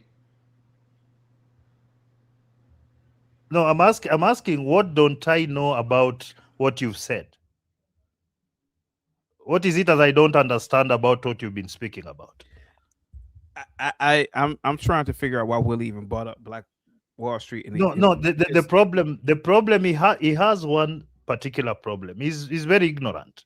He's been fed propaganda for so long, and when it comes to actually trying to connect the dots between what he thinks happened and the propaganda that he is interfacing with, he can't. That's why he gets emotional. I'm not emotional, so you're making. That's shit why up he gets again. No. Listen, I'm talking. Man. And you're making that's stuff my up, so opinion. I'm going to correct you.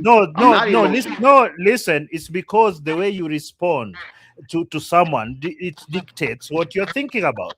Because I don't like how what you you've been saying. No, you see, that's exactly what I'm saying. You don't You've like been what doing it since how I say. Albert, you've been doing it since I've been on here. So if anybody's emotional, it's you. You've been doing it since I logged on. So if anybody's emotional, you're the pot calling the kettle black. Did I attack you, or you just came into attack me? I didn't attack you. I told you. What did he come with the questions? What was the first question you asked me? I didn't attack you. What is the first question you asked me? I came correct. Let Listen. me finish. What is the? Let me finish. No, you see, you keep on just piling If anybody's emotional, it's you. Let's have a sequence of events. What did you ask me when you came in? I asked you, did you know any black people in America? How long had you been here? What was the purpose of that? Let me finish. What was the purpose? Albert, let me finish. You said what was the purpose of the question? Can I finish? The purpose No, it was my question. You gave me the answer. Well, let me finish. I'm telling you why. Why Albert, did you ask me what's the problem? What's the problem right now? Because you won't let me finish. You keep asking these ridiculous questions. Because you don't want to be exposed. How is it ridiculous? You see, you've already jumped. You're being exposed. Exposed doing what? You're exposed doing what? Can I finish? Yes. You're giving CT your opinion of a group of people that you don't really know. That's nonsense. I know the people. How you don't know anything about me, do you? I'm a black American. I don't know. I know something about you. You're a woke black American. What do you know? You're woke. You don't know anything about black Americans. No, but what is that feedback all the time? Can you hear the feedback? No. It's I can, but it's go ahead, Will. Okay, yeah, I'm saying you're a woke black American. I know that much. Okay, well that's your opinion. Anyway. No. Just from what you've spoken and how you've used your history and how you're claiming to be a victim of white people. You're woke. You're not a complicated human being. You're a simpleton. Yes. Continue. Okay. CT, have you heard me make the claim of victimhood on this conversation today? Yeah, I did. Where? Oh, the white people banned Black Wall Street. They banned the white people. Albert, in all fairness, let me answer Willie. Yes, Willie, when you talked about Black Wall Street, Rosewood, to me, you are sounding like a victim. So when I speak on American history and I explain to the panel, hold on, let me finish, CT. Oh, sorry. When I explain to the panel what happened to a 100% black community that was built by blacks, that's victimhood or that's telling American history? What's the point of it? What's the point of it? I'm having a conversation with CT, Albert. I'm just gonna be honest with you.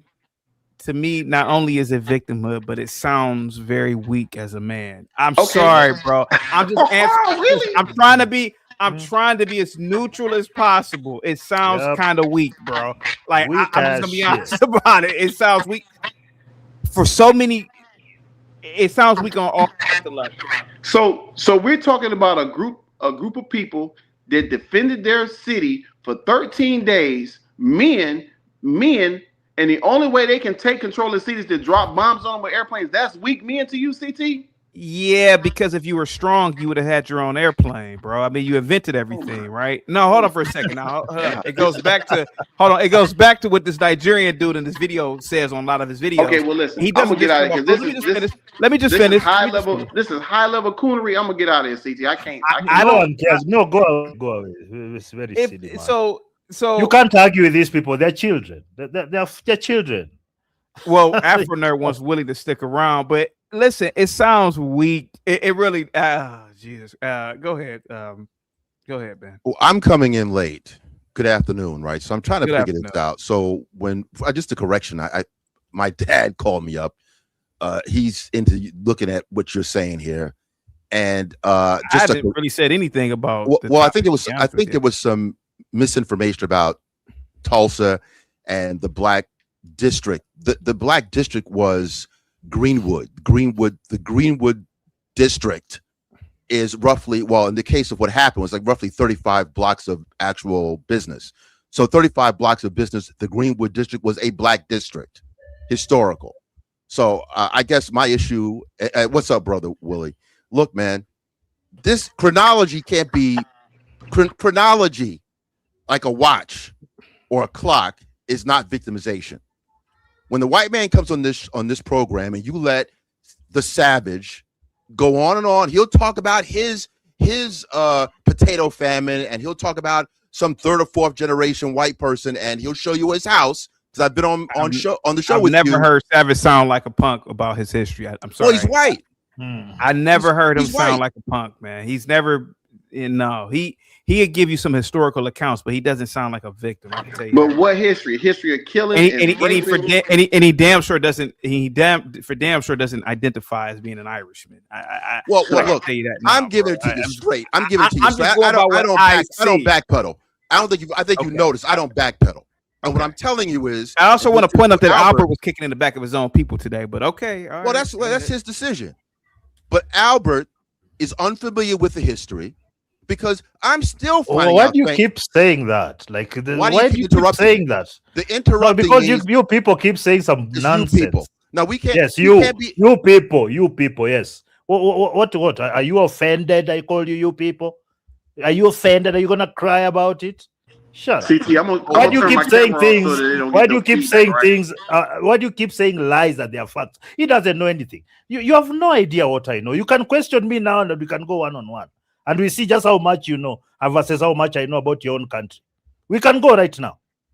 CT, can you set it up so me and this nerd trying to misuse the word nerd over here? You're not a nerd. You're a dumbass. Bring it. I'm ready for you. Afro Nerd, let's go one-on-one American history. Kenyan versus American. Let's go. Is just a distraction from the fact that Because you guys keep saying saying I don't know what I'm talking about. You didn't I have want to know clue if you know what you're talking about, so that you can tell me some. Tell me what you know, so that we can question each other back and forth. In all fairness, yeah. You don't understand, like, American history is taught to all of us in the third world like it's a part of our own history. You don't even know that. You don't know that some of us know more history about your country than you do because it's taught in our schools. You're not taught our history. But you don't understand this because you want to be arrogant about things you don't know. Tio doesn't know what he's talking about. What do you mean I don't know what I'm talking about? American history is the most talked about history in the world. Everybody talks about American history. What are you talking about? Yeah. Do we know what's going on in your country, my friend? Let me know when you're off the phone. I've dared you. Let's go your American history one-on-one, me and you. He's on the phone. Let's go. He's on the phone right now. But here, let's go back to this video clip real quick.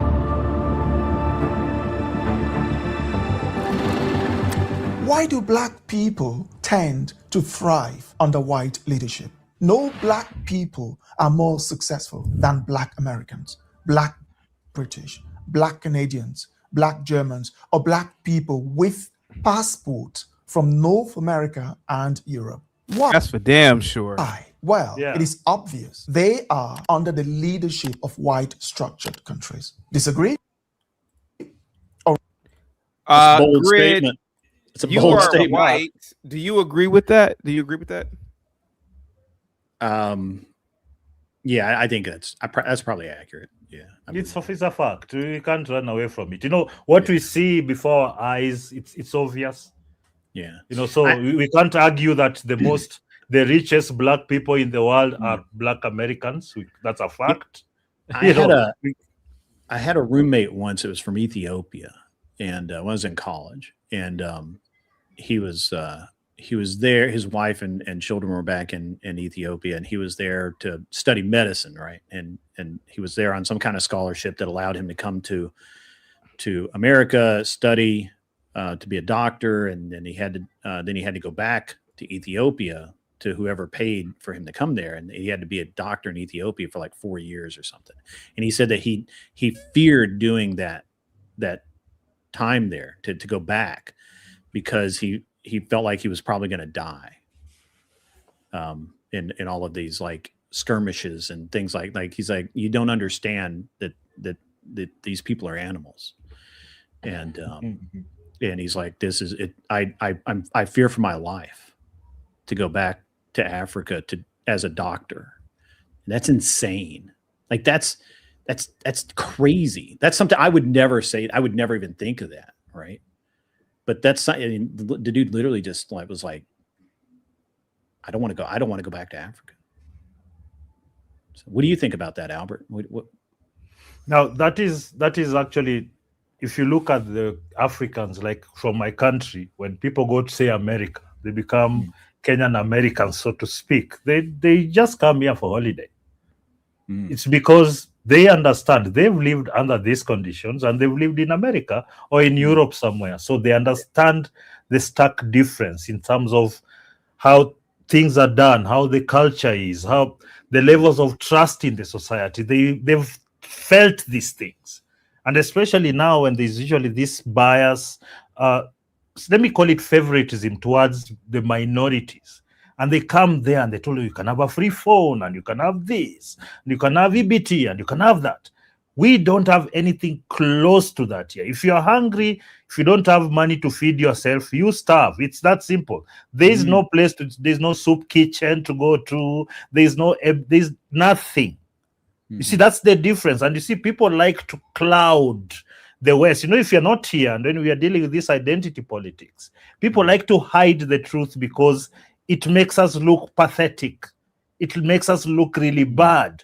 There will a lot of the honest white people who've come to Africa, even black Americans who've come around, and they've had to undergo some emergency and trying to solve it, and they say, "Oh my goodness, let me just go back to my America." It is instantaneous. You don't have to stay long. You know, you just be in traffic one day and some motorcycle hits the back of your car and that's it. And they'll surround you and they might burn your car. And then it's just like you're just dealing with animals. That's a fact. And we see this. If you look at the way when Spain has just recently opened the borders, the way those young men ran across that, they were risking, we are just going in. They don't care if they just walk in with their own, just a short and shoes and a t-shirt. They don't care because there's nothing they're leaving behind. There's nothing. That is the difference. So, and look, I'm just reading about this stuff, right? Like I haven't traveled there. I don't want to go there, but like in Chad and Mali, or Malay or whatever, what is that? That little, it's not Ghana. It's, but it's in that same region, right?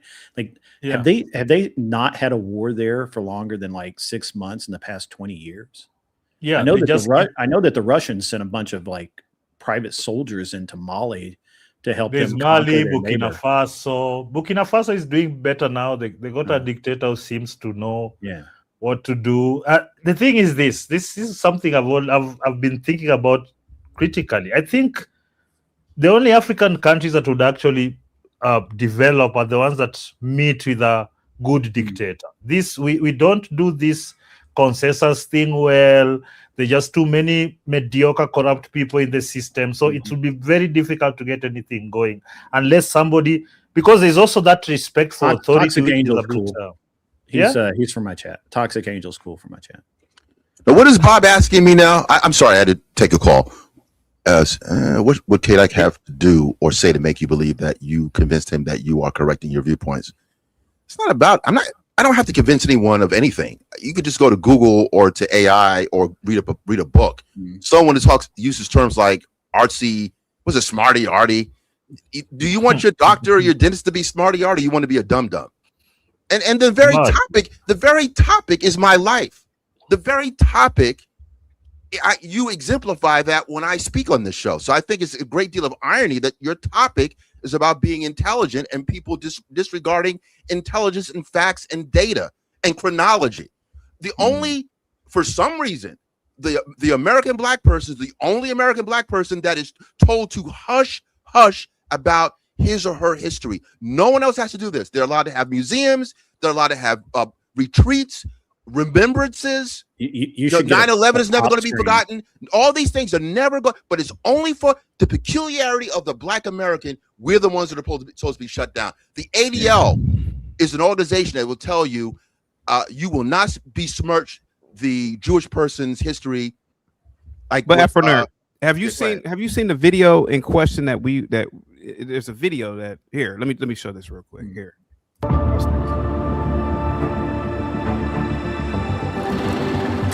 Why do black people tend to thrive under white leadership? No black people are more successful than black Americans, black British, black Canadians, black Germans, or black people with passports from North America and Europe. Why? Well, it is obvious. They are under the leadership of white structured countries. Disagree? There we have it. I've seen this guy before. You go ahead. Is that true or not? Simple question. That they're successful? Well, they were successful when they were not under the leadership of, when we were segregated, they were successful. Okay. Now we're talking. Okay. Go ahead. Okay. So I'm confused on that. The black experience is a paradoxical experience. It's a paradox because when blacks were stewarding their own things, we had black hospitals. You had a segregated legality in the United States before 1965. You had black amusement parks because you couldn't go to a white amusement park. You had an actual black infrastructure, but the poverty rate was higher. Okay. So after 65, you had a lower poverty rate, but you had less infrastructure. That infrastructure went away. The white man's ice is colder, in quotes. That's a common adage, right? So there's a certain reality about but we're not allowed to take the credit for the things that were done a few decades out of slavery. That story is kind of, it's almost mystical how that happened. How do you have a Tulsa or a Wilmington or a Rosewood or a Seneca Village?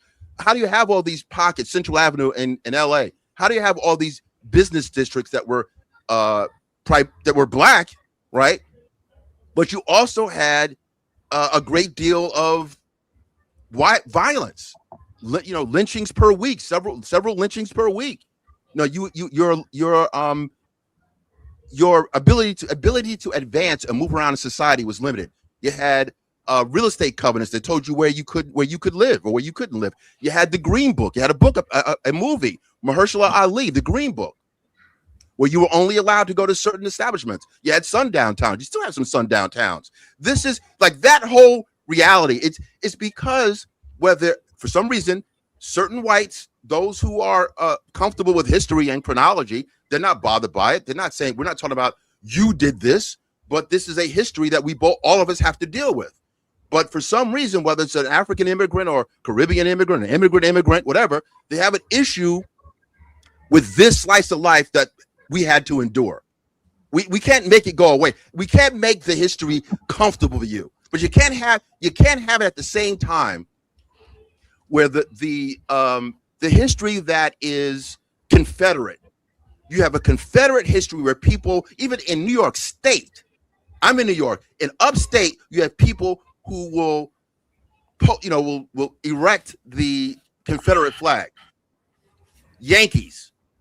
What does that tell you? Right? That's crazy. But there are people that will force you to say, I'm proud of my Confederate heritage. The same time period. That is, you can't have an asymmetrical, you can't have an asymmetrical argument. You can't talk about what black people did and we got to hush them up. We got to, don't talk about it. But then, no, we got to talk about Robert E. Lee. No, it's ridiculous. It's the same time period. You're not going to see a Lenny Riefenstahl High School. Hold on. You're not. You see. I'm intrigued by your. I'm intrigued by your take. I'm intrigued. It's always the chronology is always babbling. See, your response tells me everything. It's not very masculine. It's just chronology.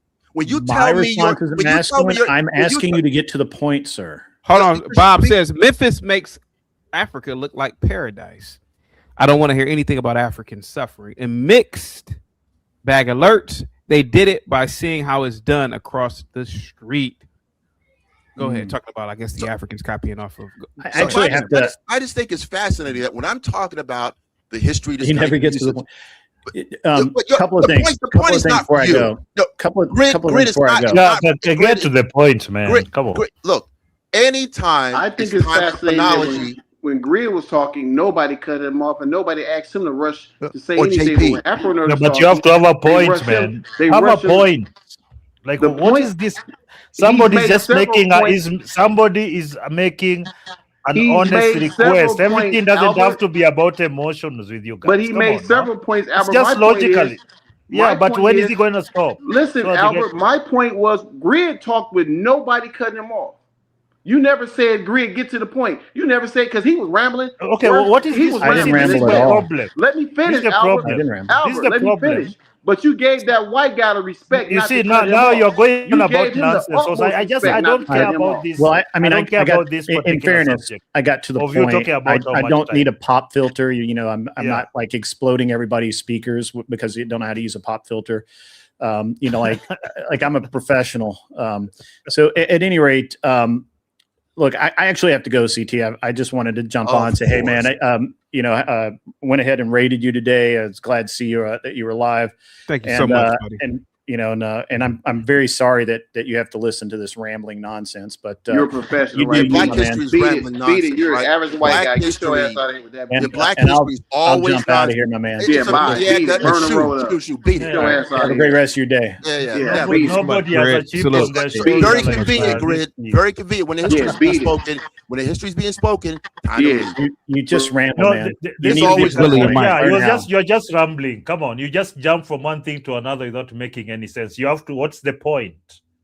After all that rambling, what's the point? I'm not shocked that the two slavers, or three maybe, slavers on this exchange feel the way that they do.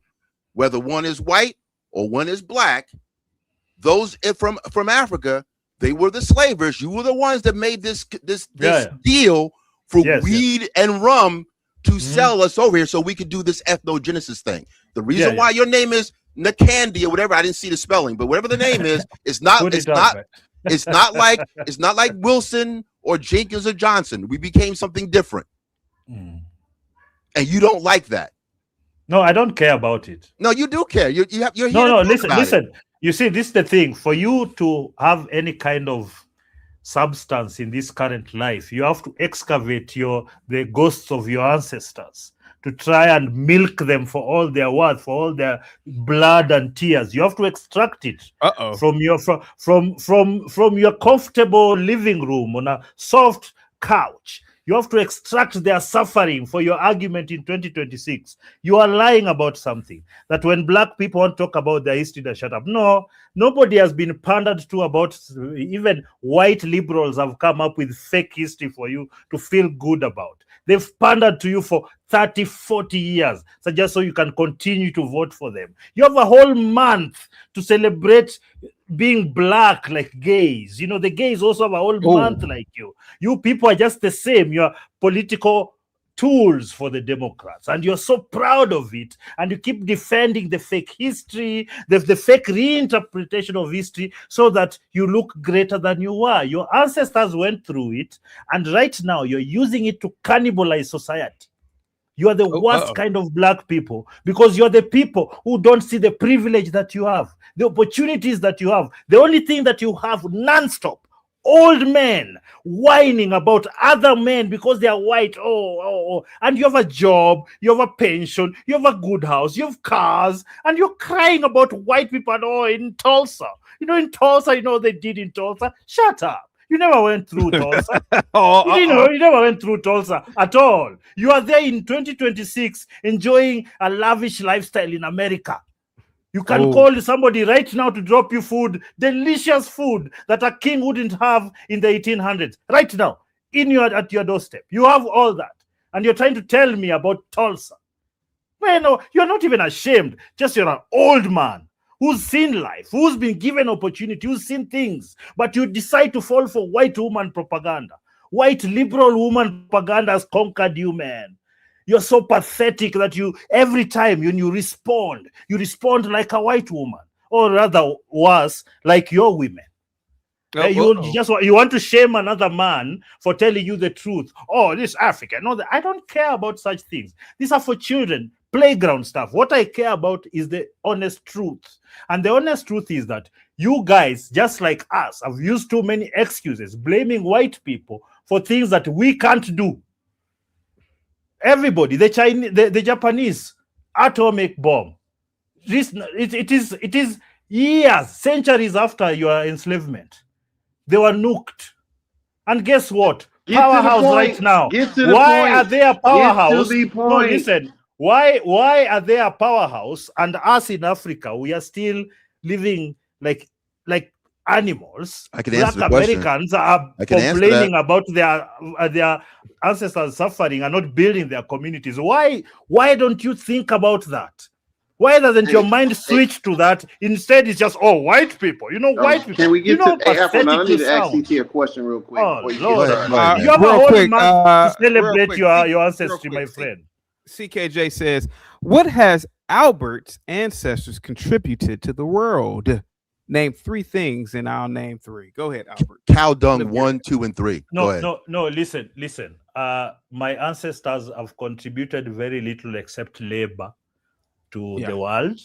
They've probably athletic prowess. Maybe can talk about entertainment. Maybe those are the things. You see, as far as I'm concerned, you guys don't understand the kind of mindset that I have. I am not an apologist for mediocrity like you people. If my people are mediocre, I say they're mediocre. You think you can shame and say, what have you invented? We have invented nothing. The truth doesn't hurt me. The thing is, I'd prefer to be like the people inventing things. That's why I prefer to think like them. Why would I want to think like these Negroes? Why? They don't make anything. Why should I think like them? The thing they don't that you're build using good was societies. invented by black guys. What are you talking about? No, the very you thing didn't that you're invent on right now anything. was invented by black. Albert. Today is about intelligence. Now, this man just said the thing you were on was invented by a black guy. So I'm assuming he's talking about the internet, maybe. Afro Nerd Willie said either the internet or the computer was invented by a black guy. Willie, we're talking about intelligence today. Sharecroppers versus intelligent blacks. Now, I'm not knocking what you said. I don't agree with what you said. But did you mean the internet or the computer? Just which one? If he's on his cell phone. Okay, cell phone. Okay. The cell phone was invented by a black man. Who was cellular the black technology? Man? Cellular technology. Invented. Okay. All right. That's it. So Albert. But my question I wanted to ask you, CT, was me? Okay. You sat here and you heard Afro Nerd. Real quick, Black Americans, GPS, 3D images, laser surgery, digital cellular technology. Okay. Thank you. That's all bullshit. You sat here and you heard Afro Nerd bring up the Tulsa race riots, Tulsa, Oklahoma, and Greenwood, and you didn't even bring up nothing like how you tried to challenge me on it. Let's have that same conversation with the Afro Nerd. Let's, because I'm pretty sure he can handle it with you. I mean, I can handle it, but I'm not having any conversation with you other than what you said out of your mouth. You said that Black Wall Street predated Tulsa. That's what you said. No. Well, Willie, hold on for a second. I can cover you on this. I can play it again if you want me to. Well, hold on. Do you want me to go? Hold on, Willie. Would you like for me to go back and play it for you again? No, they got the answer. That's what listen. Running like roaches. Go ahead. If I misquoted some dates, I apologize. But in the midst of the conversation, apologize to me. I'm just going by what you said. No, listen. In the midst of the conversation, I brought up Black Wall Street just to shut Albert up when he made the statement that blacks haven't built anything, and Black Wall Street during segregation is a clear indication of blacks building their own because we were segregated into our own communities. You can't argue that. You can't argue that. So Albert was dead wrong. He didn't know what he was talking about. That was my point. Can I respond? No.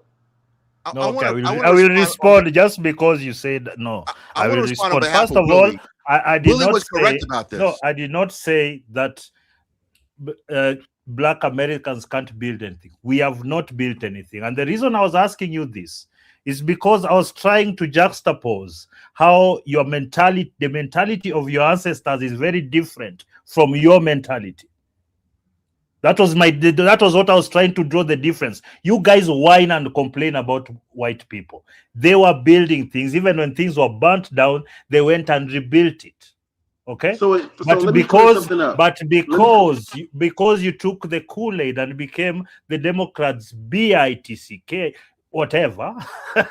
Now, that is what has brought this what we so Albert, let me clear something up. That was my argument. Let me clear something up. This is not a political conversation. This is an historical conversation. Something that you know very little about. Hey, idiot! There's history in politics. Idiot! Idiot!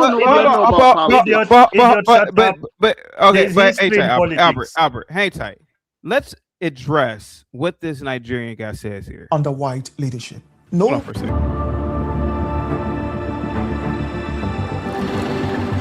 Why do black people tend to thrive under white leadership? No black people are more successful than black Americans, black British, black Canadians, black Germans, or black people with passports from North America and Europe. Why? Well, it is obvious. They are under the leadership of white structured countries. Disagree? Okay, under the leadership of white structured countries. So Tulsa and Rosewood and Black Wall Street are in or were in a white structured country, Willie. Did that Nigerian say anything wrong? And he also mentioned that blacks in Canada, blacks in Britain were also wealthy too. Those are white structured countries. I don't think he said anything wrong here. Okay, well, I mean, he said some of this. Everybody knows that. But even when you look, but let me say this, CT. About what he said. Okay. Even when you look at even when you look at the black structured countries, they're still controlled by the white financial institutions, and that's why they fail as well.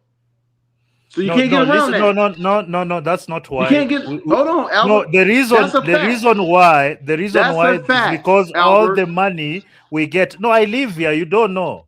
And you don't live here. You don't live here, but you think you know about America. Yeah, but you're talking about the financial institutions that. But we can look at. You're talking about the financial institutions giving us money, not you. And that's why I was responding to that. You're like a child. You can't think. No, you don't. No understand. IQ, idiot. You don't understand. The problem is Albert, the problem is you think you don't that understand my statement, but you want everybody else to be stupid. The problem is. We get that money and we steal it and we do nothing with it and we mismanage it and we have a lot of corruption and incompetence. That is why we are like that. We've gotten a lot of help from the West. We've gotten trillions of dollars from the West. It's nothing to do with, we've gotten the help, my friend. Willie, we've not been able to do because of the same mentality that you're trying to project in your own community, and you've destroyed your own communities, and you don't want to listen. Okay, let me I don't blame white people. I know where the actual blame is to be placed. Let me lay down. I know where the actual blame is to be placed. Willie, hold on, Willie, hold on for a second. Hold on for a second, Willie. I want you to listen to this. Let's lay down some facts. I'm going to clean this up real quick. First of all, you should not have scoffed at Willie when you talked about the technology that we're using, because FaceTime and Zoom really were instrumental through a black engineer, right? Dr. Marion Rogers Croak. Who scoffed at that? Who scoffed? It wasn't me. He just said, well, maybe not you, but it appeared that he was. It's because you have fragility, and you know some of the but things wait a minute, you claim. you did Some of the things you hold up. claim are false. Just because there was a black guy in the team doesn't mean they're the ones that invented it. Some of you make those claims. Some of you make those claims. I was able to look it up, and that's pretty well known. We can check. By the way, I have the technology. I can check right now. What did you say they invented? Zoom. Did you say a black guy invented Zoom? I can check right now. Dr. Marion Rogers Croak. Look her up. Yeah, he lives in a third world nation invent? worried about us. What did she invent? She was a trailblazer. What does that mean? I need you. I need to tell me she invented not trailblazing. There are several trailblazers. Why do you need to do this? Only one. This is you caught up in this. You're caught in the web. I need facts. Not innuendo. Talk about being exhausted. Suggestion. Willie, tell me. Isn't the title about being smart and being exhausted by this? What did she invent, Buana? Stop making noise. Just tell me what she invented. Always noise. What did she invent? Afro nerd. He doesn't understand terms like trailblazer. He doesn't understand. No, I understand what it means. I also understand. I know what trailblazer means. I just don't get it. Listen, you're illiterate yourself. Please shut up. I'm talking to this guy. Tell me. First of all, what she invented. If you're going to say she was a trailblazer, you must also tell me whether she was the only trailblazer and what she was actually trailblazing in the actual technology. Don't mess with me, man. I'm not one of these. You're caught in the website. You give me doing this. Hey, tight guys. CKJ with the $10 super chat.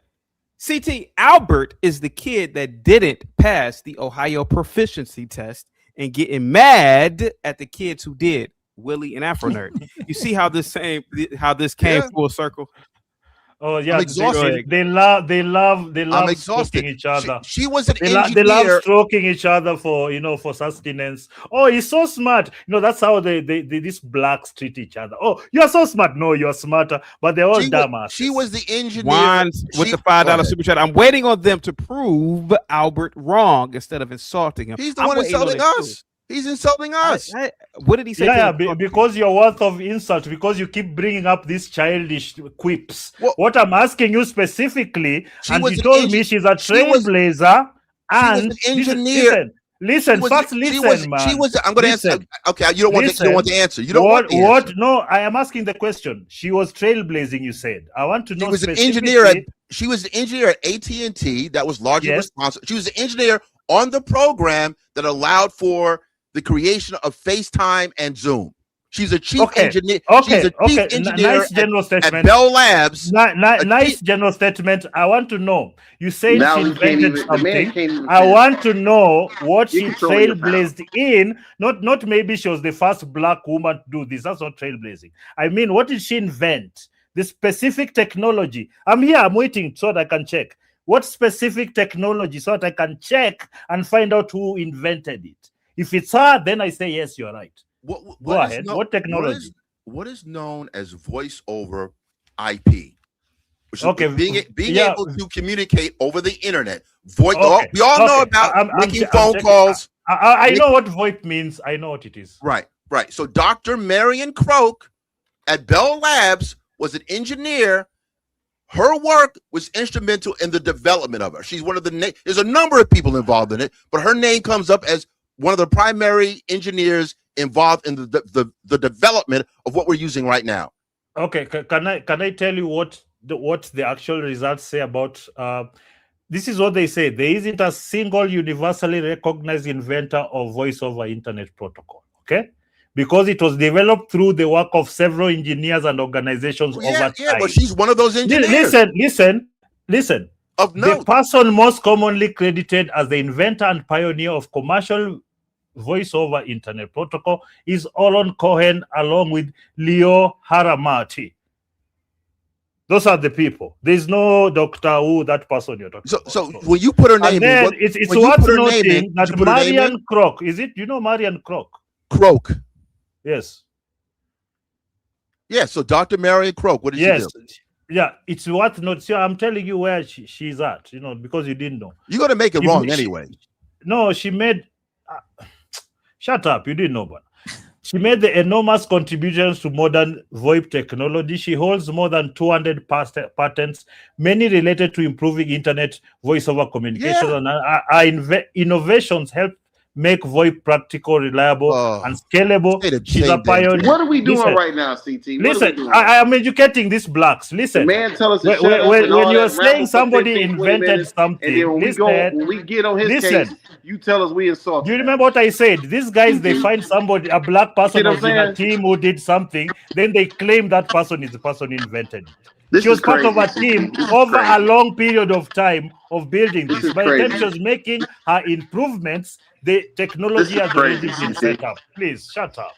We get hate all over. We get hate all over. It's always so easy to disprove you. It's always so easy to disprove you because you're not willing to actually. Why are you still talking? You just validated Afro Nerd's point. So why can't we? No, I haven't. When I asked the question, and I said, was she part of a team? Because many of you make the claim that something was invented by a black person when they were part of a team.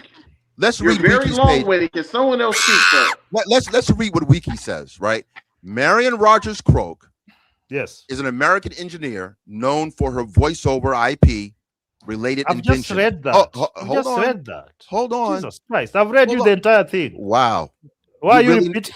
It's so scared. Hold on. Can you get control of what? Okay, I guess the argument here, Afro Nerd, is Marion Rogers Croak. She was educated. She's Ivy, so she was educated at Princeton. I guess to go back to what the Nigerian guy said in the video, would she have been would she have been successful had she not been under this white created system? That's what the guy in the video was saying. Let me just clear the. Hold on, but let's clear it real quick. Let's see what he said. You're repeating the same thing. Be quiet. Why do black people tend to thrive under white leadership? No black people are more. CKJ with the $20 cash app. He says, "Let SBU talk and the other FBA successful than black Americans, black British, black Canadians, black Germans, or black people with passports from North America and Europe. Why? Well, it is obvious. They are under the leadership of white structured countries. Disagree? So you bring up this woman. CT, your uncle is annoying. It looks like he stinks. So you bring up this woman, Marion Croak. Would she have existed and would she have developed this incredible technological innovation had she just primarily lived under, not under a white structured country? Afro Nerd, and then let's get security boss in. Well, I just want to complete because he was touching on something, and it really wasn't. He wasn't being dishonest. He was being dishonest, right? Okay. So we know her to be an American engineer. Yes, she went to USC. She also went to Princeton, but it says he alluded to 200 patents in this technology. She has worked at Google since 2014 as vice president of engineering. She was inducted into the National Inventors Hall of Fame for her work with VoIP. Now, you can't take that woman's credentials away and just try to relegate her. 200 patents, black woman, well-educated. I don't think Albert is taking her. But so that's what the term trailblazer. The trailblazer term is a comprehensive term. Yeah, but I don't think Albert is trying to discredit her. I think he's just more or less going about. He's trying to say it's not what she is. No, listen. This is the problem that I have. Is because you take. Always you're taking a stance where you think you know better, but the problem is that the words you're using actually mean something. When you're saying somebody try it. When somebody is a trailblazer in something, are they the only people? You remember what my statement was before that? I said, listen, stupid, I'm talking. This is the first thing that I said. The fact that you guys find someone, you find that a group of people were doing something and there's a black guy in there. Then you pick that one black person and you say they invented the thing. Instead of being part of the team. That is the problem. That's what I was addressing, but you decided because you're generally low IQ and you can't understand That is what I was saying. But CT, you listen. can't listen. The woman, you know, Albert, you are listen, a child this is very who always simple. has to defend This something is very that you're not even a simple, part Albert. of. And if you look Listen, at the team, why you keep Albert, interrupting me, man? can you And listen? the reason why you can't see it is Albert, because you can't look at the whole picture. Albert, Look at the whole team that Albert, invented VoIP. You'll see, find there's he's only about to get one or bodied two right black here, people. CT. But then what? Albert, can you listen? No, The woman I has- was talking. the woman- There's the reason Albert, you need to listen first. Albert, You don't Albert, the overtalk woman- me, then you insist that I Okay, listen to so you. this is how What's we wrong stop with you? this. The woman has over Yeah, 200 but stop patents. overtalking me when I'm talking. Albert, What's wrong with you? The woman Don't be has over stupid, 200 patents. That means she's invented over 200 things. Can we agree to that? Yes. He hasn't invented Okay, over there What it is. flow? He said she never invented. Willie. Yes, and He said listen. she didn't Willie, invent that's not a anything. patent. There Oh you my have it. God. That's No, Willie. listen, That's not listen. a pat. Willie, that doesn't mean she invented 200 things. She Okay, has- if She's in she the owns National patent Inventors to Hall it, of that Fame, means she's CT. the Knock it originator off. of the invention, CT. That's She's what in that the means. Inventors Hall of Fame. How does that No, happen? no, listen, She didn't invent listen, anything. What listen, kind of Hold on for a Bantu- second. All what kind fairness. of Bantu math I are am you the packing? one who read you guys the 200%. Holy crap. You didn't know about them. You guys are dumbasses. Now you're picking on something I read. Climb You're down acting the like vine. you know. Climb No, down I off- read it climb off your because I was vine. trying to prove a point. She was part of a big team that worked on this thing for a long time. She didn't invent it. That is my whole point. You don't listen. Come on now. You love Tarzan. I see it. Yeah, stupid climb man. off You your know, vine. you know, these people are like children. I told you they're like children in the playground. Your mama stinks. Oh, you're fat. Well, we You're invented that too. guy. We You're a invented snapping, child. yes. You're We a invented child. we invented Yes, because testifying. you can't Yes, we did. listen, because you FBI grew up as well, a look at how child this and you works. raised We even children invented who snapping. behave You like guys don't even know how to snap on each That's why other. you're We invented that And too. in all fairness, Who cares CKJ about did send over a super chat or a cash app to hear Security Boss. What's up, Security Boss? Hello. Everything is good, just listening. But I do want to just add, we were kind of having this conversation earlier today where someone made a comment about Africa, South Africa, and he said that the white man built the buildings or something of that nature. And I said, so? They want to make it, in my opinion, a bad thing that white men have the ability or engineer, degrees or what have you to build buildings and things of like that in South Africa. And I don't see that as a negative. My answer to that is, have you ever thought that God, the creator, created everyone and he gave different people the ability to do things? And that may have been something that he laid upon Caucasians, and then blacks may have other, I know for sure they have other talents that we possess and other things that we can do. But I don't see why that's a negative. I think what needs to happen is we need to come together and figure out that we need each other, whether it's in South Africa, whether it's in the US, so wherever we may, come about. That's what needs to happen. And I don't know why it's so hard to get that. But I do want to speak on, it sounds like black people have an identity crisis. Every time I'm here, CT, it sounds like that. It's like we don't believe that there could be black excellence. And then it goes all the way to the extreme that black people are no good.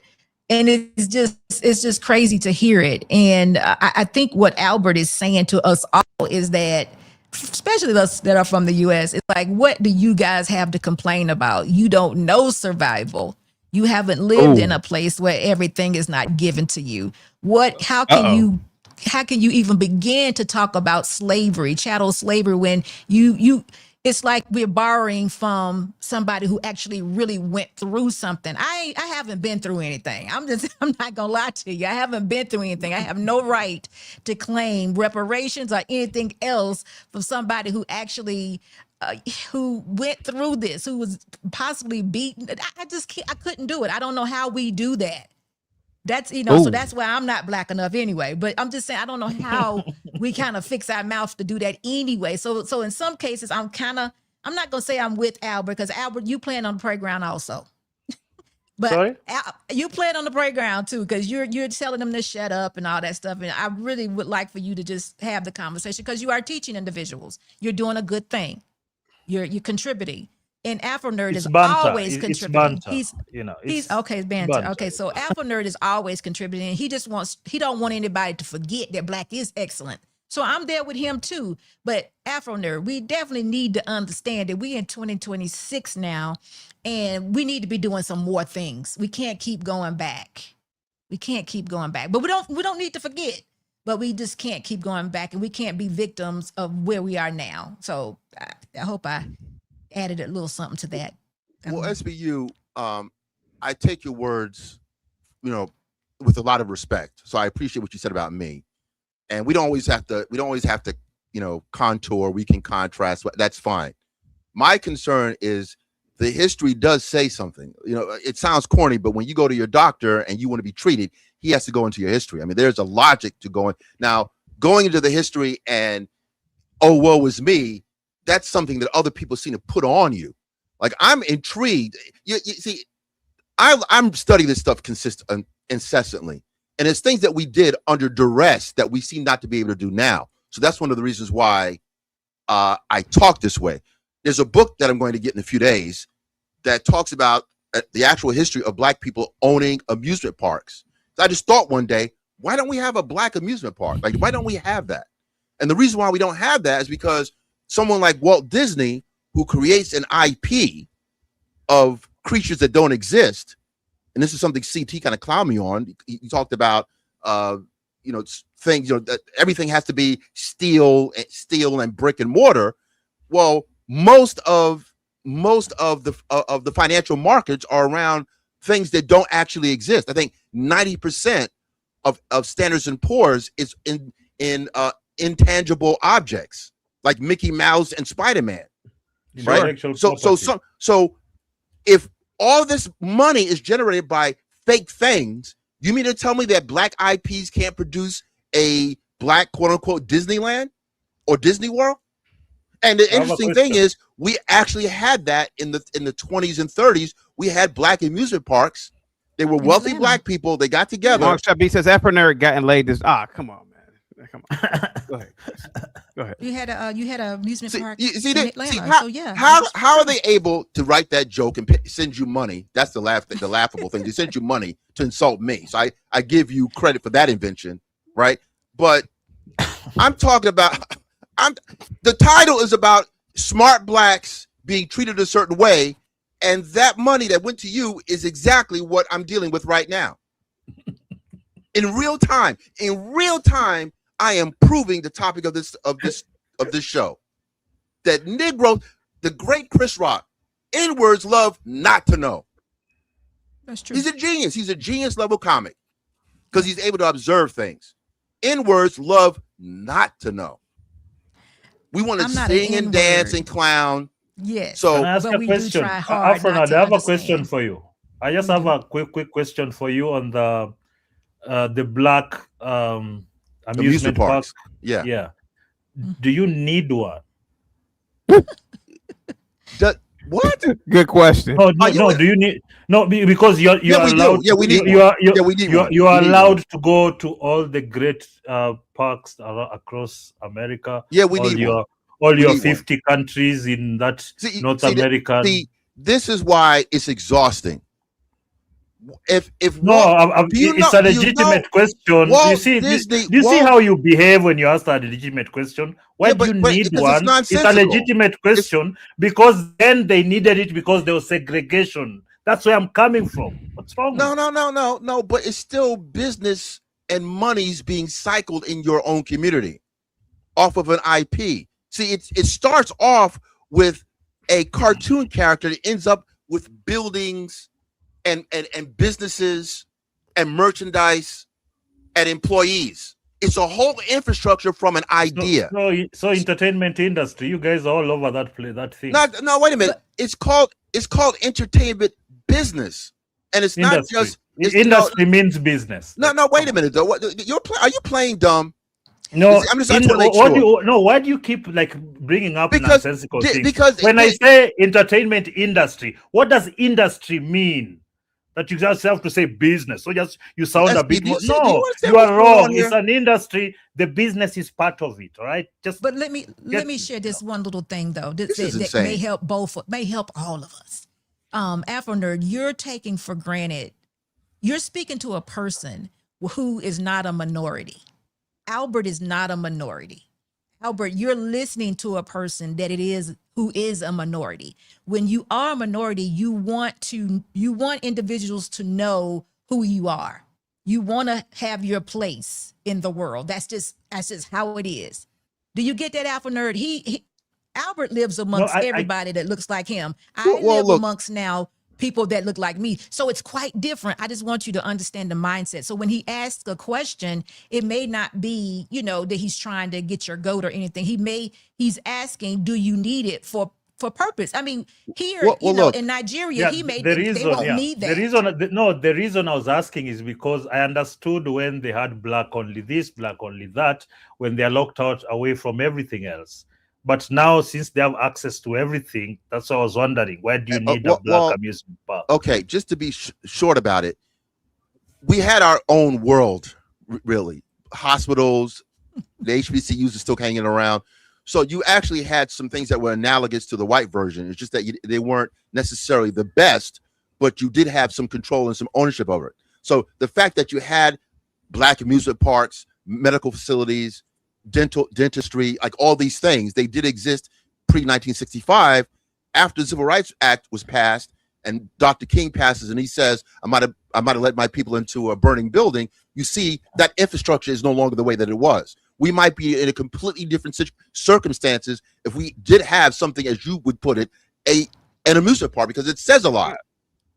It's not just an amusement park. I have a funny idea, bro. Just one follow-up, please. If you can't see that, that's disturbing. You can't see that. You see, what you've added is unnecessary. I don't care for it. That's emotional. Yeah, I know. That's emotion. If you can't see that, no, that's not necessary. All you need, just give me the facts and I will digest them how I want. You're not going to manipulate me into one position or the other. Well, this is what I'm thinking. This is what I'm thinking. The reason why all those things don't make sense to me right now is because you guys go to all the hospitals that are white for everybody. Yeah, for everybody. The no, they are for everybody. We go to white stuff. We go to white stuff, man. No, okay, listen. But that's I'm telling you straight. Yeah, the Jewish man can go to Jewish facilities. Yeah, the Italian man can go to Italian facilities. Yeah, we can't go to black facilities. That's what's up. The majority of Americans. The majority of Americans just go you can't complain about black people just say that we don't have no, why do you see, you understand, you know where I'm going with this. It's making your point irrelevant. That's why you keep over talking me. The reason I'm saying this is because if you look everywhere, every industry, blacks are welcomed, and in fact there is DEI to add more of you in who can't make it on merit. You have all that. So just stop telling me about how you need your own things and whatnot. You have the opportunity to invest and do those things right now, but you're not doing them because they're done better by other people and you're utilizing the services. And you actually said yourself that during that time, people are poorer, and then later there were more people who are richer, and that's why things went as they were. The system was better. They got more money. So why would they stay in an impoverished position just to say, I have my own thing? Do you understand? In mass, people moved on and they made more money, and they became great, celebrated role models across the world. Black Americans celebrated across the world. A lot of Black Americans own a lot of IP and whatnot. That's why there's no black thing. That's a you thing. That's a you Democrat identitarian thing. You see, most people don't actually live like that. I want my black in this. But you see, this thing about having your own black thing, that is a Democrat leftist ideology. No, it's not. It is. No, it's not. No self-respecting conservative is talking about this identitarian stuff. They know what's going on. They understand the economy. They understand the economy, and I've actually found a lot of black conservatives in America are the ones doing well because it's a mentality thing. No, it's straight. It's not about you always have to stick to this thing. You want black this, while there's Wall Street for everyone. where there are black people, there are Indians, there's everybody in cue Wall the Street. cartoon- cue the That's tether why you cartoon, don't please. need the. Why do you keep like? You got the human doll right here. Cue that tether doll. He is the listen. tether doll. And you see, this is the thing, Afronat. Your dream of your black only, this black only, that is not going to happen because you're not equipped to run and maintain those things. End of story. Well, obviously, it's not going to happen. Okay, you can have your say, all you can daydream and masturbate over it and see what happens. Can I ask something real quick? And I think Security Boss touches on this. Afro Nerd, if you were to turn your camera on and go outside, and if Albert were to turn his camera on and go outside, who really is living in the worst condition? Now, I would argue Albert. I'd argue that not only if Albert turned his camera off, a lot of us would tell him to turn it off. I'd argue, bro, that there are buildings right in a half-a-mile vicinity where there is no running water where Albert is at.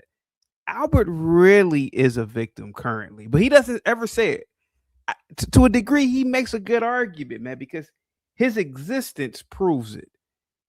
Afro Nerd, you might be out of your league with this one, buddy, man.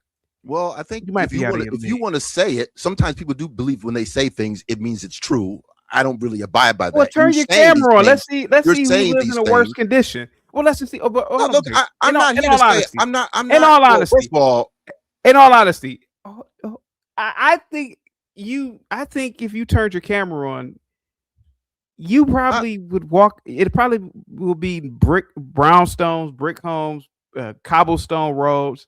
It'll look nice. I don't think Albert and the people he's around, I think that they're actually the victims here. I don't think you're a victim. Turn your camera on. I never said I'm not a victim, man. What part of the conversation? See, that's the trick, bag. Right. I just talk about facts, and all of a sudden I'm a victim. I'm just saying. It's like calling somebody you're being obtuse. After that, you're being obtuse. I think you don't just mean that. Albert, let me finish. I think if anybody should talk about victimhood, it should be Albert, even though he doesn't see himself as a victim. Even though I don't think he is, I think that it's over with this whole thing about what you're talking about, because you actually have a person. And no offense, Albert, he actually lives in a shithole country. You don't. I mean, it's just. Yeah, bro, it doesn't make any sense, man. I know this is trolling, and I know I'm not trolling because he can. Well, it is, man. He can turn his camera on and show where he lives, and it's a non sequitur. It doesn't connect. But I'm asking you. The email isn't reaching us. The email's not reaching me. It doesn't make any sense. Afro nerd. Afro nerd.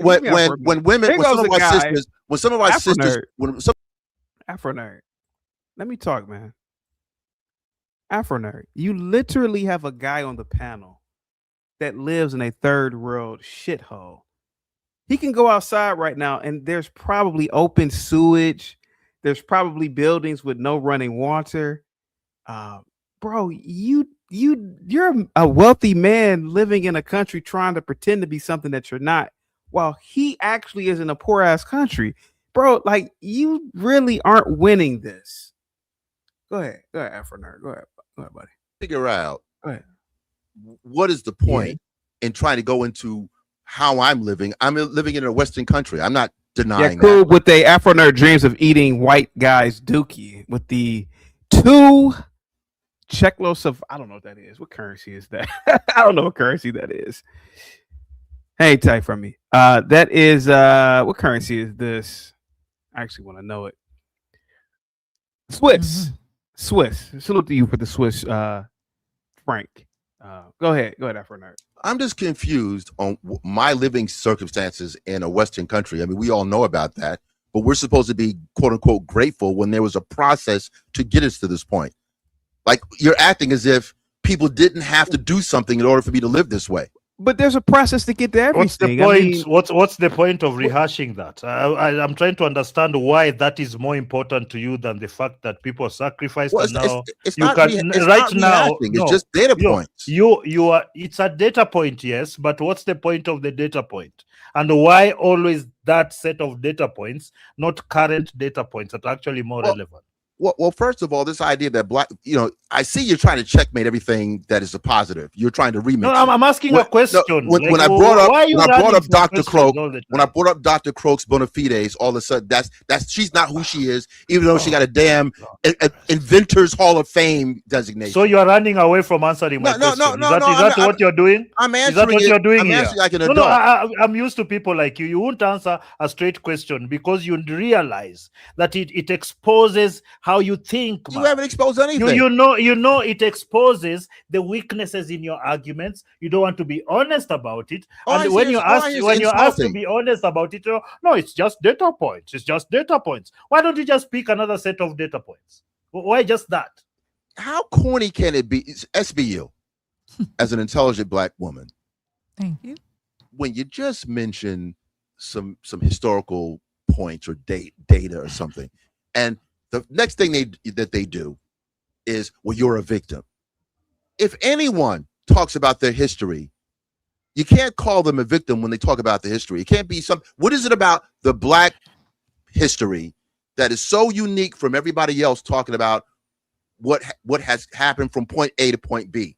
I'm just talking about from point A to point B. And I'm actually talking about it to say, well, look, if we were able to create an amusement park, several amusement parks as black people with much more duress, much more blocks to being able to do that, why couldn't we do that today?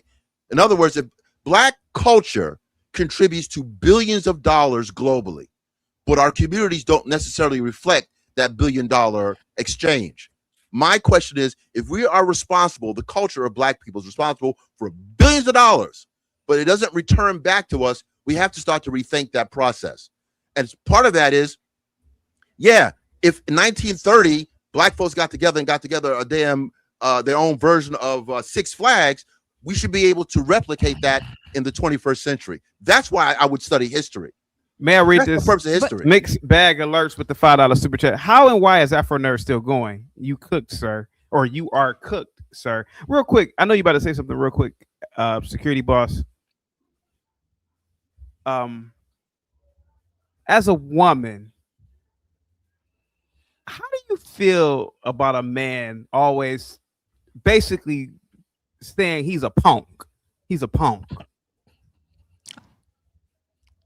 A what? I mean, think about it. Imagine a man, like even your husband. He came home every day talking about how he got beat up in the 7th grade, 12th grade, and boss beating him up. Creating infrastructure. What kind of house is this? Afro nerd, let me talk, bro.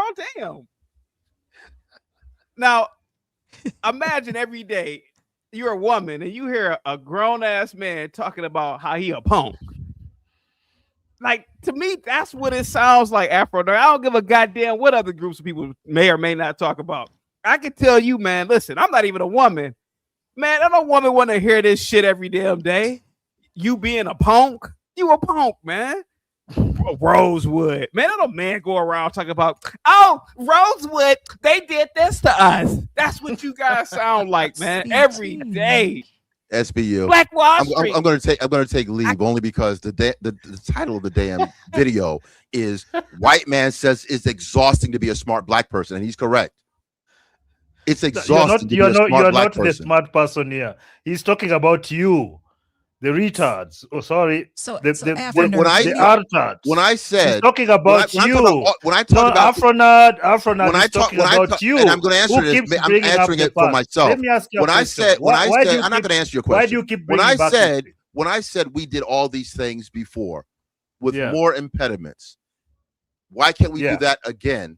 That doesn't sound like victimization. That sounds like I'm asking a question. I'm trying to figure it out. Now, to just put that on me. But that. Go ahead. Go ahead. It also sounds like a little of justification, because and listen, I love to hear you when you are fighting for the black person. I think we should. I think they need to know. More people need to know that there is black excellence or was black excellence. But I think sometimes I would like to hear you come with a solution to the problem that we're having today. Or if there is, or if you do have something that correlates what happened in the 30s and 40s, or even with the chattel slavery, if you have some correlation to what is going on today, then make that correlation. Don't always say that this happened then, because even now, I'm going back to what Albert said. It would do us no good to have any type of theme park where, I mean, it can be black owned, but to make money, you live in America. This is capitalist community or state or what have you, area. We want black, white, Asian. We want everybody dropping off their money, not just black folks. D9 with the $10 super chat. And these are the same guys constantly calling themselves victims, are the same to denigrate women. Oh, you are acting like a woman. Respectfully F up. Whoever VOR is, turn your camera on. Go ahead, guys. So, Avenir, that's what I wanted to say. If you could make some kind of correlation to it being a reason for why we have individuals who are not being successful or who are not doing what they're supposed to do now, then I think it would be received a lot better, because I love the fact that there's black excellence and you know about it and you're willing to tell some of the stories that happen. And I mean, that's a good thing. I don't think you should stop with that, but I think you should add more to why we are the way we are today. Well, ma'am, what I think, let me just quick one. What I think, and I think it's obvious, and that's why so many people speak about it this way, is because all this call back to history is not used as a way to teach people how to, adjust accordingly. It's used as an excuse. And people want to say that, but it's primarily used as an excuse as to why things are the way they are. Every time you ask these people, Jim Crow, this or this, that. It's always that. It's never about, by the way, our society has gone. Sir, these people, black Americans. These people? You black Americans. Okay, so you are not understanding. Stop right there. Stop right there. No, I'm not going to stop right there. I'm continuing. So the reason, let me finish. Then you can ask your question. Can you wait? Can you hold your impulses so you can ask later? You don't have to overtalk all the time because I've triggered you somewhat. Please, Albert, go ahead. Yeah. So even I've lost my train of thought. You just. Okay, allow him to speak and then think about it. Okay, I can't see who that is, but go ahead, sir. Well, brother, thank you. I'm not going to pay attention to this guy because he's anti-black. He has no clue about what goes on in the United States against black people. He does not even care. So why bother speaking to someone who hates my guts and would rather see me dead than see me alive? I don't know you. I don't know you. I don't care about your existence. Come on, look at this. You see, this is the problem. You think it's the entire world's responsibility to treat you well. No, but why do they keep saying things like this? Let him get done. Why do you keep saying things like that? VOR. Albert, let him get done. It's a very stupid, effeminate way. In fact, you sound gay. Well, Big Dog, very effeminate way of $2 super chat. Nerd or Afro nerd sounded like a biatch, respectful. And it's exhausting. No, there's this VOR guy. He proves the point. He proves the point that Albert had it his way. You've made claims. Albert had it his way. Black people slaughtered. He proves the point. Black people. No, Big Dog proves my point. If I had my way, people like you wouldn't have a phone. You're better off going in the farm somewhere. It's exhausting being a smart black person. And farming. Why Stop spending time on the internet. And your only task. Your task is not to think. I'm muting you because of the words. A lot of those words will trigger the AI to evaluate the channel. Yeah. So what I was saying is that I actually don't care much for people like you are required to be quiet. We don't care about you, you African booty scratcher. No, yeah, go back to Africa. But you keep go talking back to like Africa. Listen, I am in Africa. Idiot. Technology. Quickly. Get out of our business, dude. We're not in yours. Stay the fuck out of ours, African booty scratcher. You dirty ass fucking African. Stay the fuck out of our business. Leonard, who the fuck are you? Why you are going to mess up? You are going to mess up a guy's channel, man. That's why the freaking shoe be on your head calling you tethers. Because all you tethers are, you are tethers. Can you speak well so that the channel doesn't get flagged? Dick-licking, ball-sucking, white men, white... Okay. Just remove that idiot, man. But to SB, I know SB has their own channel. I'm going to send some information to SB as far as what I'm doing, and her husband could actually take a look at it. I think it's quite interesting. This whole notion that I'm going back in history and all this kind of thing, it's not really accurate. You can go back in history you can go backwards to go forward, believe it or not, to see what mistakes were made back then. And if you try to replicate it, you might not make those same mistakes. You can only do that if you study history and finding out what we did, all these things that we did when it was much worse and we were in worse shape. I don't know why we're not allowed to do that. I have no idea why I don't understand why black people, it's so peculiar. We're so particular about this ethnic group. But Polish you're allowed to do those things. Why do you keep saying that you're not allowed to and you're allowed to? Come on now. Why do you keep speaking like that? You keep just forcing things, the reality that you have in your head, that you're not allowed to do this. That's all people have been doing for the last 50 years, pandering to you. What do you mean you're not allowed to? There's no pandering. You speak. Listen, what is the 1619 project? Do you know about it? Yeah, I know who it is. The young woman. What do you think? What do you think that is? Is that not the way it was all over the internet, liberal media, black schools, HBCUs, all that? What about what is that book called? Nicole Hannah-Jones. Yes. Why do you think all those things? All those things. Why do you think they happened? Do you think it was for the white people's purpose or to pander to you as black Americans? I don't think it's about pandering anyone. I think it's just about facts. What do you mean? Are you really going to be that guy? Are you going to be that guy, Afronad? Really? You're going to be that guy? I don't know. I'm suddenly a fool. I don't know anything. Are you going to be that guy? I don't have the antagonist. You don't know that liberals pander to you. Is that what you're trying to tell me here? That liberals I'm not a liberal, so I don't know why. I'm asking you. I'm just not afraid of history. You don't listen. You don't listen, man. I'm not afraid of history. I don't know why you have a fear of my history. I don't know why. Listen, why are you fearful of the history? No, listen, I don't care, man. I'm asking you a question. Stop obfuscating. I'm asking you a question. A lot about why? Listen, dude. I'm asking you. Why do liberal whites pander to you? Are you going to tell me that liberal whites don't pander to you, to black Americans? Is that what you're trying to tell me here? I'm not. Tell me that. Tell me that right now, so that I know exactly how much full of shit you are. Tell me.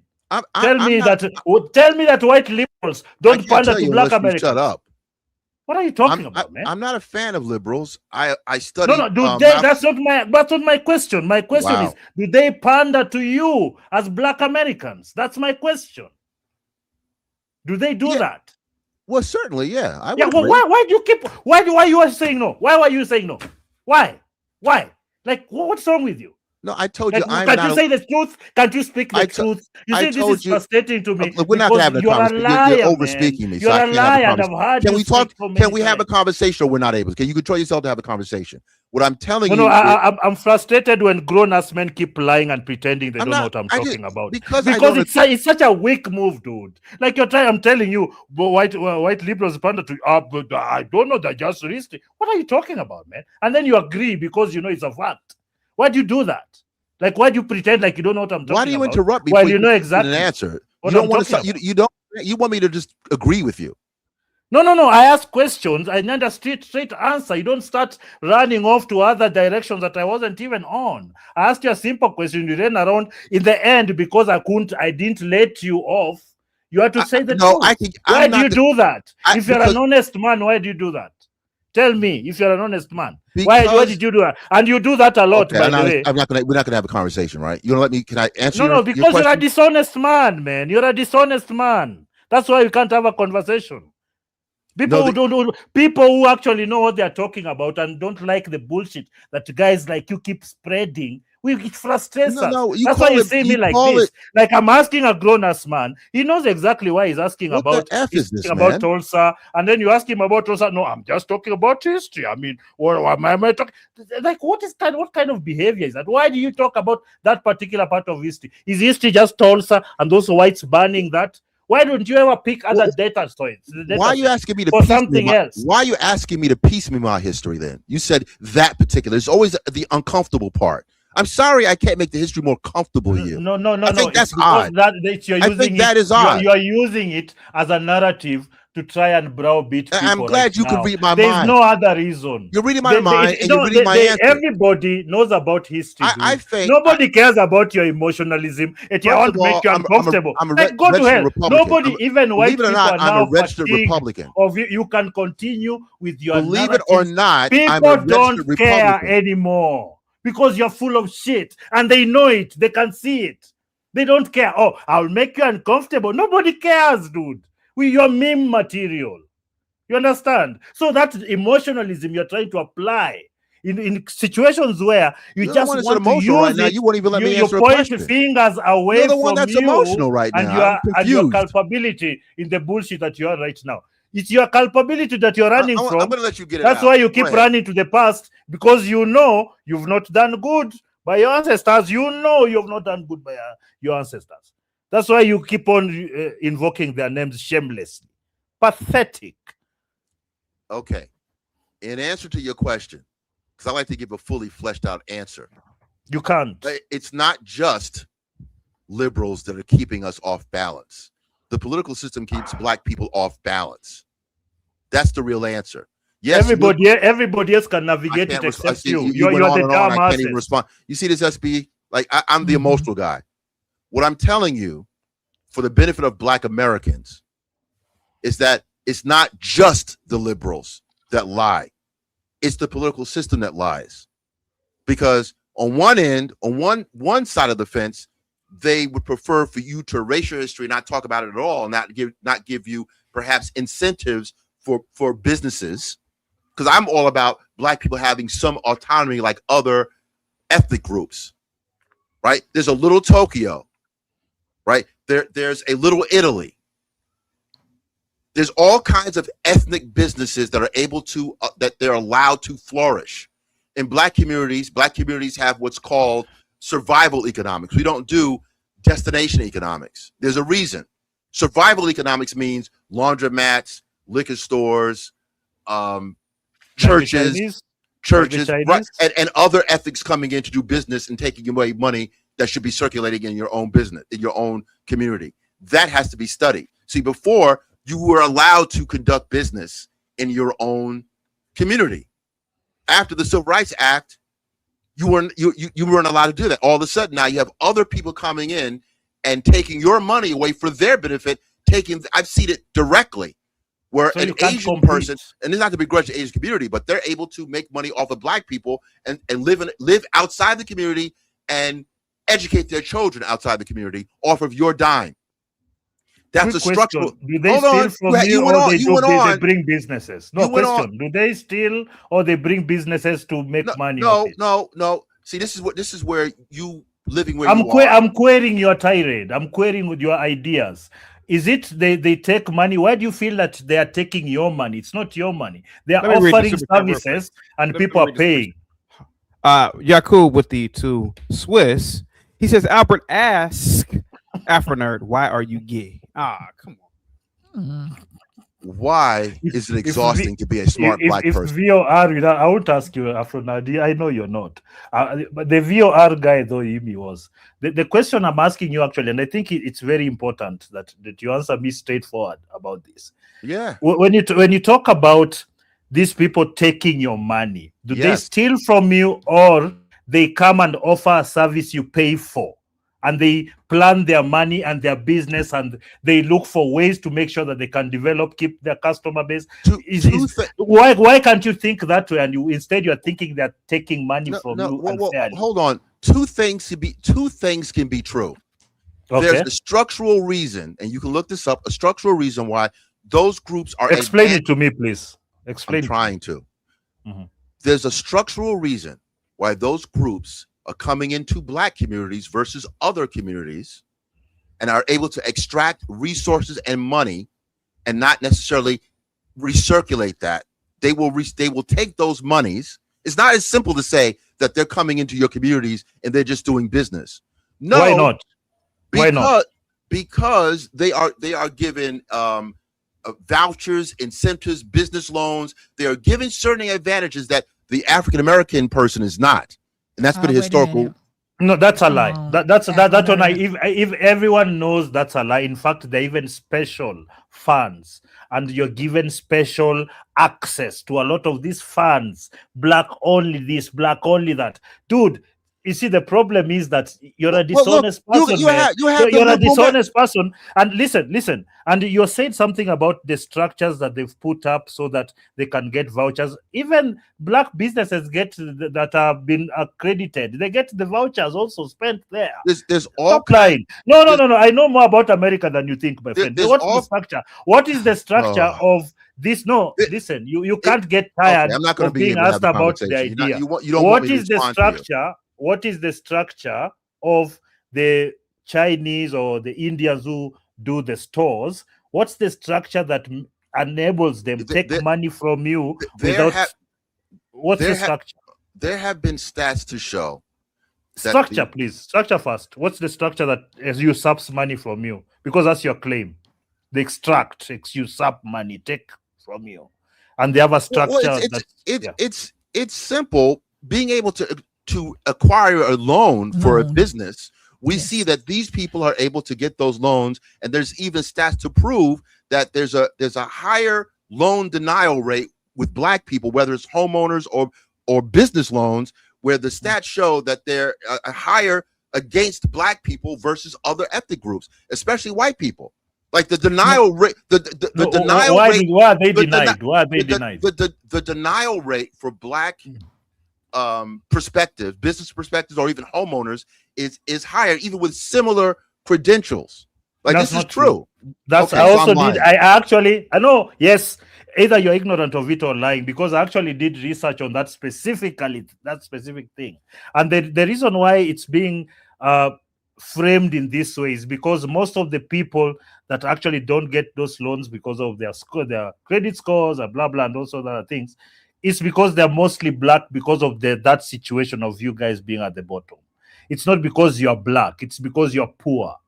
And they can't bank on you paying back. That's the main reason. It's not because you're black, okay? White people who have the same scores, because if you have a good credit score in America, it doesn't matter whether you are Asian, you will get the loan.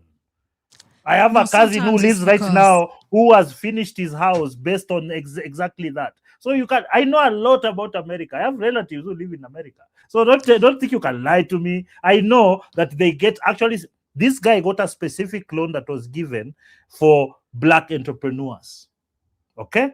So stop lying to people. Even Americans here know that you're lying. So stop telling people lies. Let's keep facts. That's why I'm frustrated with you, because you keep just talking, and I've realized a lot of what you say is actually ignorant. That's the problem. Hey, tight, Chris, with the $10 super chat. The problem is the only historical focus is on slavery of Jim Crow. Is that versus building a positive future? White and Asian can create science fiction, why do Color Purple Part 4 mental slavery, or while black people create Color Purple Part 3 or 4? Go ahead. And I would agree with that. Go ahead, security boss. Go ahead. Well, I was just going to add to that sometimes it goes to just knowing how to structure a business plan to actually get a loan.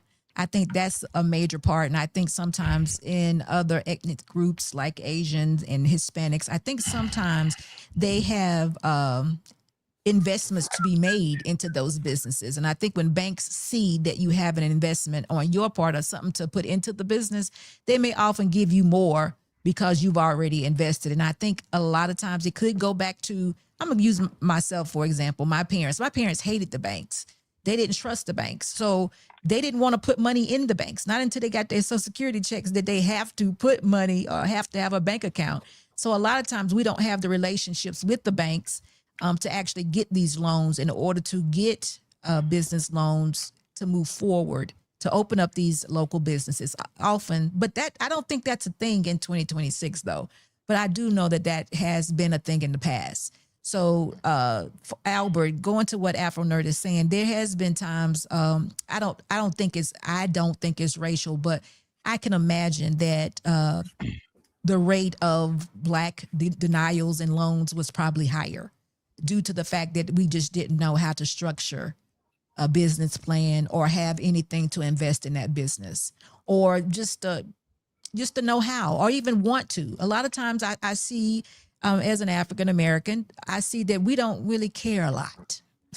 we don't really care a lot because just like the Asian man opened up the Chinese shop, we could definitely open up the soul food restaurant. But then once we open up the soul food restaurant, are we going to be able to make money, or will our employees give our food out the front door? So we have some problems that we have to look at. Afro Nerd, I'm saying this because you know that there are some issues that need to be dealt with. So that's, and also there's lovely lady. I actually love how you speak. It's so calm. Okay, so away from all the noise. Albert, the one thing let's go to the AI. Let's go to the algorithm. So let's go into what it says. Just quickly. So let's go with. I also know. Okay, guy, can you just let me put a word in, man? Like, come on. Go ahead, man. What I'm trying to say, I've also, like, I follow a lot of successful Black entrepreneurs who are Americans. They just tend to be more conservative, not all of them, but they tend to have a lot less of these crazy ideas.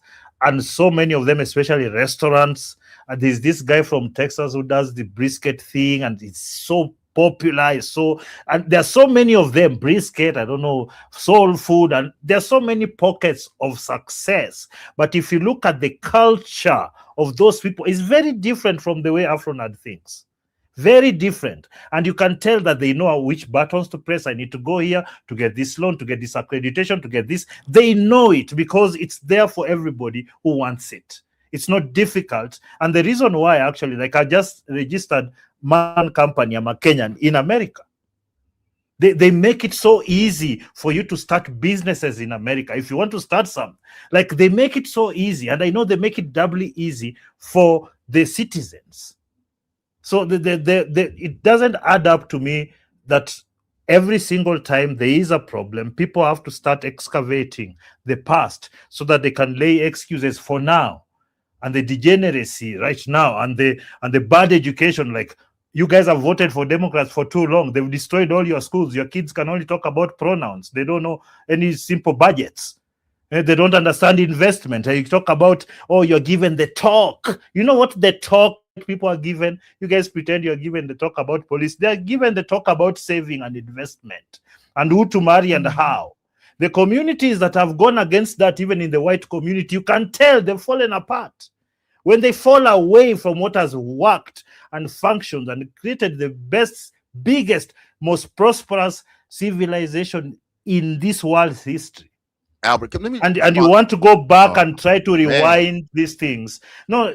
If I want to respond to CT's question right here. Can I respond to what he's pointing out to me? It's unacceptable. He says the question to Afro-Nerd is, why are blacks begging whites for loans? The question to CT is, why do you position a question like that when everyone is begging for loans? Why do the venture capitalists, many white people beg for money to get their businesses started, but so I can't do what everybody else is doing?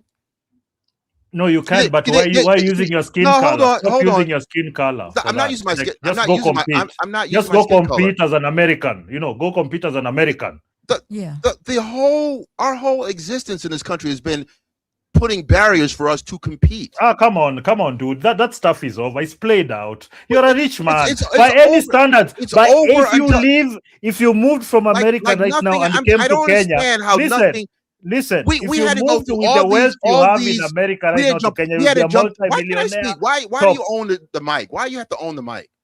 What I'm saying is, when you simply say, well, things are different now, you can do X, Y, and Z. Yeah. Sure, we have some mobility now, but it was not always that way. There was a process to get that way. Yeah. Don't act like black people were instrumental. We're not instrumental in being able for allowing someone like you for us to do this movement. You are not in any movement. Can I say something real quick? Whatever. Respond. Hold on, Afro-Nerd. Hang tight. Security boss. Yes, sir. Tell me I'm lying if I'm lying about this. I've been around old black men. They won't let another black man do a mother effing thing for them. I don't want nothing from that nigga. I don't want a goddamn thing from that nigga. Afro nerd, I know you've been around blacks, particularly older blacks. Man, they don't want any help from another black man. And I've seen that. So for you to sit up here and talk about, oh, well, white people, you didn't say white people, but everybody else can ask for loans.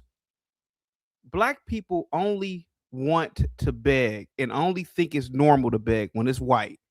You should be asking, how come black people don't get other loans from blacks?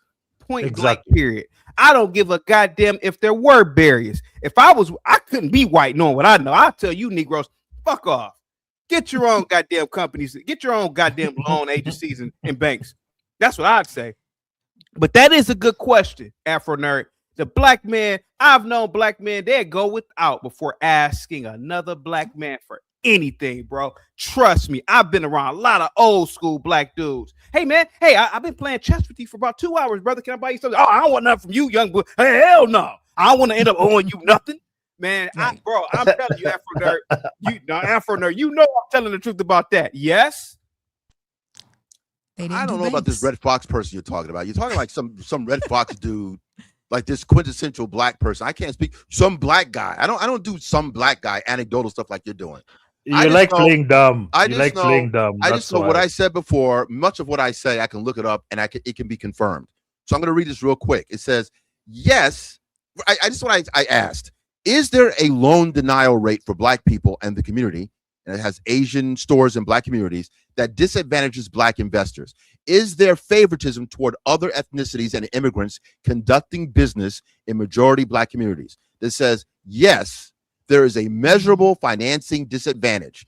The evidence strongly supports the proposition that black entrepreneurs face higher denial rates, lower full approval rates, discouragement from applying, and greater dependence on personal credit than similarly situated white entrepreneurs. For example, the Federal Reserve's 2021 survey found only 13% of black-owned applicant firms received all financing requested, compared with 40% of white-owned firms. 40% of black-owned applicants received none of the financing requested, the highest rate among the groups examined.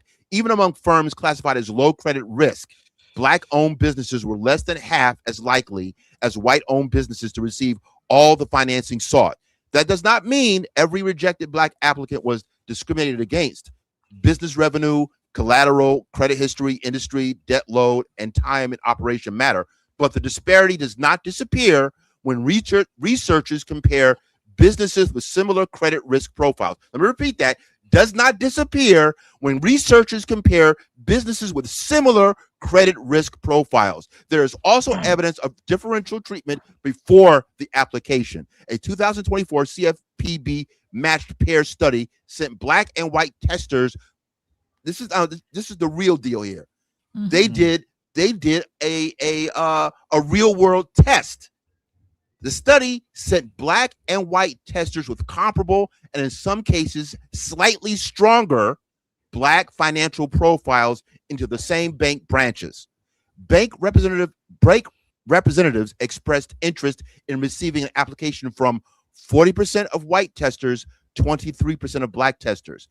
Bankers also mentioned non-requested products such as personal credit cards or home equity loans to 59% of black testers versus 39% of white testers. In other words, black entrepreneurs were more likely to be steered toward financing that placed their personal assets and personal credit at risk instead of receiving conventional business credit. I stand. That's it. That's the fact. Yeah. No. What I've listened. I don't want to hear Bantu from you. Okay, shut up. You I'm down to find. Fool. Can you give me that study? I am Black Tarzan. Give me the study. Now, no, you see. Exactly. More Bantu. No, it doesn't matter. You see, the thing is this. It doesn't matter. You can continue doing that. It doesn't matter. Yes. No. Okay, listen here, ignoramus. I'm not I want to listening teach you something about. No, listen. I want to teach you about using studies to make arguments that you don't understand. You see, this is the problem. You've read a very long thing. In fact, as you are reading, my AI recognize it as the second. Hey, Hey, let me teach you something. First of all, how to read studies and unfree from anything, because Get no, some you can't running water, learn. then you can You teach you, me. ca- you Get can't outta learn. You can't learn. You're a buffoon. So I'll just speak for the people who are watching. I just the thing gave is, you the you fact, can and use now you want to start you to can scramble. you can use studies. This is the thing. The Doing black the banana community boogie. No. in America is a high risk investment for any bank, for the reasons that are laid out by economics that he was trying to overlook. The reason I know his study is nonsense, because the most important things as to why blacks are not getting those loans was rushed over, but then they decided to concentrate on the so-called bias. Okay, this is the how you know that our study is not blind, because they were looking for an answer, and they are looking for all types of data to be able to justify that particular answer, and all these were done by all these are done by NGOs that are funded by leftists. With black people with better even what is called Explain the that. CPPB They is did called testing with black CSPB, people with better is a credentials. leftist outfit that Now it's does this a leftist. lot for the sake of Now the it's Democrats. leftist. So All these fools like excuses. this fall for it because they don't understand how to read data. They don't know who's doing the data and for what purposes. Okay, for those who actually want to know why, this is the thing. I've already you explained can the go situation, you and can you're go coming up with cry something else. about discrimination all you want, lie. but the only It's algorithm. the only when I real bring out the data, discrimination it's a that is lie now. happening in America is that a lot of very competent people are being When the looked doctor over reads for your mediocre chart, blacks I like guess he's Afro lying too, Nadia, right?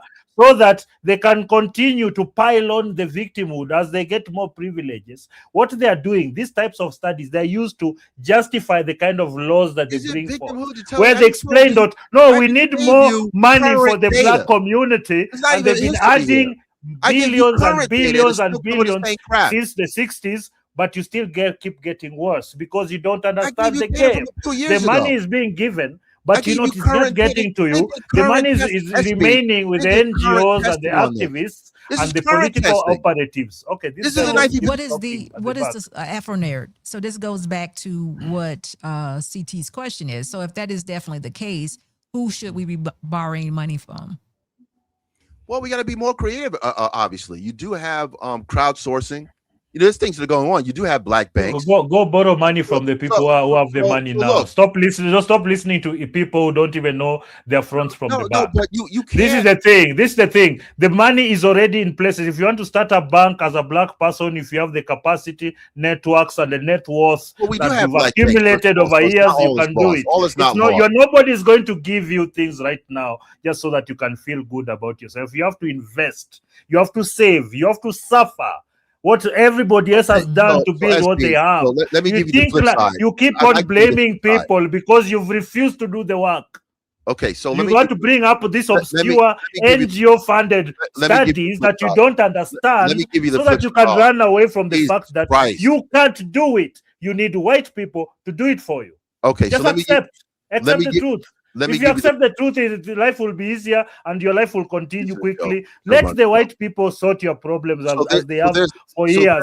They've given you DEI, still nothing. They've dropped standards for you to go to college, still nothing. DEI didn't really they've done all these things. No, the white women also get it. I know. But you've also been beneficiaries. Just because you got that study, you're saying, more white women. Yeah, there are more white women in America than there are black people. Dominant of course, they are going to. But you've also received them. That's also a fact.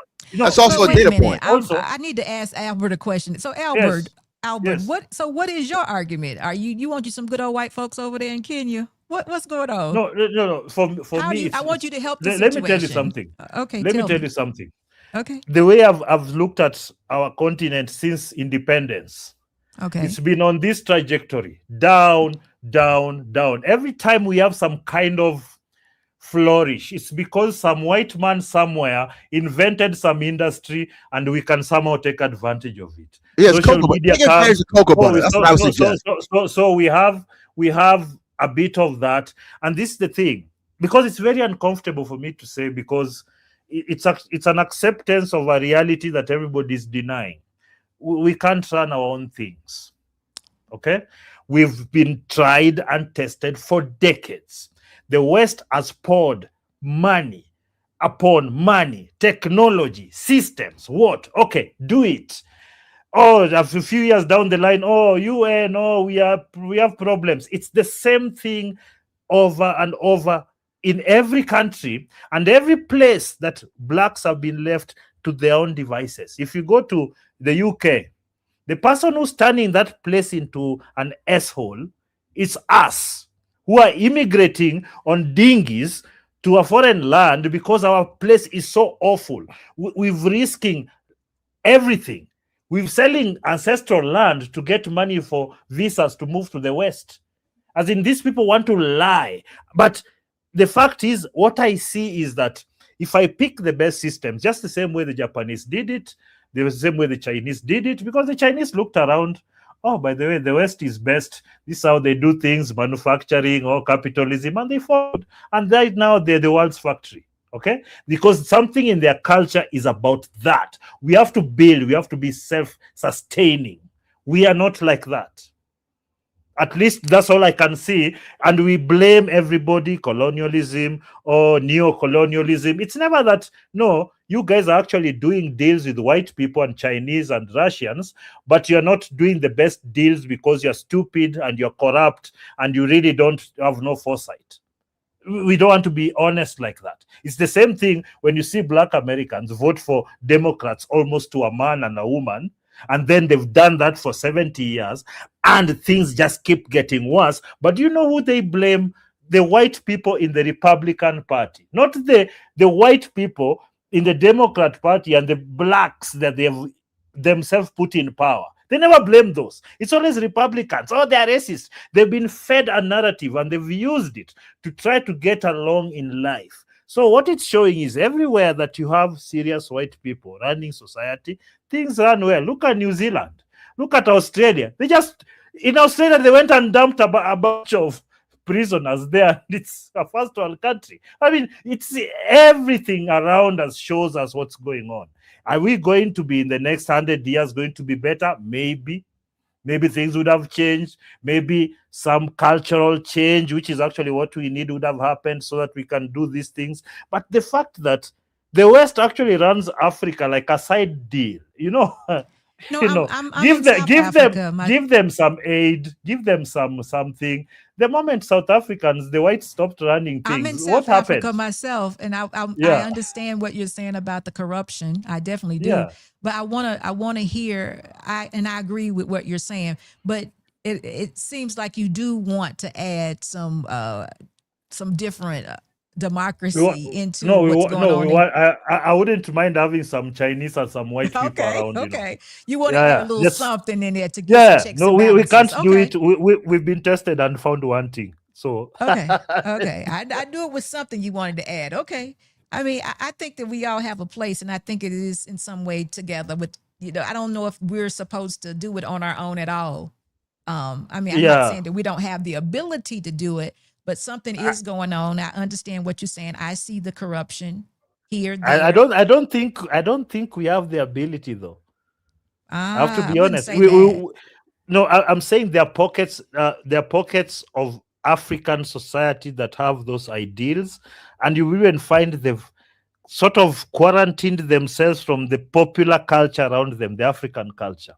If you go to a lot of gated communities, things like, you can just tell when people have realized, if we are able to do this, we have the technology, we have the money, we can just do this. And they just do it because it's that easy right now, because the Chinese have made everything easy. Even America right now can't really compete with the Chinese on any level in manufacturing because they can bring things to bear quickly. You want a road, here it is in a year. You want this, here it is. So they have that. And I am trying personally, as a person, everybody's an individual. We work together for the community. But if every individual has this very archaic culture, this thinking that simply closes us down to solving our own problems, and this thinking actually just revolves around, the way the propaganda that we've swallowed. Our politicians tell us about the colonialists. The foreigners who are with the NGOs are telling us about the colonialists and racism and what. They're ignoring manufacturing. They're ignoring actual value creation.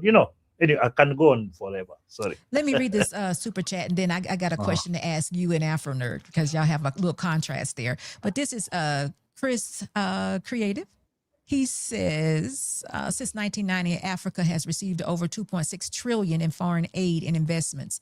With foreign direct investments, most places have worsened. Oh, so Yeah. you're right, Albert. But I got a question between you and Afro Nerd. Afro Nerd, I hope that you heard that he's in Kenya and he has totally taken responsibility or accountability for the state of Kenya. And he's saying to you that Afro Nerd, I need you to take accountability for the African Americans here in the U.S. This is why. He's saying he just owned it. He said, we're the problem. It's not the white man. Because he could have very well blamed, I don't think so, but he could have very well blamed somebody else, but he didn't. He said, we're the problem. It's corrupt here. He's saying to you, Afro Nerd, there's something going on. The white man has done this, has done that, and y'all still don't have it together. And all you have is the stories from old. What is the problem now? That is what he's saying. So I hope that you all can hear each other. No, you put it better than me. I would like to be Did able y'all to. I got what you said, and I'd like to be able to complete my thought without interruption on his part. Please, Albert, allow him to do that. I want to hear. I will not. So let me mute myself immediately. Thank you. Okay, so first of all, he's doing something like the Frank Zanu argument. Frank Zanu, this journalist that became viral because he talked about Black Americans not having a culture and all these missteps that Black people had done. And when I always go through the AI SB to what people say as to the accuracy of what they say. And much of what he said was just completely inaccurate. Algorithmically, it's inaccurate. So when people just say these things, you have to pay close attention to what they're saying and how accurate they're actually saying it. So for Albert to talk about Kenya as a country versus an ethnic group within a country, it's asymmetrical. Like asking me to talk about Black America when we don't really have a flag. We don't have a we have a multiple cultures within cultures and tiers within African American. There's a focus on lower tier Black people. Like I have to explain Jaquan Raekwon just by their names. And you know what I'm getting at. That's a different ecosystem than a Black person that is educated, has parents, has a house. Doesn't mean you're necessarily, I don't want to say we're better than people, but we're different. Totally. White people are not going to talk about, I'm going to go there. They're not going to talk about Jethro in West Virginia versus someone who's a corporate raider in Manhattan. They're two different types of white people. So the idea that I can speak for all Black people in America as an ethnic group is very difficult. The other side of it is there are a number of things going on with Black people that's quite interesting. We do have over 100 HBCUs. When you look at the stats, these HBCUs are repeatedly, year after year, they are producing Black professionals. They are producing Black professionals. Matter of fact, they overperform compared to some of the white schools when it comes down to the majority of the Black folks that come, that they're becoming dentists, that are lawyers, doctors, professional representatives. They come from HBCUs. Not that they're not coming from PWIs, but HBCUs contribute to a lot of that professionalism. That's a win. So there's a segment of Black people that are doing quite well, and we can't talk about it. There's a focus on the lower end, the lower rung, as if they have to speak for the entire Black community. When you just do scrolling through Instagram, just scroll through Instagram. There are Black businesses being opened up. Black women are opening up businesses in my neighborhood. They're opening up cafes. They're doing all kinds of things. They're making money. They really are. So it's not all doom and gloom. And even when you do the doom and gloom, let me tell you something that no one wants to talk about. When they do the doom and gloom, when they talk about, well, someone like Be Brave and all these other people come on, what's his name that was on Grid will talk about, this Black dysfunctionalism, and they're just creating havoc in the Black community. And they look at the news reports and they talk about these instances of people that are wreaking havoc. Yes, they're wreaking havoc. But guess what? This is interesting. We got to start talking about it. The cost of Black dysfunction is way less than white dysfunction. Let me repeat that. The cost, as crazy as lower tier black people are, and they are doing things, horrendous things. They're carjacking. They're going into jewelry stores. They're doing all kinds of horrendous things. But when you run the numbers, it does not compare to white theft. The literal numbers, it's somewhere, let's say it's a couple, I think it's maybe $20 billion. It might be, it's in the billions as far as let's say black criminality is in the billions. White criminality is about almost $2 trillion a year. Now, why aren't they talking about that? When they point to black people as being you're so problematic, you're wrecking up your communities, you're doing X, Y, and Z. We've heard all these things. Black people are the problem. If black people are the problem, when you numerically account, I want people to understand this and listen to me very closely. You can check this out. When you do a comparison, black criminality, even the amount of people that are in prisons and that are in jails. Let's talk about the black screw-ups and the cost. It's in the billions. It is. It's in the billions. But when you factor in white criminality, it's in the trillions per year. Why are they focusing on us? But the problem, because you know why? Because you're using the white people as your measuring stick. Why can't you just be better? Why can't you? No, you're not listening to me, SB. No, you're not listening to me. No, the thing is actually made up a lot of stats. I would like him to tell us where he got the trillions versus billions stat for criminality. No, Afro nerd. Because this guy makes up a lot of stuff. I'm sorry. Okay, just tell me where you got it. Can you tell me where you got it, Afro nerd, so that I can? But hold on, let me say this to him, and then Afro nerd, tell him where you got all this information. I know what you're saying, and I get it, because we're still comparing ourselves to the white man. It goes back to the very first thing I said to Albert. Albert, Black Americans are the minority, and we get blamed with everything. So it's almost like we get dumped on every single day. Afro nerd, Albert is the majority. So everybody over there is doing the same thing. So it doesn't matter. You don't have to report when we're all doing the same thing. So that's where he's coming from. But I'm telling you, Afro nerd, we have the opportunity to make and create our own history.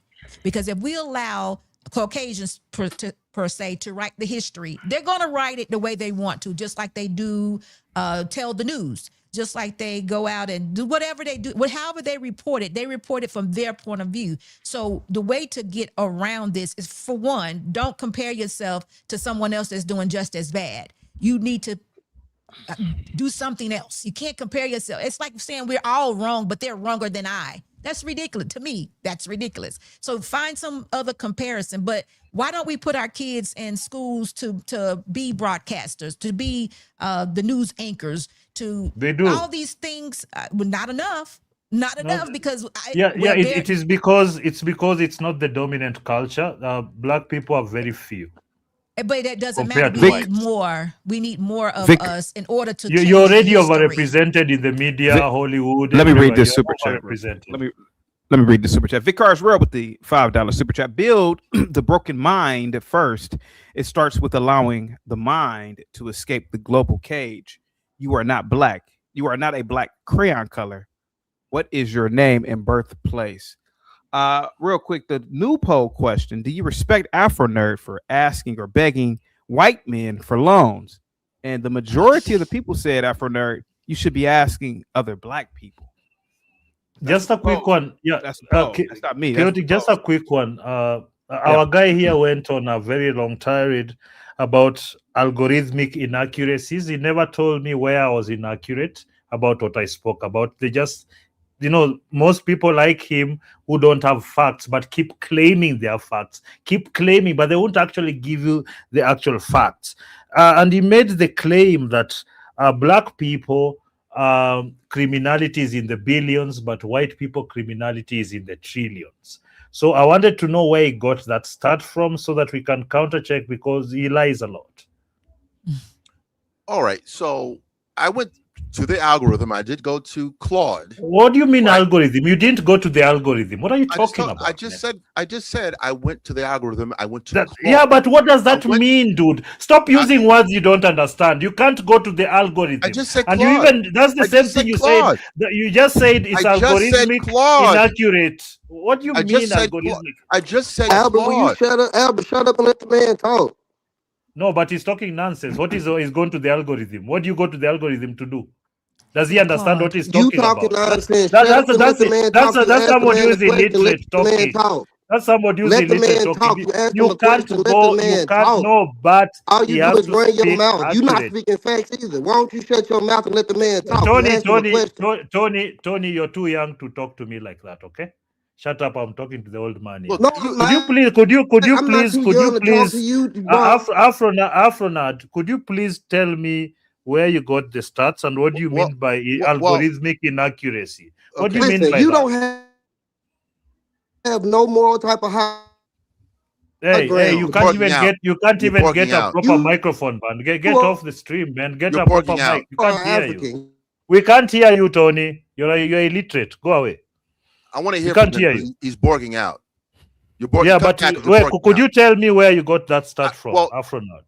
The quick thing was I went to Claude and I asked questions, and Claude will defer to FBI stats, even when people. No, it doesn't. No, it doesn't. That's you actually have to go. They'll give you a breakdown if you ask for links, and they'll give you a breakdown, but they don't default to the FBI stats. They might actually default to an article of a newspaper somewhere or an article in a blog somewhere. You have to know how these things work, man. That's what I'm saying. You actually have to give me the actual data you come from, the link. You can tell me it's from gov.gov something. When the data doesn't fit your narrative, it's wrong. Where is the data? You just made it up. Tell me where it is. I'm going to read to you what it came back with. No, where's the link? No, don't read me. Listen, I'm working on a video on this. I'm working on a video about this topic. But it said, let me read what it says. You've read it. Can I read it? No, you didn't read this part. I did not read this part. I'm being more specific. I did not read this. It says where's the link? What's the link? What's the link? Can I read? I will give it to you. No, what's the link? Where are you reading that from? Don't tell me the compilation from AI. Well, because if you're doing that, then you're very dishonest. I'm reading it from Claude, right? So it says here. Yeah, but Claude will give you the actual link they're referring to. If it's information, they'll tell you this is where we got it. I know how these things work, man. Come on. Do it properly. Stop lying to us. Stop lying. You're bad faith. Wait, well, you don't want me to read it. It's the reason why you don't want me to read it. It's the reason why you interrupted me. Why are you interrupting me? So if I'm what link? You've been lying you wouldn't do this to JP. Afronard, you lie. That's why I have to counter check everything because I've found you in a number of lies already. I'm lying. So just tell me the website. What's the website? Wait, it's from Claude. Not Claude. The linked website where they are referring the data. I'm not gonna. You're not letting me speak. The AI just said the cost of crime involving Black individuals in America is significant. It costs the U.S. approximately $2.6 trillion annually. I don't believe that, but okay. Okay, this is what it says, and then I will ask Claude to provide links. But it says here, because I'm working on a video about this. The economic cost reframe, it says white collar crimes cost the American economy an estimated $426 billion to $1.7 trillion annually, compared to just $15 billion per year from all traditional street crimes like burglary and theft combined. Read that ratio carefully. White collar crime costs the economy at minimum 28 times more than all traditional property crimes combined. By far, most white-collar crime is committed by white males. The crimes that Black Americans are disproportionately arrested and incarcerated for, street crime, drug offenses, property crime, violent crime, generate approximately $15 billion in annual economic damage. The crimes that white Americans commit at disproportionate rates, fraud, embezzlement, securities manipulation, tax evasion, mortgage fraud, insurance fraud, generate between $426 billion and $1.7 trillion in annual economic damage. Only 3% of federal prosecutions pertain to white-collar crimes, a figure that has been steadily declining over the past decade. The argument that black crime is the predominant cause of American societal economic damage is not merely wrong, it is inverted. The crime category that generates the most documented economic damage is disproportionately white. The crime category that generates the least economic damage per incident receives the most prosecutorial resources, the most media coverage, and the most political attention. The inversion is not accidental. It is a deliberate allocation of criminal justice resources that protects the crime category most associated with white perpetrators while aggressively prosecuting the crime category most associated with black perpetrators. Real quick. Juan says, "I'm just going to go watch some paint dry." CKJ, what's up, buddy? Go ahead, buddy. CKJ, go ahead, buddy. Jersey Hammer with the $5 super chat. No one is catching a stray bullet from an insider trader. Oh, yes, exactly. I was trying. My question, City: would you rather deal with an armed robber or a security exchange con artist? An SEC con artist. Don't go to the item. Don't go to it. Don't go as you giggle. As you giggle. You see, okay, as you listen, giggle like the tether. As you giggle like the tether cartoon. You've done your shtick. You've done your shtick. No. As you giggle, the main thing go to is Idaho that In-N-Out you guys go to Idaho's In-N-Out Burger and say the same thing. Wait, why you keep talking about it? No, because I'm giving. Okay, no, you're not giving me anything. Guys, please, for the love of God. He needs to keep quiet, man. He keeps talking at the I bottom. already bodied the argument. I already bodied everyone here. Why would Albert or anybody go to Idaho? What's this? He's talking about the In-N-Out Burger. It was a murder there. I know the shootout. Yeah, So, I know. Well, But why would somebody go there in the first place? Well, first of all, just to save your channel, it's a tragic event. It's not even about a racialized thing. But when it talks about this stray bullet in the hood, there's a stray bullet in the suburbs of Idaho. And it's happening. No. This guys have them every weekend, man. Albert, you have them every weekend. Stop lying, man. You see, this is the problem. Afterner, how many shootouts happen in that area in Idaho?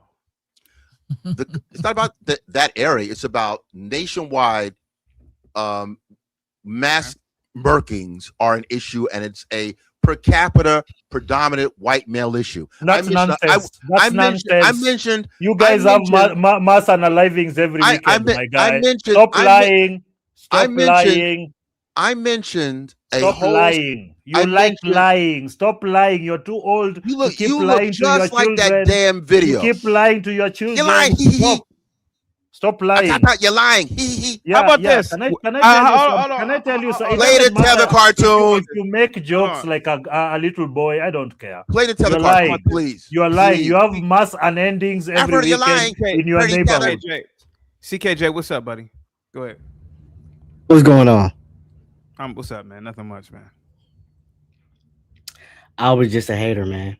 That's all. Oh, He's just a hater. That's it. Okay. Hate what? Hate what? You guys are too mediocre to hate, man. Oh, people are superior to you. There are people who are much superior to you that I look at. It's not you. You people are beneath most people. You're just in a privileged country. That's why when Africans come there, they ride because they understand how to operate when smarter people are operating. You guys just went and you took all your nonsense and you formed communities that are now failing. There's nothing to hate about you people. What is there to hate, man? Come on. Look at how you think. You're perpetually victims. I don't want to be like that. Every time, white man. This white man. The white man did a white man. Like, who wants to be like that? You're not ashamed. You can't even see how pathetic you look. It's literally called black on black crime. You look. Why is it called black on black crime? No, listen. Why is it called that? What? Why is it called black on black crime? Because it is black on black crime. No. But it's got its own title. What they're doing? You don't have a title called white on white crime. I just read. There is actually ignoramus. There is. Stop making up things.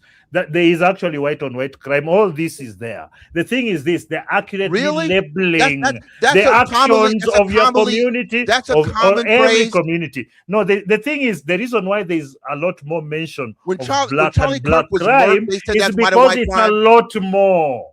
The reason is that it's mentioned more because it's a goofy conversation. What is this? What is this? Get that tether cartoon on. No. Listen, I watch Chicago News. I watch Chicago News.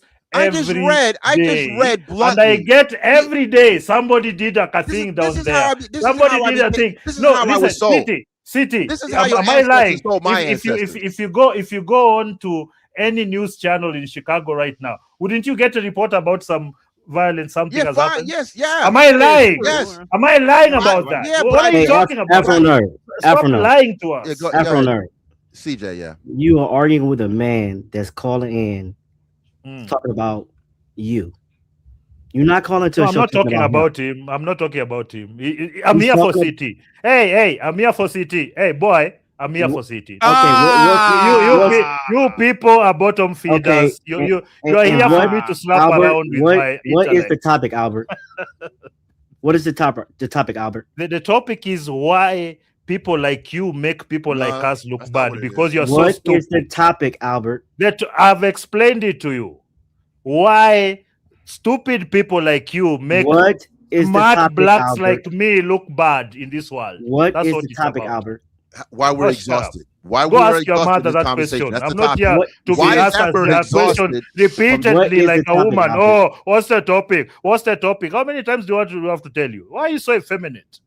Why are you behaving like a woman? I just asked you. No, why you we have a woman here and you're behaving Are you worse going to than her. moonwalk What in is a wrong with you? dirt road next to Why your do you house? keep asking me the same question like you have a loose screw somewhere? You can't retain information. Albert, are they moonwalking? If you don't on dirt understand the roads topic, you in your can go driveway ask right your now? mother about that. And you are calling in worrying about the Black American.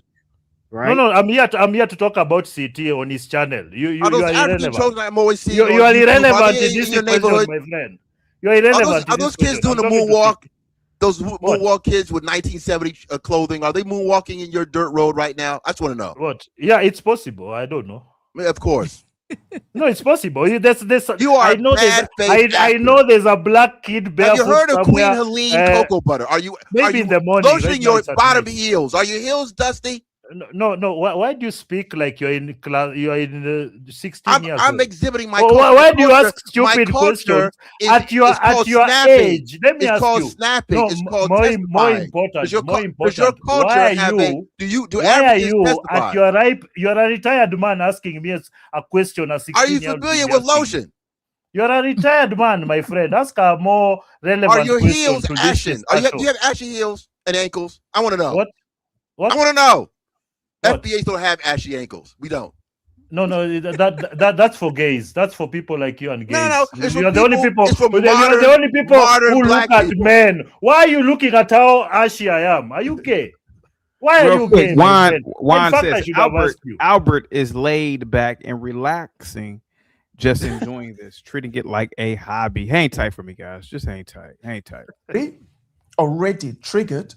Well, prove me wrong. Go ahead. In the comment section. I will do my best to engage. Of all Black people in the world, none are more prosperous than Black Americans. Still, there we have it. That's true.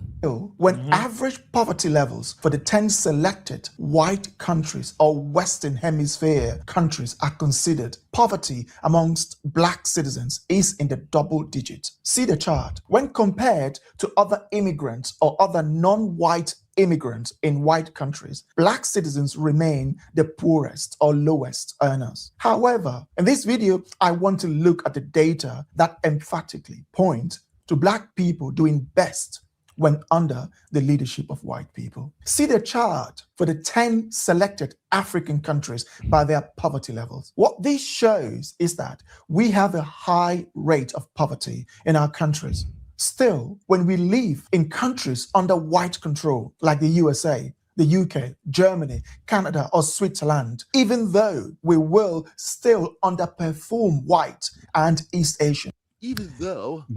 Bay Love with the $20 cash super chat. He says Guys, get the like, share the video. Bay Love, salute to you, man. Musty Tether, please. Hang tight. Let me give you a must be the money first. Must be the money.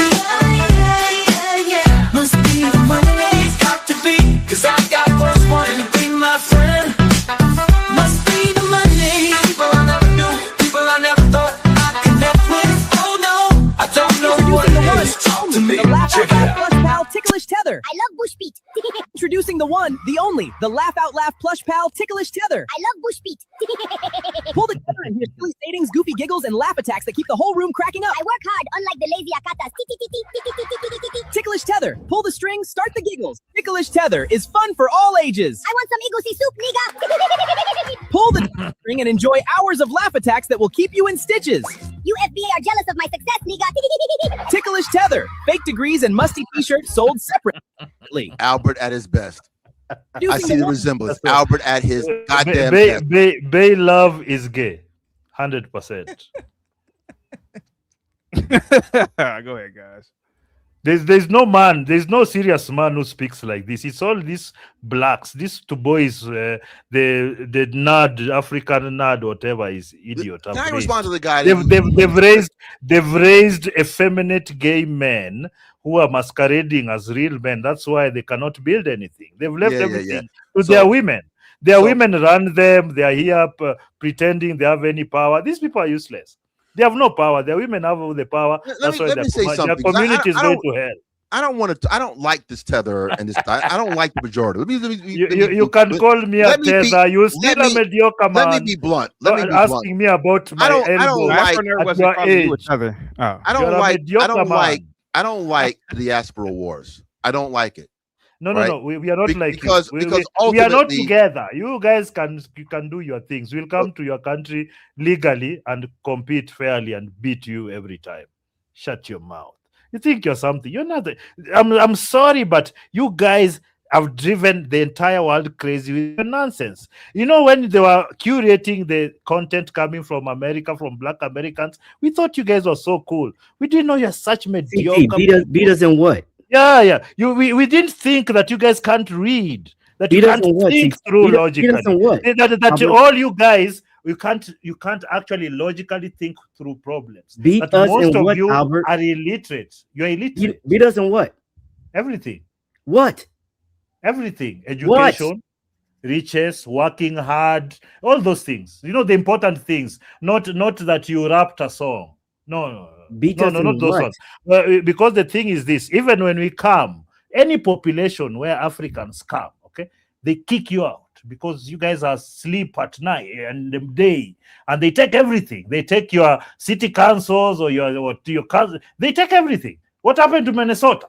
You guys are just talking. The Africans came and took everything. When you go to You the Somalians? I'm not Somalian. You see, blacks. Wait a minute. Hold on.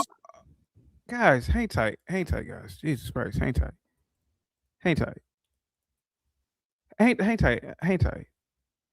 Albert, you made a claim per capita. Can you prove that in terms of the medical field, engineering? Can you prove that per capita?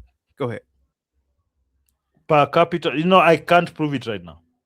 I'll have to look through. Yeah, but you do believe that in terms of the population of Africans that come, that there are more within the population that are successful doctors.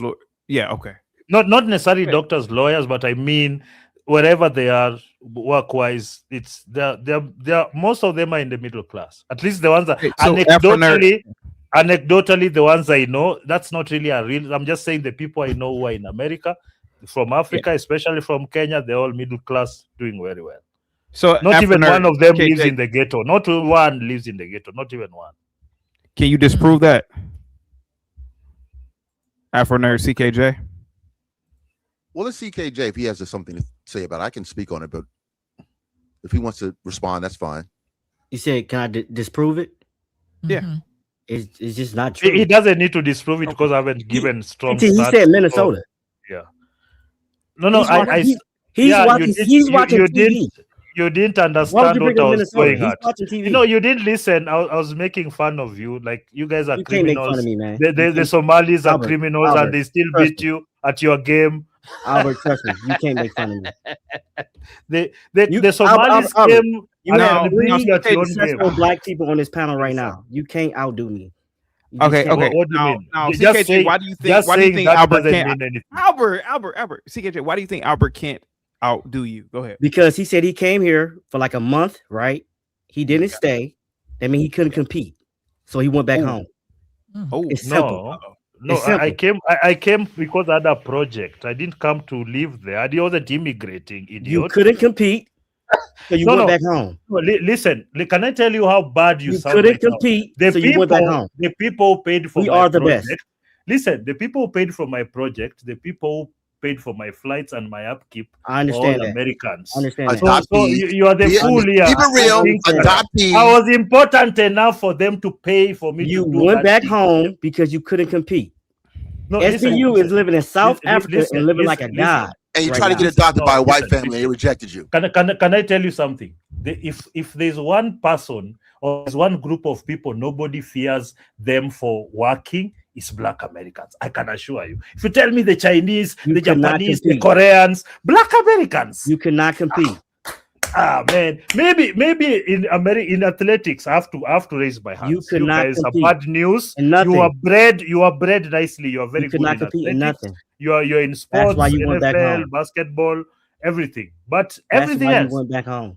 What? Why do you keep repeating the same thing? Do you have Because you a couldn't compete. problem formulating new ideas? could not compete. To layer on the new ones? No, do you have a problem formulating a new concept to layer on what you just said?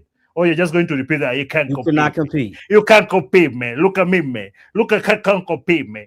You can't. This is the way are you grabbing your crotch right now? Do they can't compete, man? Are you doing that right now? Can't compete, punk.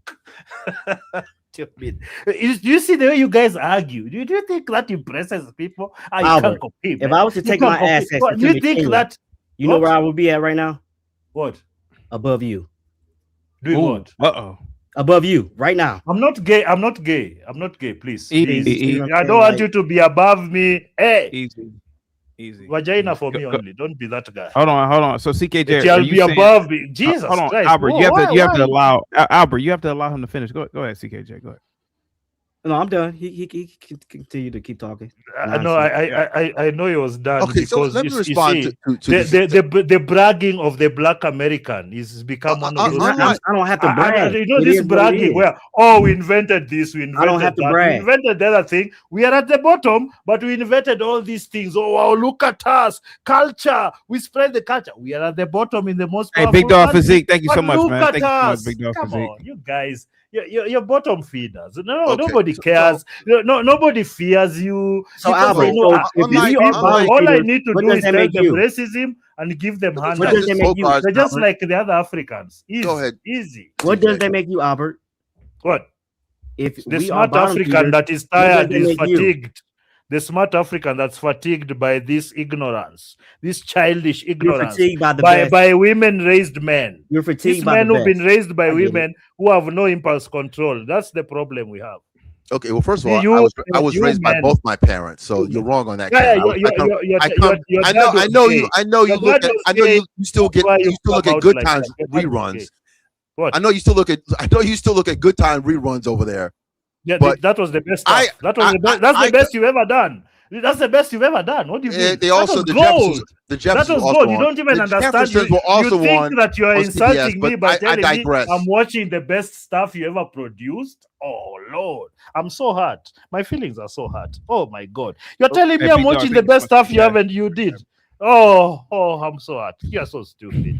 What do Okay. you mean, good times? Unlike do you, you unlike you, understand I'm not that going to I'm be talking to dishonest. you live I'm right not going to now, be. and you're Can I still speak? Can I using say that something? stupid Why you went over? classic? You know what? Your Grade need to 6, overrun grade this conversation 5. says it all. What do you mean? If you were so confident, you would just lay back. What? So you're fearful of the truth. So what I'm telling you What is this. truth? Listen. I'm going to give you your flowers. I'm going to give you your flowers. What? I'm an honest person. What? The West African in America is excelling, right? Matter of fact, we do know clearly that the most educated ethnic group in the country above Asians would be the Nigerians, right? This is correct. No one's taking that away from them, I'm right? not Nigerian. And until the diaspora war, I was looking at this is black progress. Now that because that was the first delineation. Now you clearly see they want to be black when it's convenient. No. You are trying to pull us into your identity politics. No. I'm telling you the truth. People are not like you, man. You're not letting this me culture finish. You're trying to force. We are together. Let's stick. No. Omi, listen. You are trying to force Africans to join your backward identity politics. What part of me speaking is so problematic? Why are you so angry? Shut up. No, I'm not angry. I'm making fun of you. I mean, you hate the fact that I am right. No, they don't want to stick with you because you guys have backward politics. This all blackity, and you all have no manners. We are not man. We don't need y'all. We don't want y'all. Y'all keep attaching y'all. Nobody cares. We can, but yeah. Why are you over speaking? Let the man speak. Yeah, this is why I got my dreads, man. Buffalo Soldier, man. I got my dreads. Fuck up. This is why I don't know about. This is why we delineate from y'all. This right here. Nobody cares. Nobody's following you. People are running away from you. You are the degenerate of society. Nobody wants to be around you. Nobody wants to be around you, blacks. Hey, stop pretending. Hang tight, guys. Hang tight. Security boss, go ahead. Hang tight, guys. No, I just want to hear what Mr. Red has to say. Albert, Can you please let him talk, please? Yeah, Albert, you gotta let somebody talk, man. I mean, I ain't gonna lie, y'all. I ain't gonna lie. This shit really crazy because it's like, no matter what we do, we always the bad guy, the victim. We crying, this and that. We can't do nothing. But y'all can sit over here and cry and whine about all y'all problems and shit. And we supposed to be empathetic to y'all shit. At the end of the day, man, the truth is, bro, that's why we delineating from y'all in the first place. And that's why that unity talk shit is dead. Because plain and simple, immigrants do not respect black Americans. Y'all don't respect shit we say. Y'all do this shit and say we hold hands with white supremacy. But at the same time, when black Americans debunk white supremacy and we tell y'all what really happened in this country, y'all go right back to the white supremacist talking points to use them to justify, and then you insult us. And then they try to make it seem like we the dumbest motherfuckers on earth and shit, when all of y'all benefit off of us. And it don't even make no sense. We don't need Africa. American, like another thing, a lot of black Americans are back farming again. We doing it on our own time. A lot of us is doing a lot better than what it is. Y'all still on this 1985, 1990 narrative and shit. It's 2026. Black folks are successful. I'm successful too, but guess what? I still want my political, but I still want what is owed to my group of people, to my lineage. We deserve that. You immigrants do not respect our lineage, but y'all want us to respect y'all lineage. In fact, y'all want us to be a part of y'all little made up ass lineages that y'all most of y'all just got your freedom in 1950s and 60s and shit. My great grandma born in 1932. She older than a lot of y'all countries that y'all got. And I listened to her. She taught me the ways of this land, taught me how to farm and grow and shit like that. I don't know. Y'all just get what y'all get off of the media and social media, and y'all run with it, and y'all give it to us as disrespect.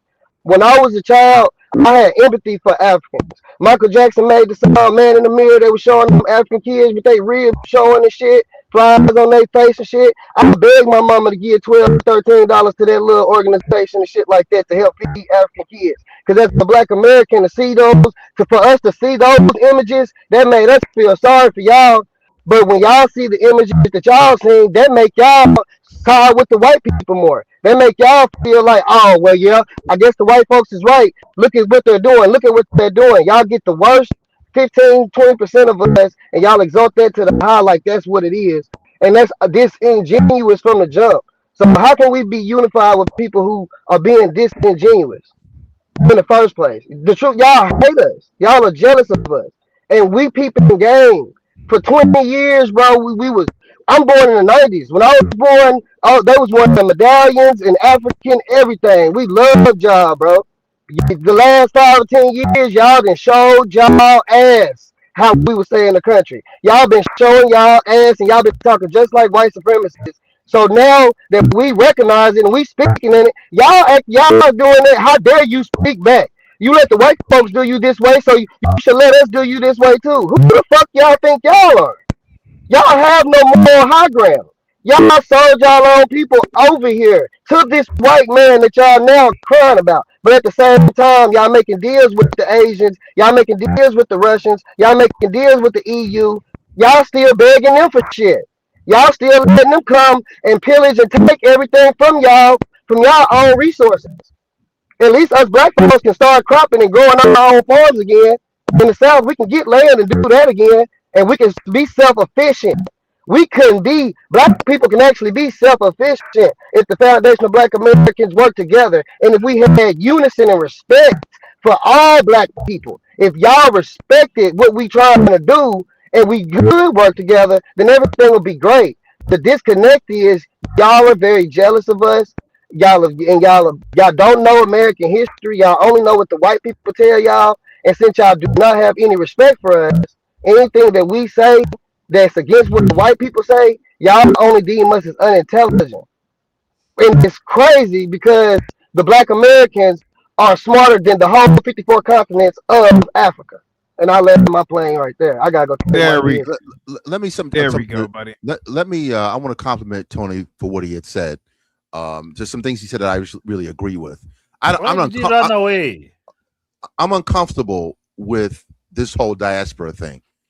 It's true. Many of us growing up, we did have a great deal of affinity for Africa, and we were encouraged to try to connect with Africa in the best ways that we could. The early 90s that he's talking about was very true. They had black bookstores. They had the leather medallions. We were reading books, Chinua Achebe, Things Fall Apart. We understood that kafir was like the South African version of the N-word. There's things we were learning about Africa. You know, Desmond Tutu was on the move. There were all kinds of things that were going on, right? But for some reason, in later years, last 10 or 15 years, we're getting negative feedback. We're not getting respected. We're being told we don't have a culture when we clearly have a culture. Matter of fact, is the predominant culture from a black perspective that is global. I give props. I was very prideful of Nigerians coming over here and killing it because it dispels the notion of black inferiority. If you have black Nigerian neuroscientists and doctors and engineers and mathematicians, clearly the African is not inferior.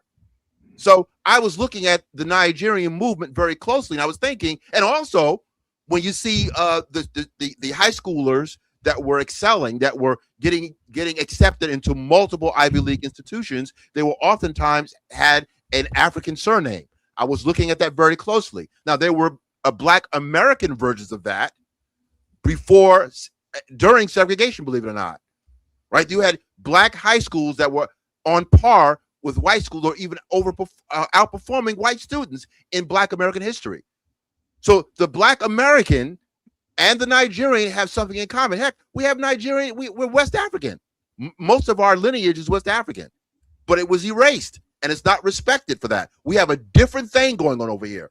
When black people figure out a way to redirect the billions of dollars that black American culture generates globally, it's game over. It's not about trying to compete with other black people, but trying to disparage black American culture and the fact that it contributes to billions of dollars, black American culture, and trying to say there isn't what is black culture? That's just crazy. You're being disingenuous. I don't get this. I'm not. Please explain it to me. Please let me.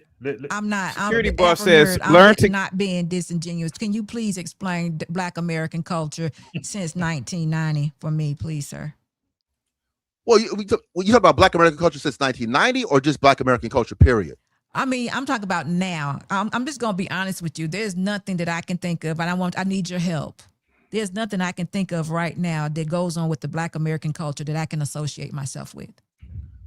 Well, first of all, there's different types of. I'm talking about now. No, wait a minute. I'm answering your question. When people, you cannot talk about black culture as this general. How can I put it? When it comes down to the certain negative aspects of black culture, right? When you look at some of the negative stuff that's going on in hip hop, much of the criminality, that is not the totality of Black American culture, right?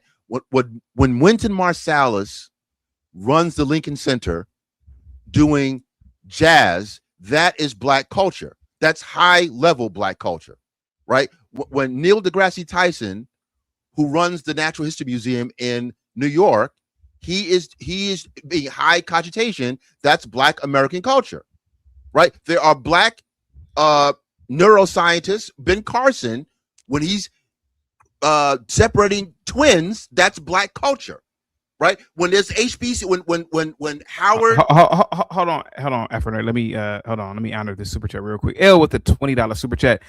Fuck that. CT hit Albert with the ticklish tether. Must be the Monday. Got me rolling so smooth. Must be the Monday. Must be, 'cause I got folks wanting to be my friend. Must be the Monday. People I never knew. People I never thought I'd connect with. Oh no, I don't know what it is. Talk to me. Check it out. Where's it at? Where's the ticklish tether? Here it is. Introducing the one, the only, the Laugh Out Laugh Plush Pal Ticklish Tether. I love bush beat. Pull the tether and hear silly sayings, goofy giggles, and laugh attacks that keep the whole room cracking up. I work hard. Introducing the one, the only, the Laugh Out Laugh Plush Pal Ticklish Tether. I love bush beat. Pull the tether and hear silly sayings, goofy giggles, and laugh attacks that keep the whole room cracking up. I work hard, unlike the lazy akatas. Ticklish Tether. Pull the string, start the giggles. Ticklish Tether is fun for all ages. I want some egusi soup, nigga. Pull the tether string and enjoy hours of laugh attacks that will keep you in stitches. You FBA are jealous of my success, nigga. Ticklish Tether. Fake degrees and musty t-shirts sold separately. Introducing the one, the only, the Laugh Out Laugh Plush Pal Ticklish Tether. I love. So, Afro and L, salute to you, man. I really appreciate that super chat. So, security boss is asking a good question. Afro, you know damn well ain't nobody listening to no goddamn Wynton Marsalis, man. Come on, bro. Come on. Well, let me say this. I know that Afro Nerd. I know that. Don't get me wrong. I know that Blacks have excellence. I'm not doubting that. That's not what I'm talking about. No, but it's also culture. But it is also culture. Explain to me. Can you please explain to me your definition of culture? Because I may have it all wrong. Maybe that's where we differ. Well, the quick definition of culture is a way of life. Culture is a way of life. I can agree with that. And there are different permutations of a way of life within the Black diaspora, even in America, right? You have Southern Blacks, Northern Blacks, Western, Eastern, different economic status. Whether it's the boule, that's a it's Jack and Jill. Chaotic belongs to alphas. You have fraternities. You have step shows. You have HBCUs. You have HBCU culture. What happens in a Black culture and Black colleges is distinct from what happens in a white college. Matter of fact, you start to see, I'm seeing Asian people and white people in their fraternal and sorority organizations. All of a sudden, they're stepping. Right? That's a Black thing. They are repeatedly, whether it's hairstyles, all kinds of fashion. The fashion houses the fashion, that street fashion, negative or positive, generates billions of dollars. Oh, negative or positive. Okay. Negative or positive. I started by saying that I can associate with, because twerking while getting your diploma or your certificate is not a culture that that's not something I want to associate with. Used to be culture, Black culture was something that was looked up to by everybody. It was. But I asked the question. That's why I asked the question. What is there now? Just relegating the negative aspects of Black culture to it being solely Black culture is crazy, right? I'm not saying you're crazy, but I'm saying I don't understand what you're saying when you say that. No, what I'm saying we're talking about Black culture. No, but when we talk about Black culture, talk about Black culture in its totality. You can't just talk about hip hop as the end all be all, or even the negative imagery associated with hip hop. You can't talk about Young Miami and that nonsense as being hip hop. There are parts about hip hop that are positive and that generate billions of dollars, and there's a part that's corporate that's negative, right? Just like prawn, you know what I mean by prawn. Prawn is a very negative aspect of mainstream culture, so to speak, right? It's put in a certain category, and we know what it is. For some reason, when it comes to dysfunction, Black dysfunction, we make that as the sole image of Black culture. Black culture is just as there are HBCUs, Black scientists, streamers that are making hundreds of thousands to millions of dollars per month. CT regrettably may not be in that stratosphere, but you do have people, whether it's iShowSpeed or Kai Cenat, who has Streamer University, that he's able to go globally. He's the third year, he's going to Paris the third year. This is a young guy who's worth about $50 million. You got to give him credit. Right? I agree with the Black excellence, but the reason why I'm asking, but it's Black culture. It's not just because you're saying negative, positive. It's culture. Because I'm gonna give you an example of what I mean. I just noticed Albert up there a minute ago. He was having a conversation with a K3 here, and he was doing all these antics. And see, as a man that doesn't live in the United States, he's on the outside looking in. What he's seeing is our culture. So I would ask him, so Albert, what would you say would be a Black culture? And he would tell me, because he just demonstrated it. Well, he's going to go to stereotype. No, this man doesn't. This is his example, though. This is what he sees. Let me give you an example. But no, hold on. Let me just get through, and then you can tell me. This is what Albert and people. Okay. Okay. Oh, CT, I thought you wanted to say something. I'm sorry. Go ahead. I thought CT. Oh, at the pen. But I'm just saying, that's what I'm saying to you. The culture is what we used to be known as or known for. It used to be very, very good, highly thought about. So we got Albert here because, you're talking about this war, the diaspora war. You got Albert up here, what he's doing, grabbing his couch, talking slang, moving his head from side to side, talking totally negative about Black Americans, basically. But what he's saying has a lot of truth to it. I can go to Chicago and see about all these shootings. That is what we look like from the outside. That's all I'm saying. That's what we look like from the outside. That is our culture now. Is what? Okay. Now I'm not negating the excellence. I'm not negating the excellence. I'm just saying. You described me a bit wrong. Could I just redefine? I want to be able to respond back to SBU because we're having a conversation. Just shortly, respond back to her.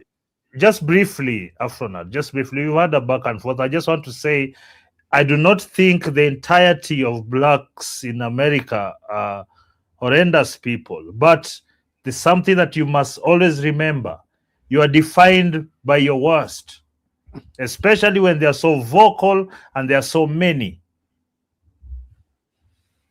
No, I think Afro Nerd said that also. I think, didn't you say that, Afro? No. What I said is, if you don't control your culture, then people can dictate how this goes and how you're portrayed. We don't have the control to dictate or to shepherd our culture. That's what's at issue. And I want to need to correct you on something, SB. When you talked about at one time our culture was revered, that's not necessarily true. When but it was, dude. It was. Like I'm telling you, as somebody from outside, well, you're outside. Look up to you. You're outside and outdoors. So let me tell you what I'm talking. No. Listen, stop being a child. You're telling me as an African American about my culture. That's the problem.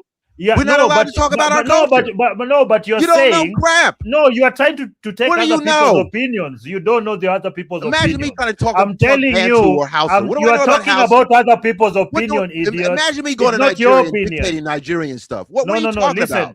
Listen, you're an outsider. You're a foreigner. No. Listen, Afronerd, your tirades don't mean anything. Those childish quips, they don't mean anything. You are talking about other people's opinion of you, and you're saying no. People never used to like you like culture. And I'm telling you, as the other people, as part of the environment of the other people, I'm telling you, we used to admire you. Nigerian culture. I don't know anything about Nigerian culture. You don't listen. I think you're an idiot. No, I'm sorry. I'm sorry, this guy is a dishonest idiot. The reason is he just wants to always say something because he always has he wants to protect that narrative. Because when you asked him about, the narrative that you people are the victims, but also the greatest, the noble victim. Can I respond to SB? Can I respond to SB, the Albert? problem Am I allowed to respond to her about our culture? No, why do you keep talking at the back there like a moron? Okay, this is the thing. Okay, so you are talking about other people's opinion of you. You cannot speak with authority about other people's opinion of you. I am the other people telling you what our opinion of you was. You can't just say, no, they didn't Shut the fuck up, man. You are trying to also own my thoughts and what we thought of you. We are telling you now. We used to admire you. My culture, yes. We don't admire you now. If I misspeak about West African culture, someone's going to be rightfully telling me you're wrong about that. No. If it's true, Hey, Albert, can I ask you a question? If it's true, it's true. If you say something true about the West Africans, it's true. Nobody cares. If they deny, it's still true. If they call you names, it's still true. Do you understand the difference? Can I ask you a question? When did you stop admiring Black Americans? Yes. No, just about. I think when the 2000s began, just about then. Because I'd had like the 90s to really enjoy that culture. The music was sweet. The movies were next level. The thinking behind the culture of it and trying to expose it and really show it for what it was. Then about the 2000s, you guys just becoming this perpetual victims. You're suddenly just siding with the leftists and you're always doing all this gay nonsense. And you just became this lost people that are just pawns for the political class and the media class and the NGO class and the activist class. You became those people. So we are looking around, we are looking at these people. Hey man, they were great, man. Michael Jordan. I used to love Michael Jordan. I watched Michael Jordan play against the Knicks finals. I watched them, the Utah. I watched them against the Supersonics. I couldn't wait because it was an expression of excellence. And so then after that, it was just stupidity. And no, listen, I'm telling you, I'm explaining that. The moment, in fact, I remember when it started hitting me because I was growing older and I was seeing a lot more about what was going on, the narratives. It was uncomfortable to me because it didn't look like a winning narrative. It wasn't a winning culture. It just looked like a bunch of people just nonstop. Every time I'm looking. Oh, what was the guy who was beaten in LA? The Rodney King.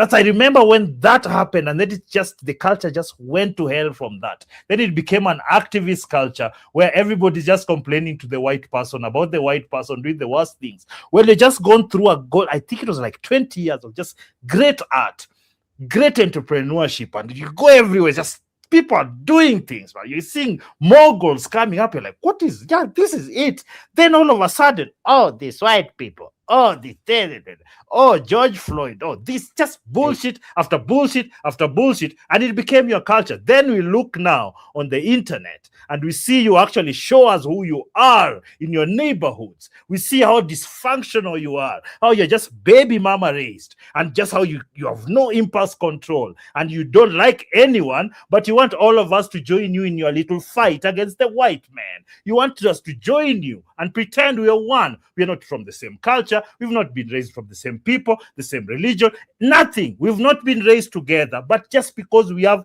sunscreen, okay? You want us to just join.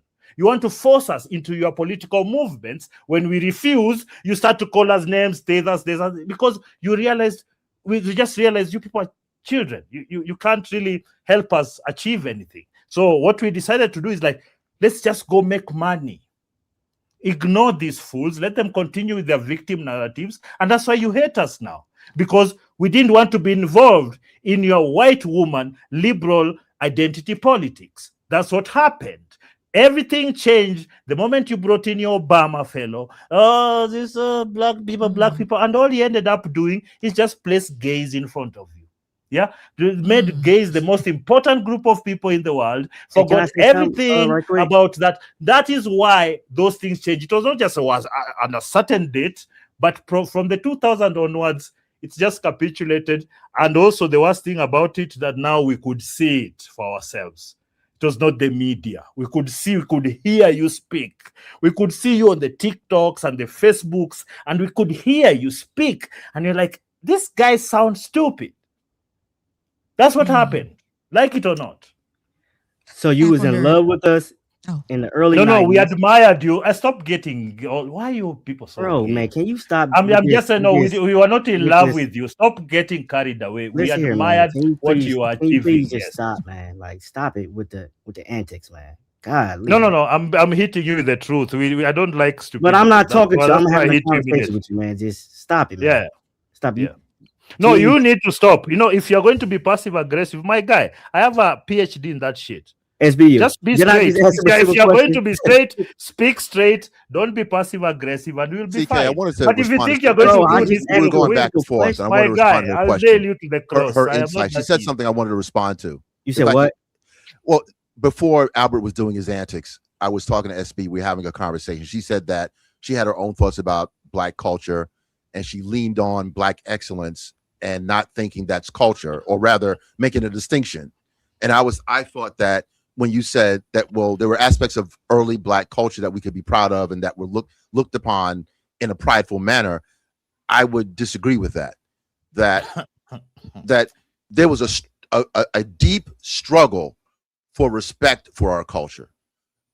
Jazz, when someone like Duke Ellington, who's considered the preeminent American composer, right? He's America's Beethoven, him and Billy Strayhorn, right? American man with the $2 super chat. What has any African ever done for Black Americans?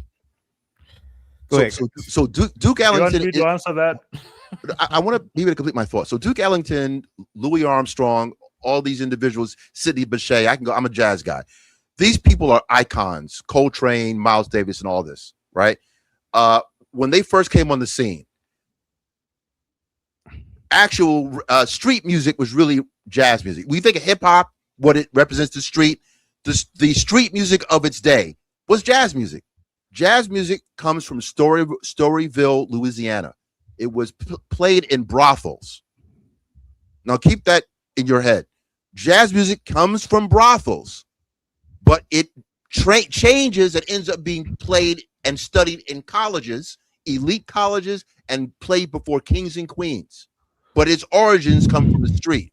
That is jazz music. When Duke Ellington would be played on the radio, the announcer would say, let's listen to the jungle rhythms, because they were always trying to connect us to Africa. Let's listen to the jungle rhythms of Duke Ellington. When blues music wasn't necessarily a favored music, but we see today, who do you see performing blues music? White people. Are they admired? Whites play blues, right? Whites also play their fair share of jazz. They took it over. Now it's revered. Rock and roll music. Elvis was maligned in the beginning. They didn't like that he was moving his helps. Hold on, I have to read this super chat. Blacks with the $5 super chat. Salute to you, Blacks. I've never met a Nigerian to this day who didn't eat with his fingers and toes. Ryan, what's up, buddy? CT's Albert slapping these begging lazy blacks. It's amazing. Well done, guys. Give it up for Ryan. Give it up for Blacks. Get the likes up, guys. Share the video, man. Go ahead, guys. Go ahead. Rock and roll, rock music is black music, but it was taken from us. When that music first hit the scene in the early 50s to mid 50s, right? It was called N-word music. You can go to YouTube now and see angry white adults who were incensed that their children were obsessed about rock music. They were speaking in black lingo even back then, and they would say, we don't want our children playing this N-word music. That's 90s. Elvis was called Elvis the Pelvis. Elvis went to Beale Street, right? What's the point of all this, by the way? I'm mentioning how black culture works. We know all this. We know these people. You don't know. We know these people. You don't know this. Hold on. We know it's not a secret. These people are admired. Hold on. Admired all over the world. This is important. It's not news. It's not your culture. It's not. This is an ABC. No, shut your mouth. We know these people. Hold on. So if I may, guys, I have a massive headache. I'm gonna try to do a marathon show today. To be honest with you, I haven't done one in like 4 or 5 years.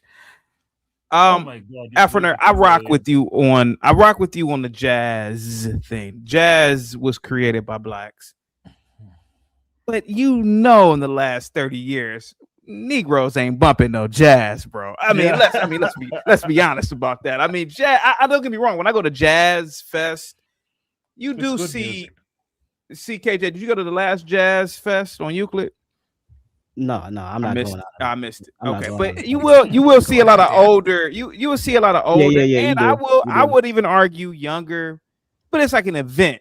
But you know, Sexy Red is not there. Sexy Red is not there. Albert, easy. You do get a lot of hood people at these events, but it's not because they want the jazz. It's because it's going to be a lot of people there. Okay, so But let me true, correct you. but if I may finish, I'm not But just you don't know what you're talking about. If Go ahead. I may finish, I'm telling you about what's in my city. But Afro Nerd, you know, when we have restaurants, when we have bars, bro, they ain't playing no jazz, bro. Now you may get some live jazz bands occasionally at a lounge, but bro, we ain't listening to no jazz, bro. I mean, come on.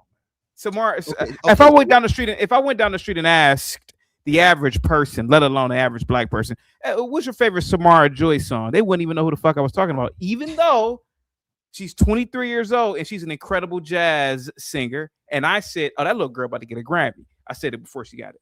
So they wouldn't know who Samara Joy is, bro. Come on, let's be honest. Come on. Okay, so let me give you the facts. Let's be honest about that. There are different types of black people, different types of black audiences, right? When I go to Afropunk, and I mentioned it quite a few times on the show, Afropunk is the second most visited, second most attended concert in New York. Number 2, and upwards of 100,000 black folks go to this thing. White hipsters and black people with mohawks and skateboarders and all of the people you don't know exist. They're going to this thing. There's a thing I just found out about, DreamCon. DreamCon had 45,000 attendees for a black Comic-Con. Now, we had this conversation before, and you didn't think that Comic-Con you didn't understand it. You think that Comic-Con just is owned by white people. You just think that you hear about San Diego Comic-Con from a few weeks ago, and you don't think there's blurs. I represent blurs. Matter of fact, there's a blurred channel on YouTube. It's got like 7 million subscribers. How do you explain that? A blurred channel, black channel on black nerd stuff, 7 million subscribers. There are different enclaves of them. And I'm in New York. New York has Brooklyn jazz clubs, Queens jazz clubs. There are jazz clubs in my neighborhood. Hold on. Jackie says, CT, you are wrong. Robert Glaper is crushing. Oh, Glasper. Yeah, because whatever. Like, we all know who this is. Come on, man. Y'all need to stop. No, look. A lot of these guys are very talented. No, a lot of these guys are talented, but the culture does not accept them as mainstream. No, you don't get it. They're sort of underground. Yeah, they don't. It's just a fact. No. This is the best music. This is the best music. But the culture has changed. This back, dude, you don't have to fight everything like that. Guys, I have a massive headache. Please, guys, hang tight. Hang tight. No, not you, Security Bucks. Go ahead. This is why we can't succeed, because we can't get the truth out. I wanted to add this to what Afro Nerd is saying, and I'm hearing and agreeing with you. There are different sectors that have likes. I agree, but I thought culture we would say Black American culture. I would think that would be something that would be accepted or have knowledge of by all of the Black American culture. Come on, that's not true. Listen, this is what I thought. Whether we indulge within it or not, I would have some knowledge of it because it would be mainstream, like church on Sunday, grandma and them, even the way that we speak. I'm not saying that everybody spoke that way, but it would be some acknowledgement. It would be something that we all kind of shared per se, even though we may not all of us participated in it at any given time. Sunday dinner, Sunday at grandma's house, mac and cheese, collard greens, just something that you knew this culture to be about or to like. That's what I always felt like. Nuclear family, things of that nature. That's what I always felt like the Black American culture was. And to me, that was when it was very good. And that was in the 30s, that was in the 40s, it was in the 50s, even in, well, I ain't gonna get the 60s, but earlier part of the 60s, yes, that's what we had. And then we start to dwindle away from that. Music, we can't take away that. R&B, that's our culture. I get it. But guess what? In my opinion, nobody's really singing R&B now. It's just like what CT said, jazz is our culture. We all love jazz, but the young woman, I don't even know her. So there you go again. We've gotten away from what I would consider is Black American culture. Now, again, I know of excellence throughout the Black community. I'm not denying that in any way. It's everywhere. But as far as mainstream as a whole, I think we have lost what we used to be. That's just my opinion. Well, City, just a quick one before you continue. City, I have to step out. No, shut up, man. You're useless. I don't even know. Swat those flies. Go ahead. I wanted to talk to City. I have to step out. It's 2 a.m. over here, and I have an early set day tomorrow. So I really thank you as usual for. Thank you so much. Allowing me on here. Fake nerd, I'm going to be here again tomorrow. Show up so that I can beat you up again with logic. You're very silly. You are a liar. You should stop lying. You are too old to continue lying and manipulating children with your fake history and fake culture and whatnot. You need to make sure those children behave opposite to you. Then they'll have a chance. Okay. Before you leave, do you think? And I don't want to start anything. Do you think he's sassy? Very sassy. Okay. Absolutely gay adjacent. Absolutely. Easy. Very sassy, very gay adjacent. Needs to stop lying and manipulating facts so that you can win an argument. You're an old man who should be imparting wisdom, not rubbish. Okay. You can do your PR elsewhere, but what you are in the wrong side of history. You and your fellow blacks. Join the whites and we build this world. Mix says this conversation about yesteryear is full sharecropping talk. Guys, get the likes up, share the video. Where should I go on a vacation? I haven't been on Africa. South Africa. Okay. Why don't you go to Nigeria? Are you crazy? I'm not going to no goddamn Africa. Go home. I mean, well, no, West Africa. I go to South Go Africa. I ain't going home. to West Africa. I'm not going to West Africa. And once again, Tina, Cliff, CKJ, Bob, Republic Room, salute to you for contributing to that vacay fund. Thank you so much. Go ahead, Afro Nerd. What do you mean? You allow him, or Afro Nerd, allow him to be all over the place. That guy, Afro Nerd. No, Albert, man, Albert. Oh, Albert, yeah. You allow him to be all over the place. He never answered my question. He said he was upset with Rodney King. Then he loved Michael Jordan. Then he talked about Obama. He was all over the place. And then for real, Obama is half what? Kenyan.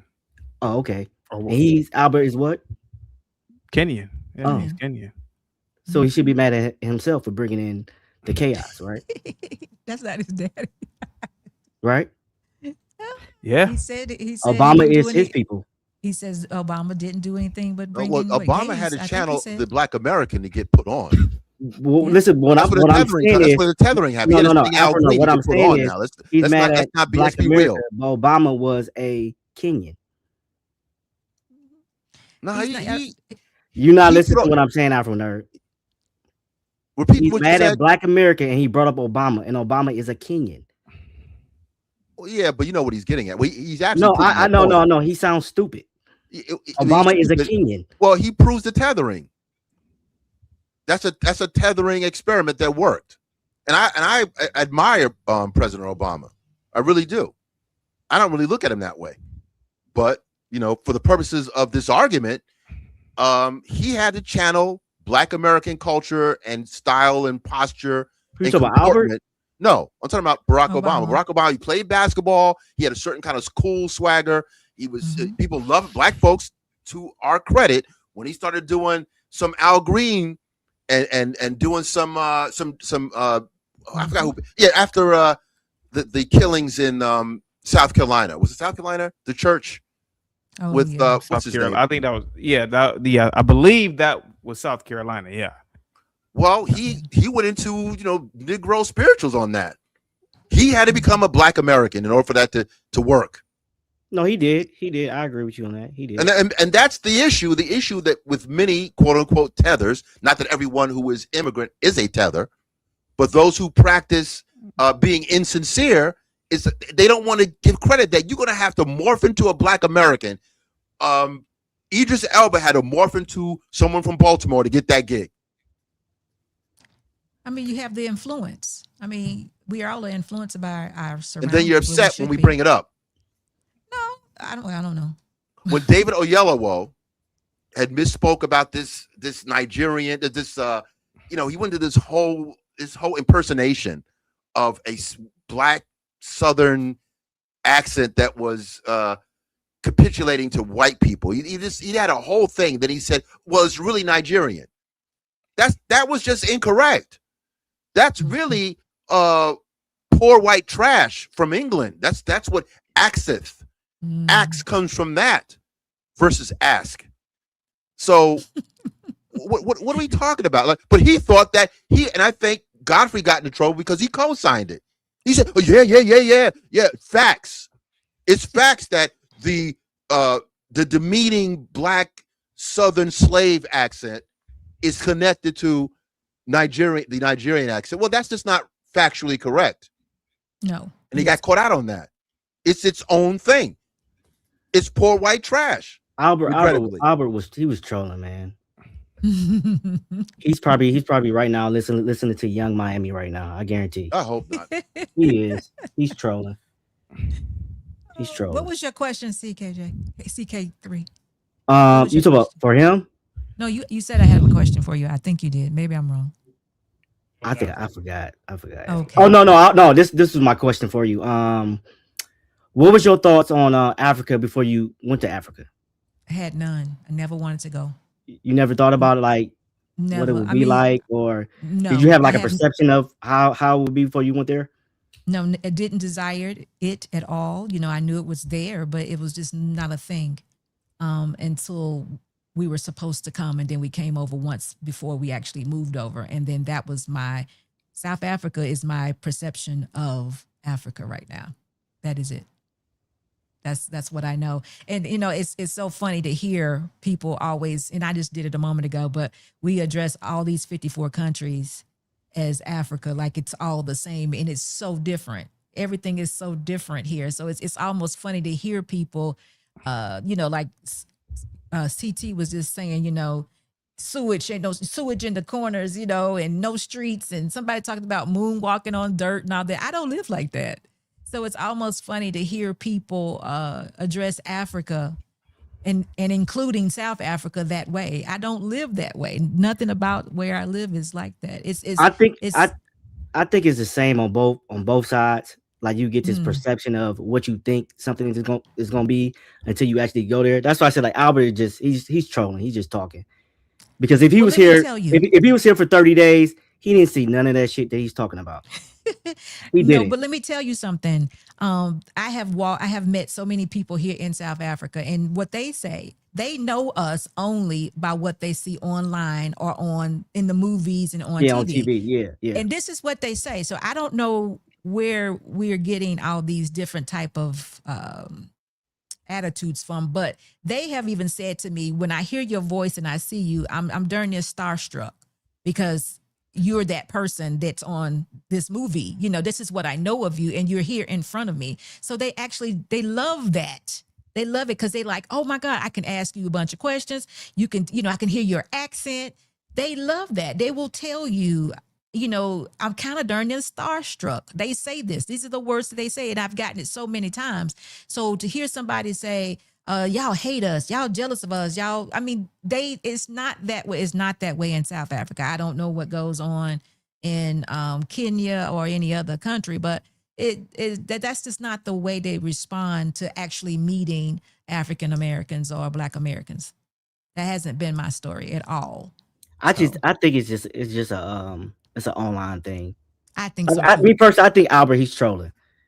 I don't think he feels that way. He said it was banter. He did. He said it was banter. He's trolling at the end of the day. Sorry, go ahead. That's the type of person you just shouldn't get mad at because he's trolling. I agree, but no, I just think I think you all need to understand though, they do have a perception, and if they're watching a good movie, it's good. But of course, this is what they remember. They remember George Floyd. They see us in the movies. They love Steve Harvey. So everything is, those are the three things that we're mostly just associated with. This is in South Africa. So if that is positive, then that's how it is. And mostly it's positive. They know a movie is a movie, but they relate to us very, very well. They don't live how, I think somebody mentioned something about Ethiopia earlier and something else, you know, they talk very low about Africa. They said Africa, but it's just not all, that's not the whole story. And I hate when people do that. I hate when it happens that way. Well, I think what I have issue with Albert, and he won't let you get this talk about it. He's going to talk about Black American failure. And I'm like, wait a minute. Global Black people have issues. We are controlled. We're not able to really move the way we should really be moving. And it's not distinct with just Black people, right? When I'm looking at financial products right now. And when you look at Africa, this is something I just found out recently. Africa has its own kind of NAFTA, right? The acronym is AFCTA, right? AFCTA. The African version of NAFTA within the last couple of years just allowed Africans to be able to try to trade with each other. Now, what does that mean? I just figured that would just be a no-brainer. So if you're going to talk about putting shade toward Black Americans, how do you explain a Black continent with Black countries that only within the last 5 years are able to actually trade with each other? So if you were under a French colonialism or Portuguese colonialism, those old powers still played a role in who you trade with. You can't trade with your brother, your border brother.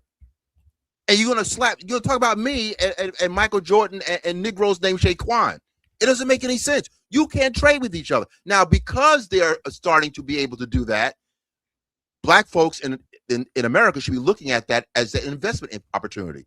That's why I'm uncomfortable with really getting into when you get into what is happening in Nigeria, there are certain things opening up. These are developing countries. They're not necessarily third world. They're getting away from that kind of terminology. They are developing. But you have the Chinese man over your watching your back, just like he's watching your back in Jamaica, right? Haiti has iridium.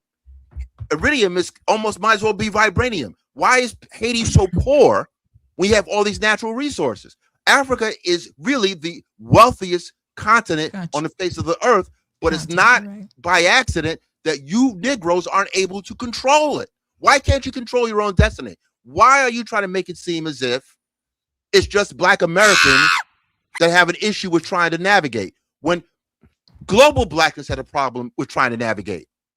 Riddle me that Batman. What's up with that? Why just the Black American man? No, I don't think it's just a Black American man. I think it's known that the freedoms over here in this continent are all new. It's very new. And I don't think that it's happened yet. I think that they very much are still learning. Here in South Africa, I say all the time that it has a feel of the 80s. It's not a negative feel. It's just like when we talked about the culture. Here, you see the culture, you feel the culture, you see the family. But there are some advancements that surpass the United States. We don't do delivering of mail. Everything is electronic. The banking systems, you bank on your phone. You can give anybody you want to your account number. It means nothing. Where we're still hiding in the U.S.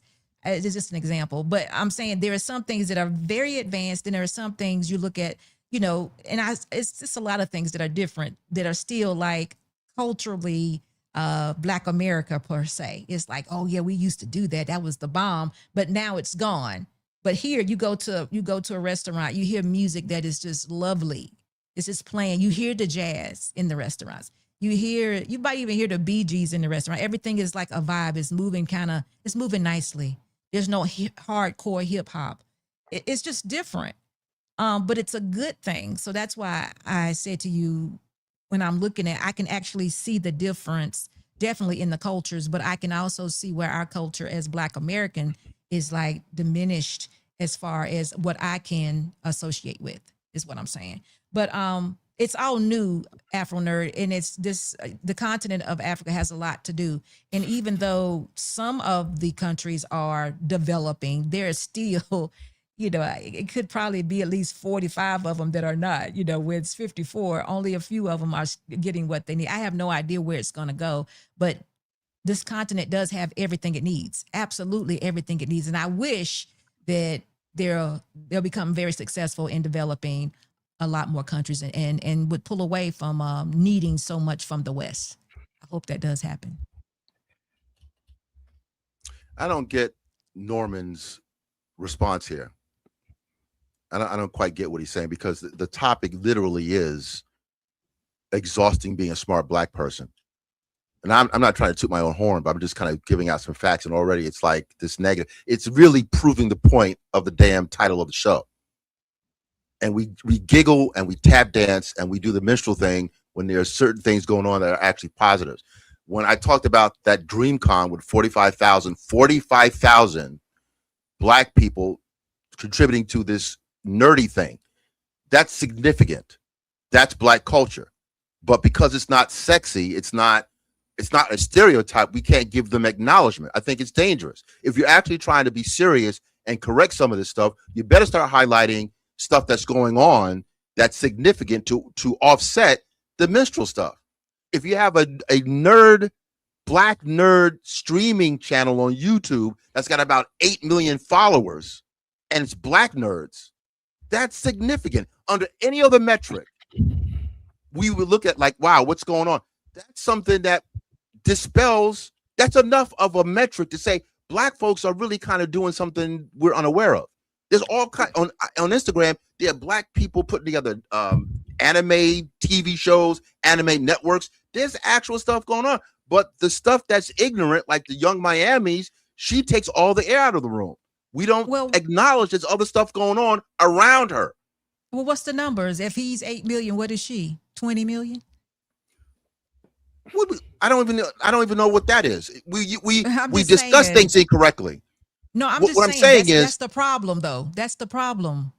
We're known for what Young Miami is promoting and not what the young man is promoting. I agree with you. I think that, like I said, I would recognize and always do kids that are excellent, geniuses. In the millions, we have a lot hundreds of of them. thousands, We have if a not lot millions. of them. That's what I'm saying. We have a lot of them.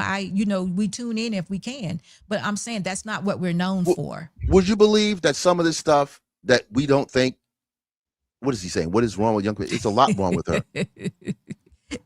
She boosted. Well, but wait a minute. Now, what's wrong with Young Miami? That's black culture. She's no different than Maya Angelou. That's an aspect of black culture. It's not the entirety of black culture. Did you just say she's no different than Maya Angelou? What? Maya Angelou and her at the same age are doing this. They were doing the same thing. Have you read Maya Angelou? Was a booster. Maya. I didn't know. Have you read Maya Angelou's books? No. She was boosting at 30. I don't know if she was boosting, but she was a ex trafficker. Malcolm X used to procure prostitutes. Yeah, he was a bad person too. Yeah. But we don't think of it when he was Detroit Red. That was a different person. I we do. Don't think of him that way. I think of Malcolm X like that. Well, that's you. The history books don't look at him that way.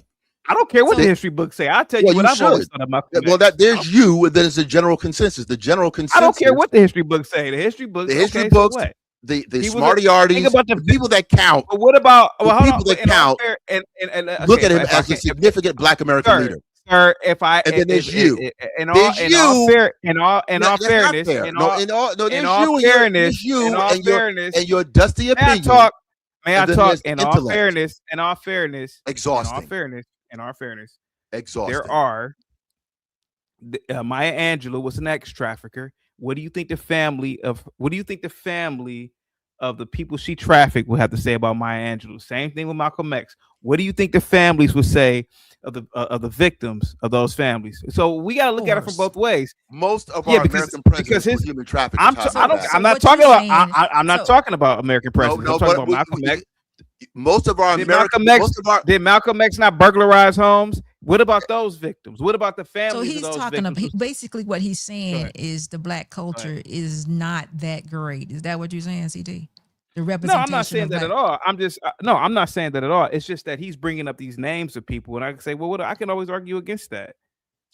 Many of our great leaders, cross-racially, when you look into their past, they have some checkered past, right? Our presidents, we're not talking about them right now. We're revere that they were human traffickers. But we're talking about.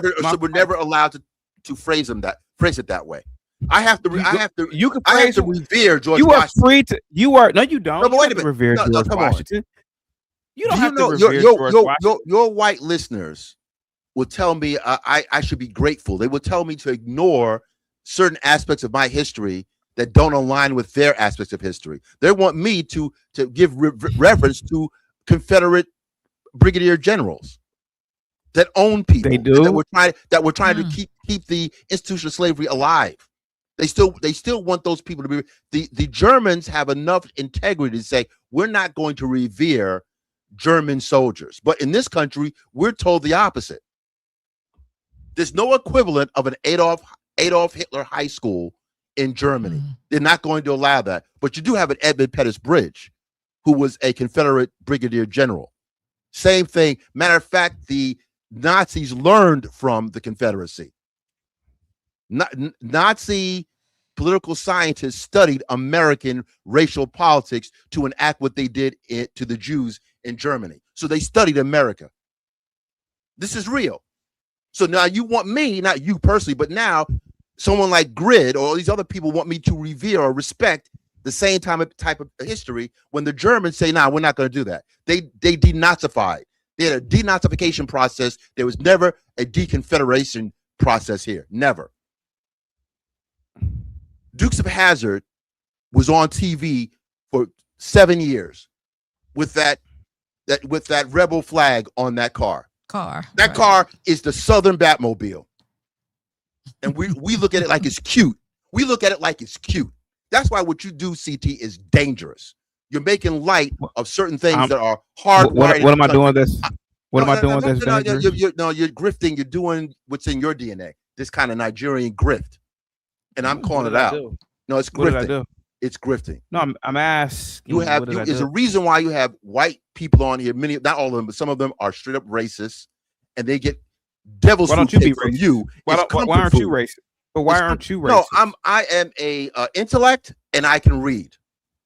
But okay, so that's fine. But why aren't you racist? And I'm going by the premise of the show that being somewhat intelligent. Do they not have a right to be racist? No, I'm doing. This is the name of your show. And it's exhausting. But do they not have a? But do white people not? How have do you a right explain to be me being the living embodiment of the title? Why aren't you racist? I'm the living embodiment of the title of the show. Why aren't you racist? It's exhausting to be a smart black person. You said that the people calling here are racist. I'm asking. It really is. And it really is. Why aren't you racist? Why aren't I racist?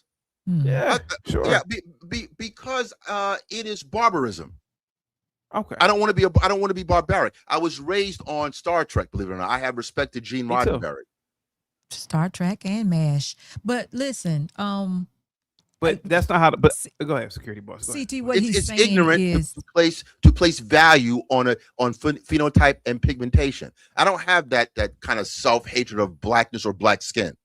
I don't see. I've seen too much of quote unquote black excellence, too much black beautiful women of varied hues, because that's what it means to be black American. I'm not Nigerian, so I have a different perspective on the black thing, right? So I'm very comfortable in black thing because I've seen black excellence up close. Went to a black college when I could have went to a PWI, and I did that for my graduate degree. But I'm not uncomfortable about blackness.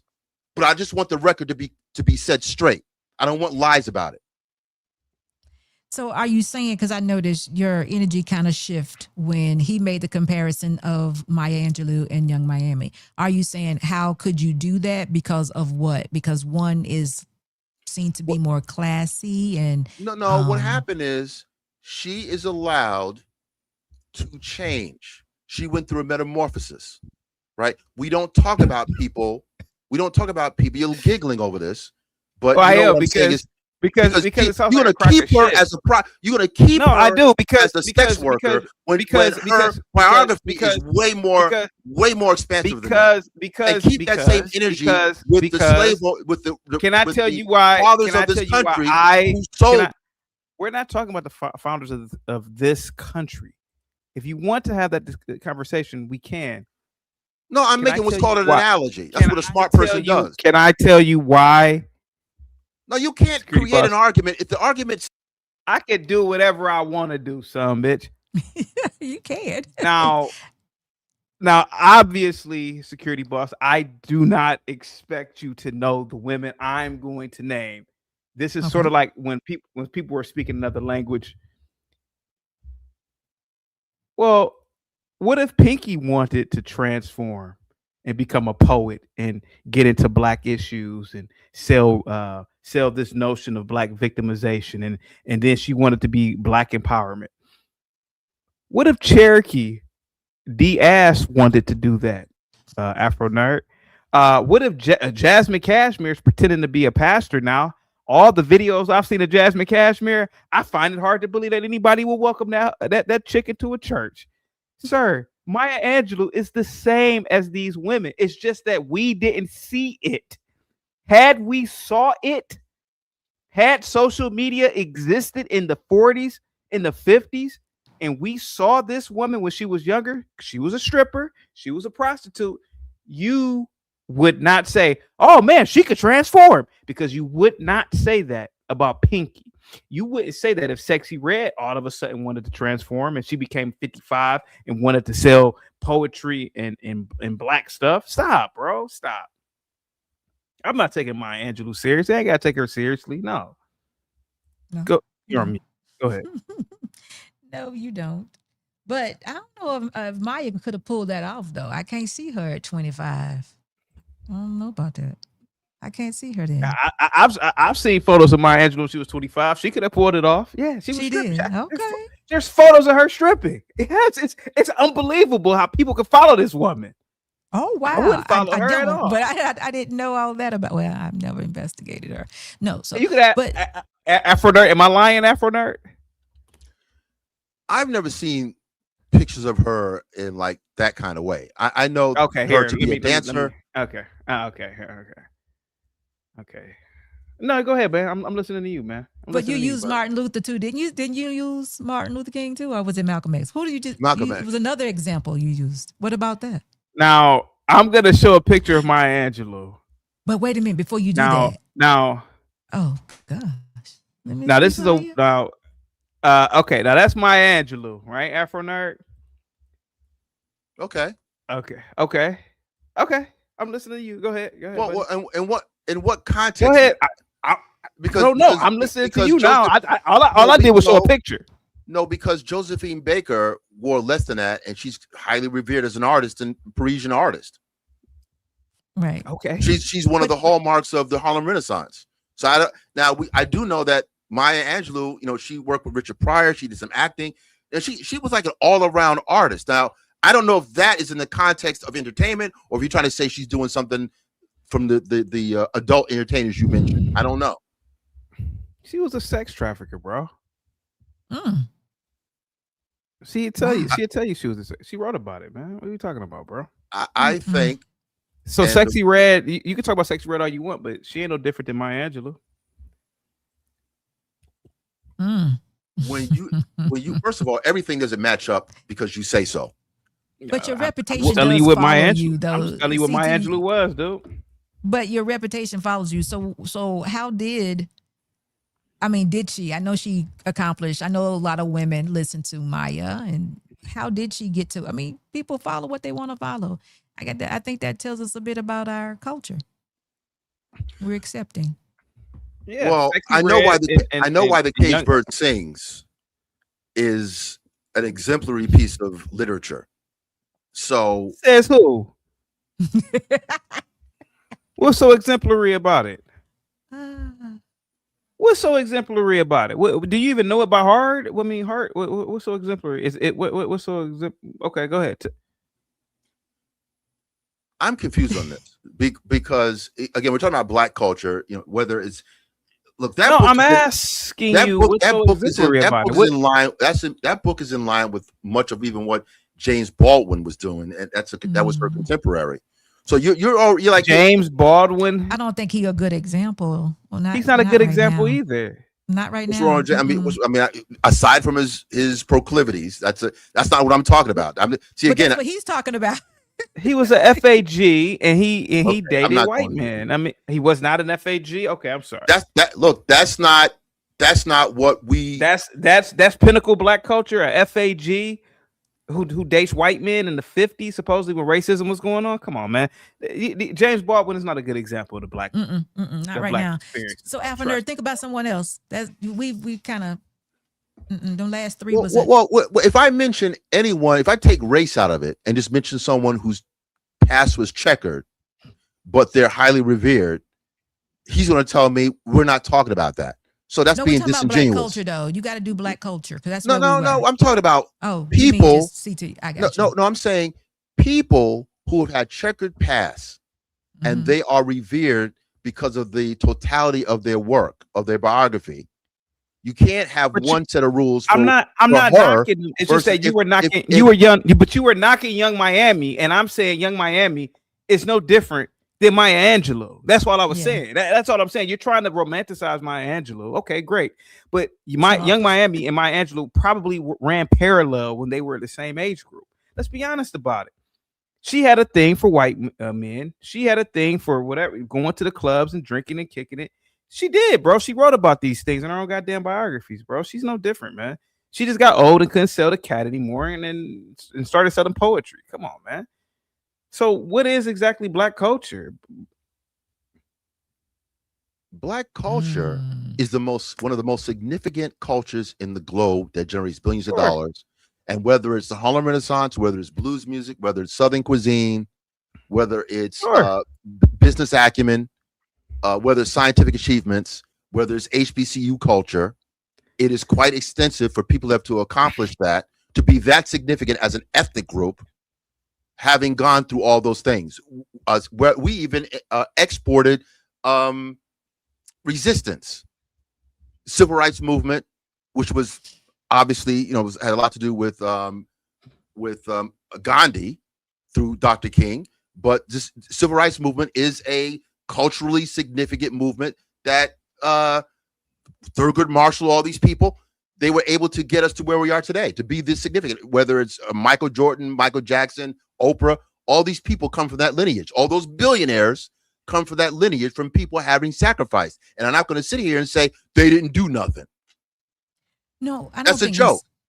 And to be able to overcome that from sharecropping, because I saw my grandfather's on the census records, it showed he was a sharecropper. Yeah, black Americans come from that, but to come from sharecropping to become senators, heads of state, mayors, scientists, all these accolades and accomplishments, to come from that, to come from being listed on some white man's form as chattel, like a pig or a hog. Yeah, you're damn right. I'm proud of that.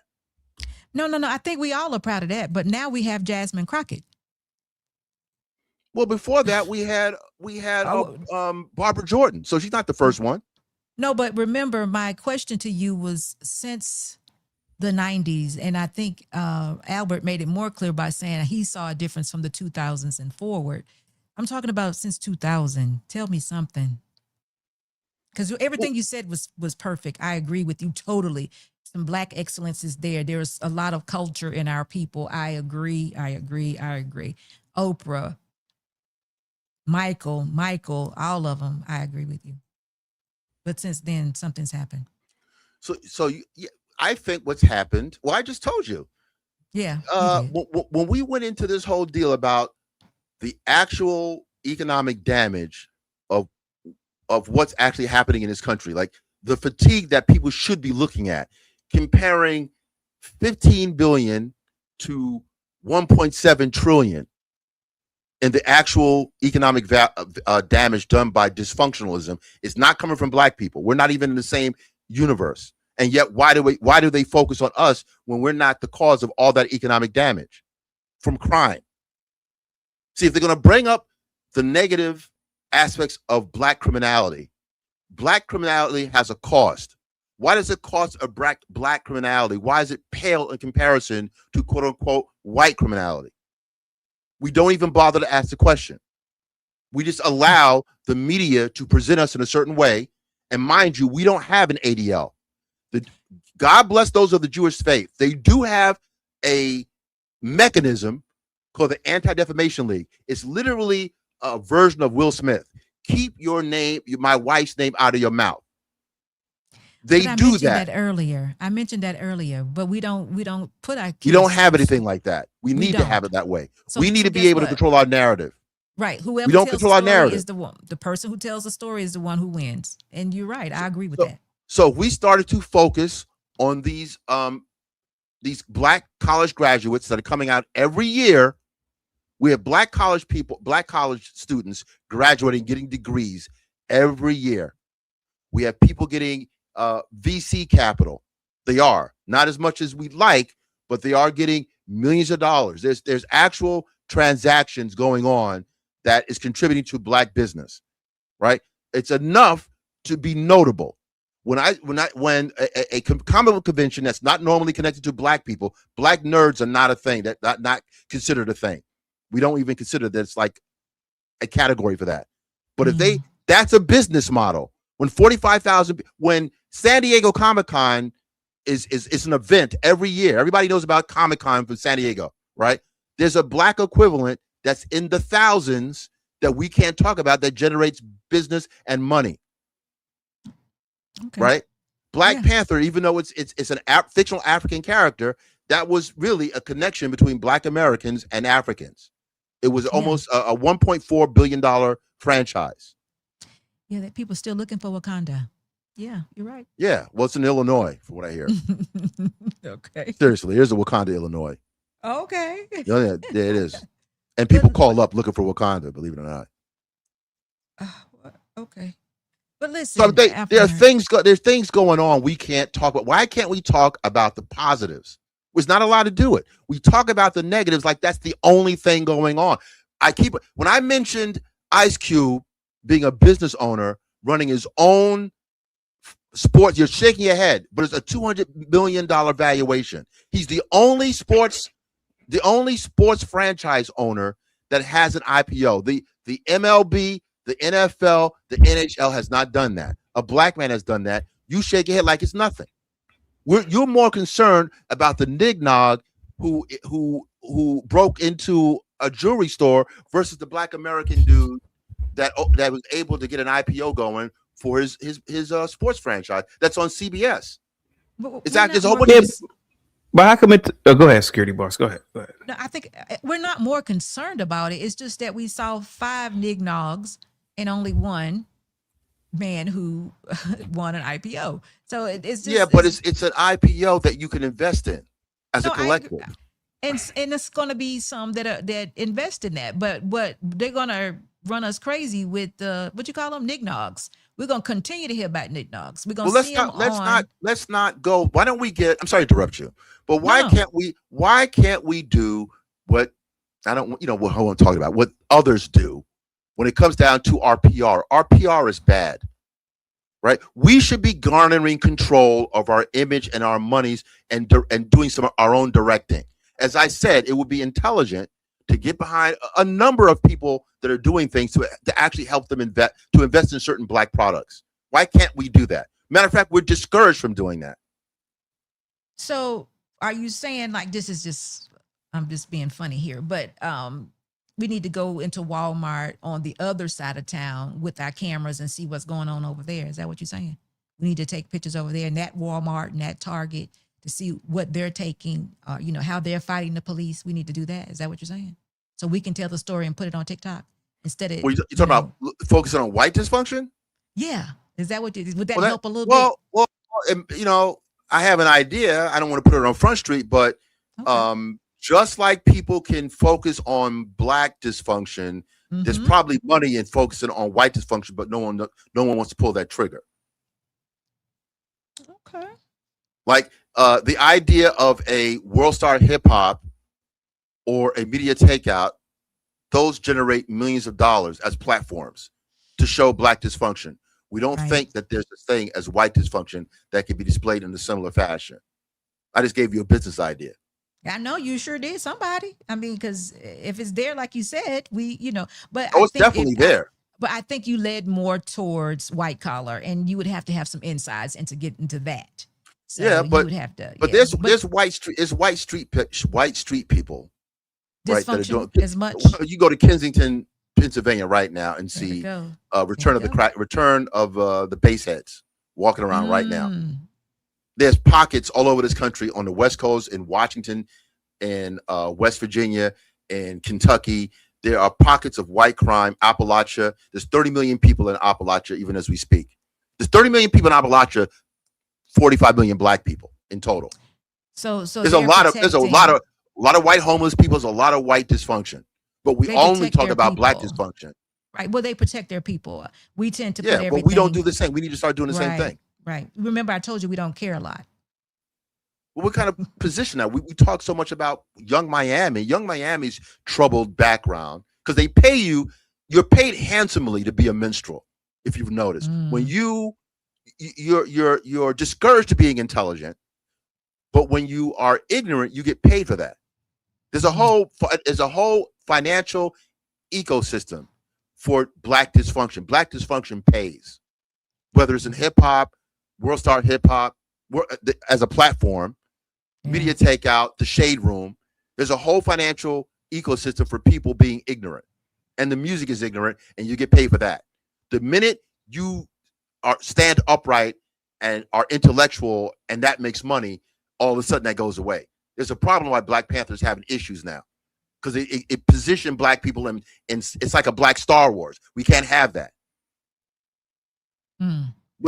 Imagine if black people actually did start to present an image that was completely different. Like let's say we start doing this stuff. Then you're gonna start seeing a problem. They don't want to see black people, even black people don't want to see black people successful. It is a threat to the ecosystem. Yeah, I can imagine. I see that. I see that too. But that's what has to happen, though. That's the change you have to see. Otherwise, it's going to always be negative first for us.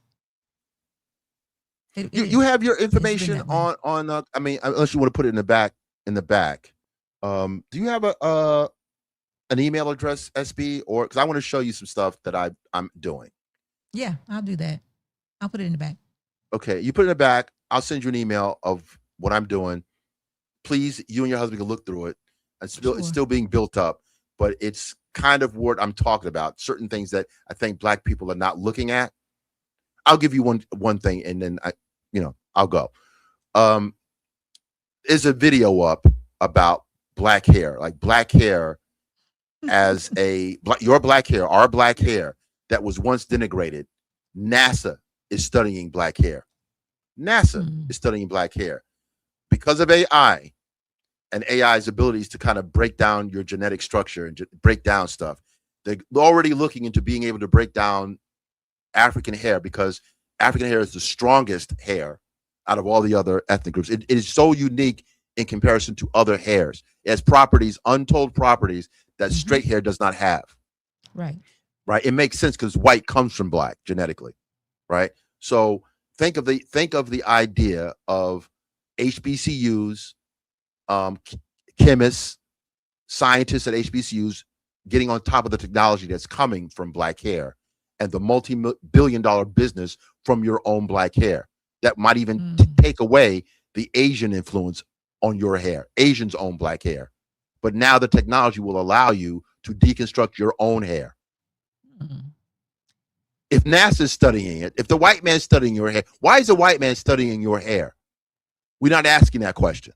He's studying it because he sees something in there that could potentially be $1 billion biotechnology. Your own black hair coming out of your skull genetically. Now, this is little things I'm studying, right? And we're going to giggle and laugh, and we're going to say, why can't we do X, Y, and Z? And someone's going to come around and capitalize on us again. Well, when you say NASA, I definitely think about AI, and AI is going to take over everything. I think within the next 10 years there will be no jobs, right? There will be no need for people. Eventually, we don't know. We don't know because AI isn't perfect yet. AI makes mistakes. Well, it's going to continue to make mistakes. It's not going to be able to be perfected. It won't be able to be perfected, but it'll be good enough to be convincing, and a lot of people will embrace it and have. They'll buy the woman. Was it Natasha? A lot of men will be buying Natasha. So it's not strange for me to hear that they're studying us or studying black hair. It's not strange for that because everything that God has created, they're trying to duplicate. So it's not strange at all. Well, chaotic. I'm kind of confused why you think. I mean, you can just Google that. There's a whole line of study. Google what? I'm only That's what you said. I didn't say anything about it. That's what you said. Yeah. I just quoted you. I'm not saying anything. I don't know where you come from sometimes when you put some quotes I'm out just there. quoting you. The material sciences, they're studying black hair, and NASA. Look, NASA studies everything, and it includes black hair because black hair has a distinct strength to it for material sciences. But it's also something I think some of the black chemists and some of these HBCUs are getting on board on getting into this, some of the genetic coding that might come out of all the products, all the things that, because black people have a lot of creativity with what they can do with black hair. Black hair, you can do a lot of things with black hair, right? So imagine what more can be done if the genetic code is deconstructed, and what kind of products can come out of that. It's $1 billion biotech business coming from your body. What's going to happen is black people are going to be giggling and twerking while somebody white or Asian does the deconstruction. So I'm saying. Well, I don't know about the deconstruction part, but they're already doing the duplicating. So I wouldn't doubt I don't doubt that anything. I think, like I said, anything that God has created, man is definitely trying to duplicate. So everything is to come. I mean, it's almost done. Think about it. Eyes, nose, everything. So. Well, yeah, they made fun of black features, and then you turn around and you see him putting black features on their face. It won't be long. When I talked about the rock.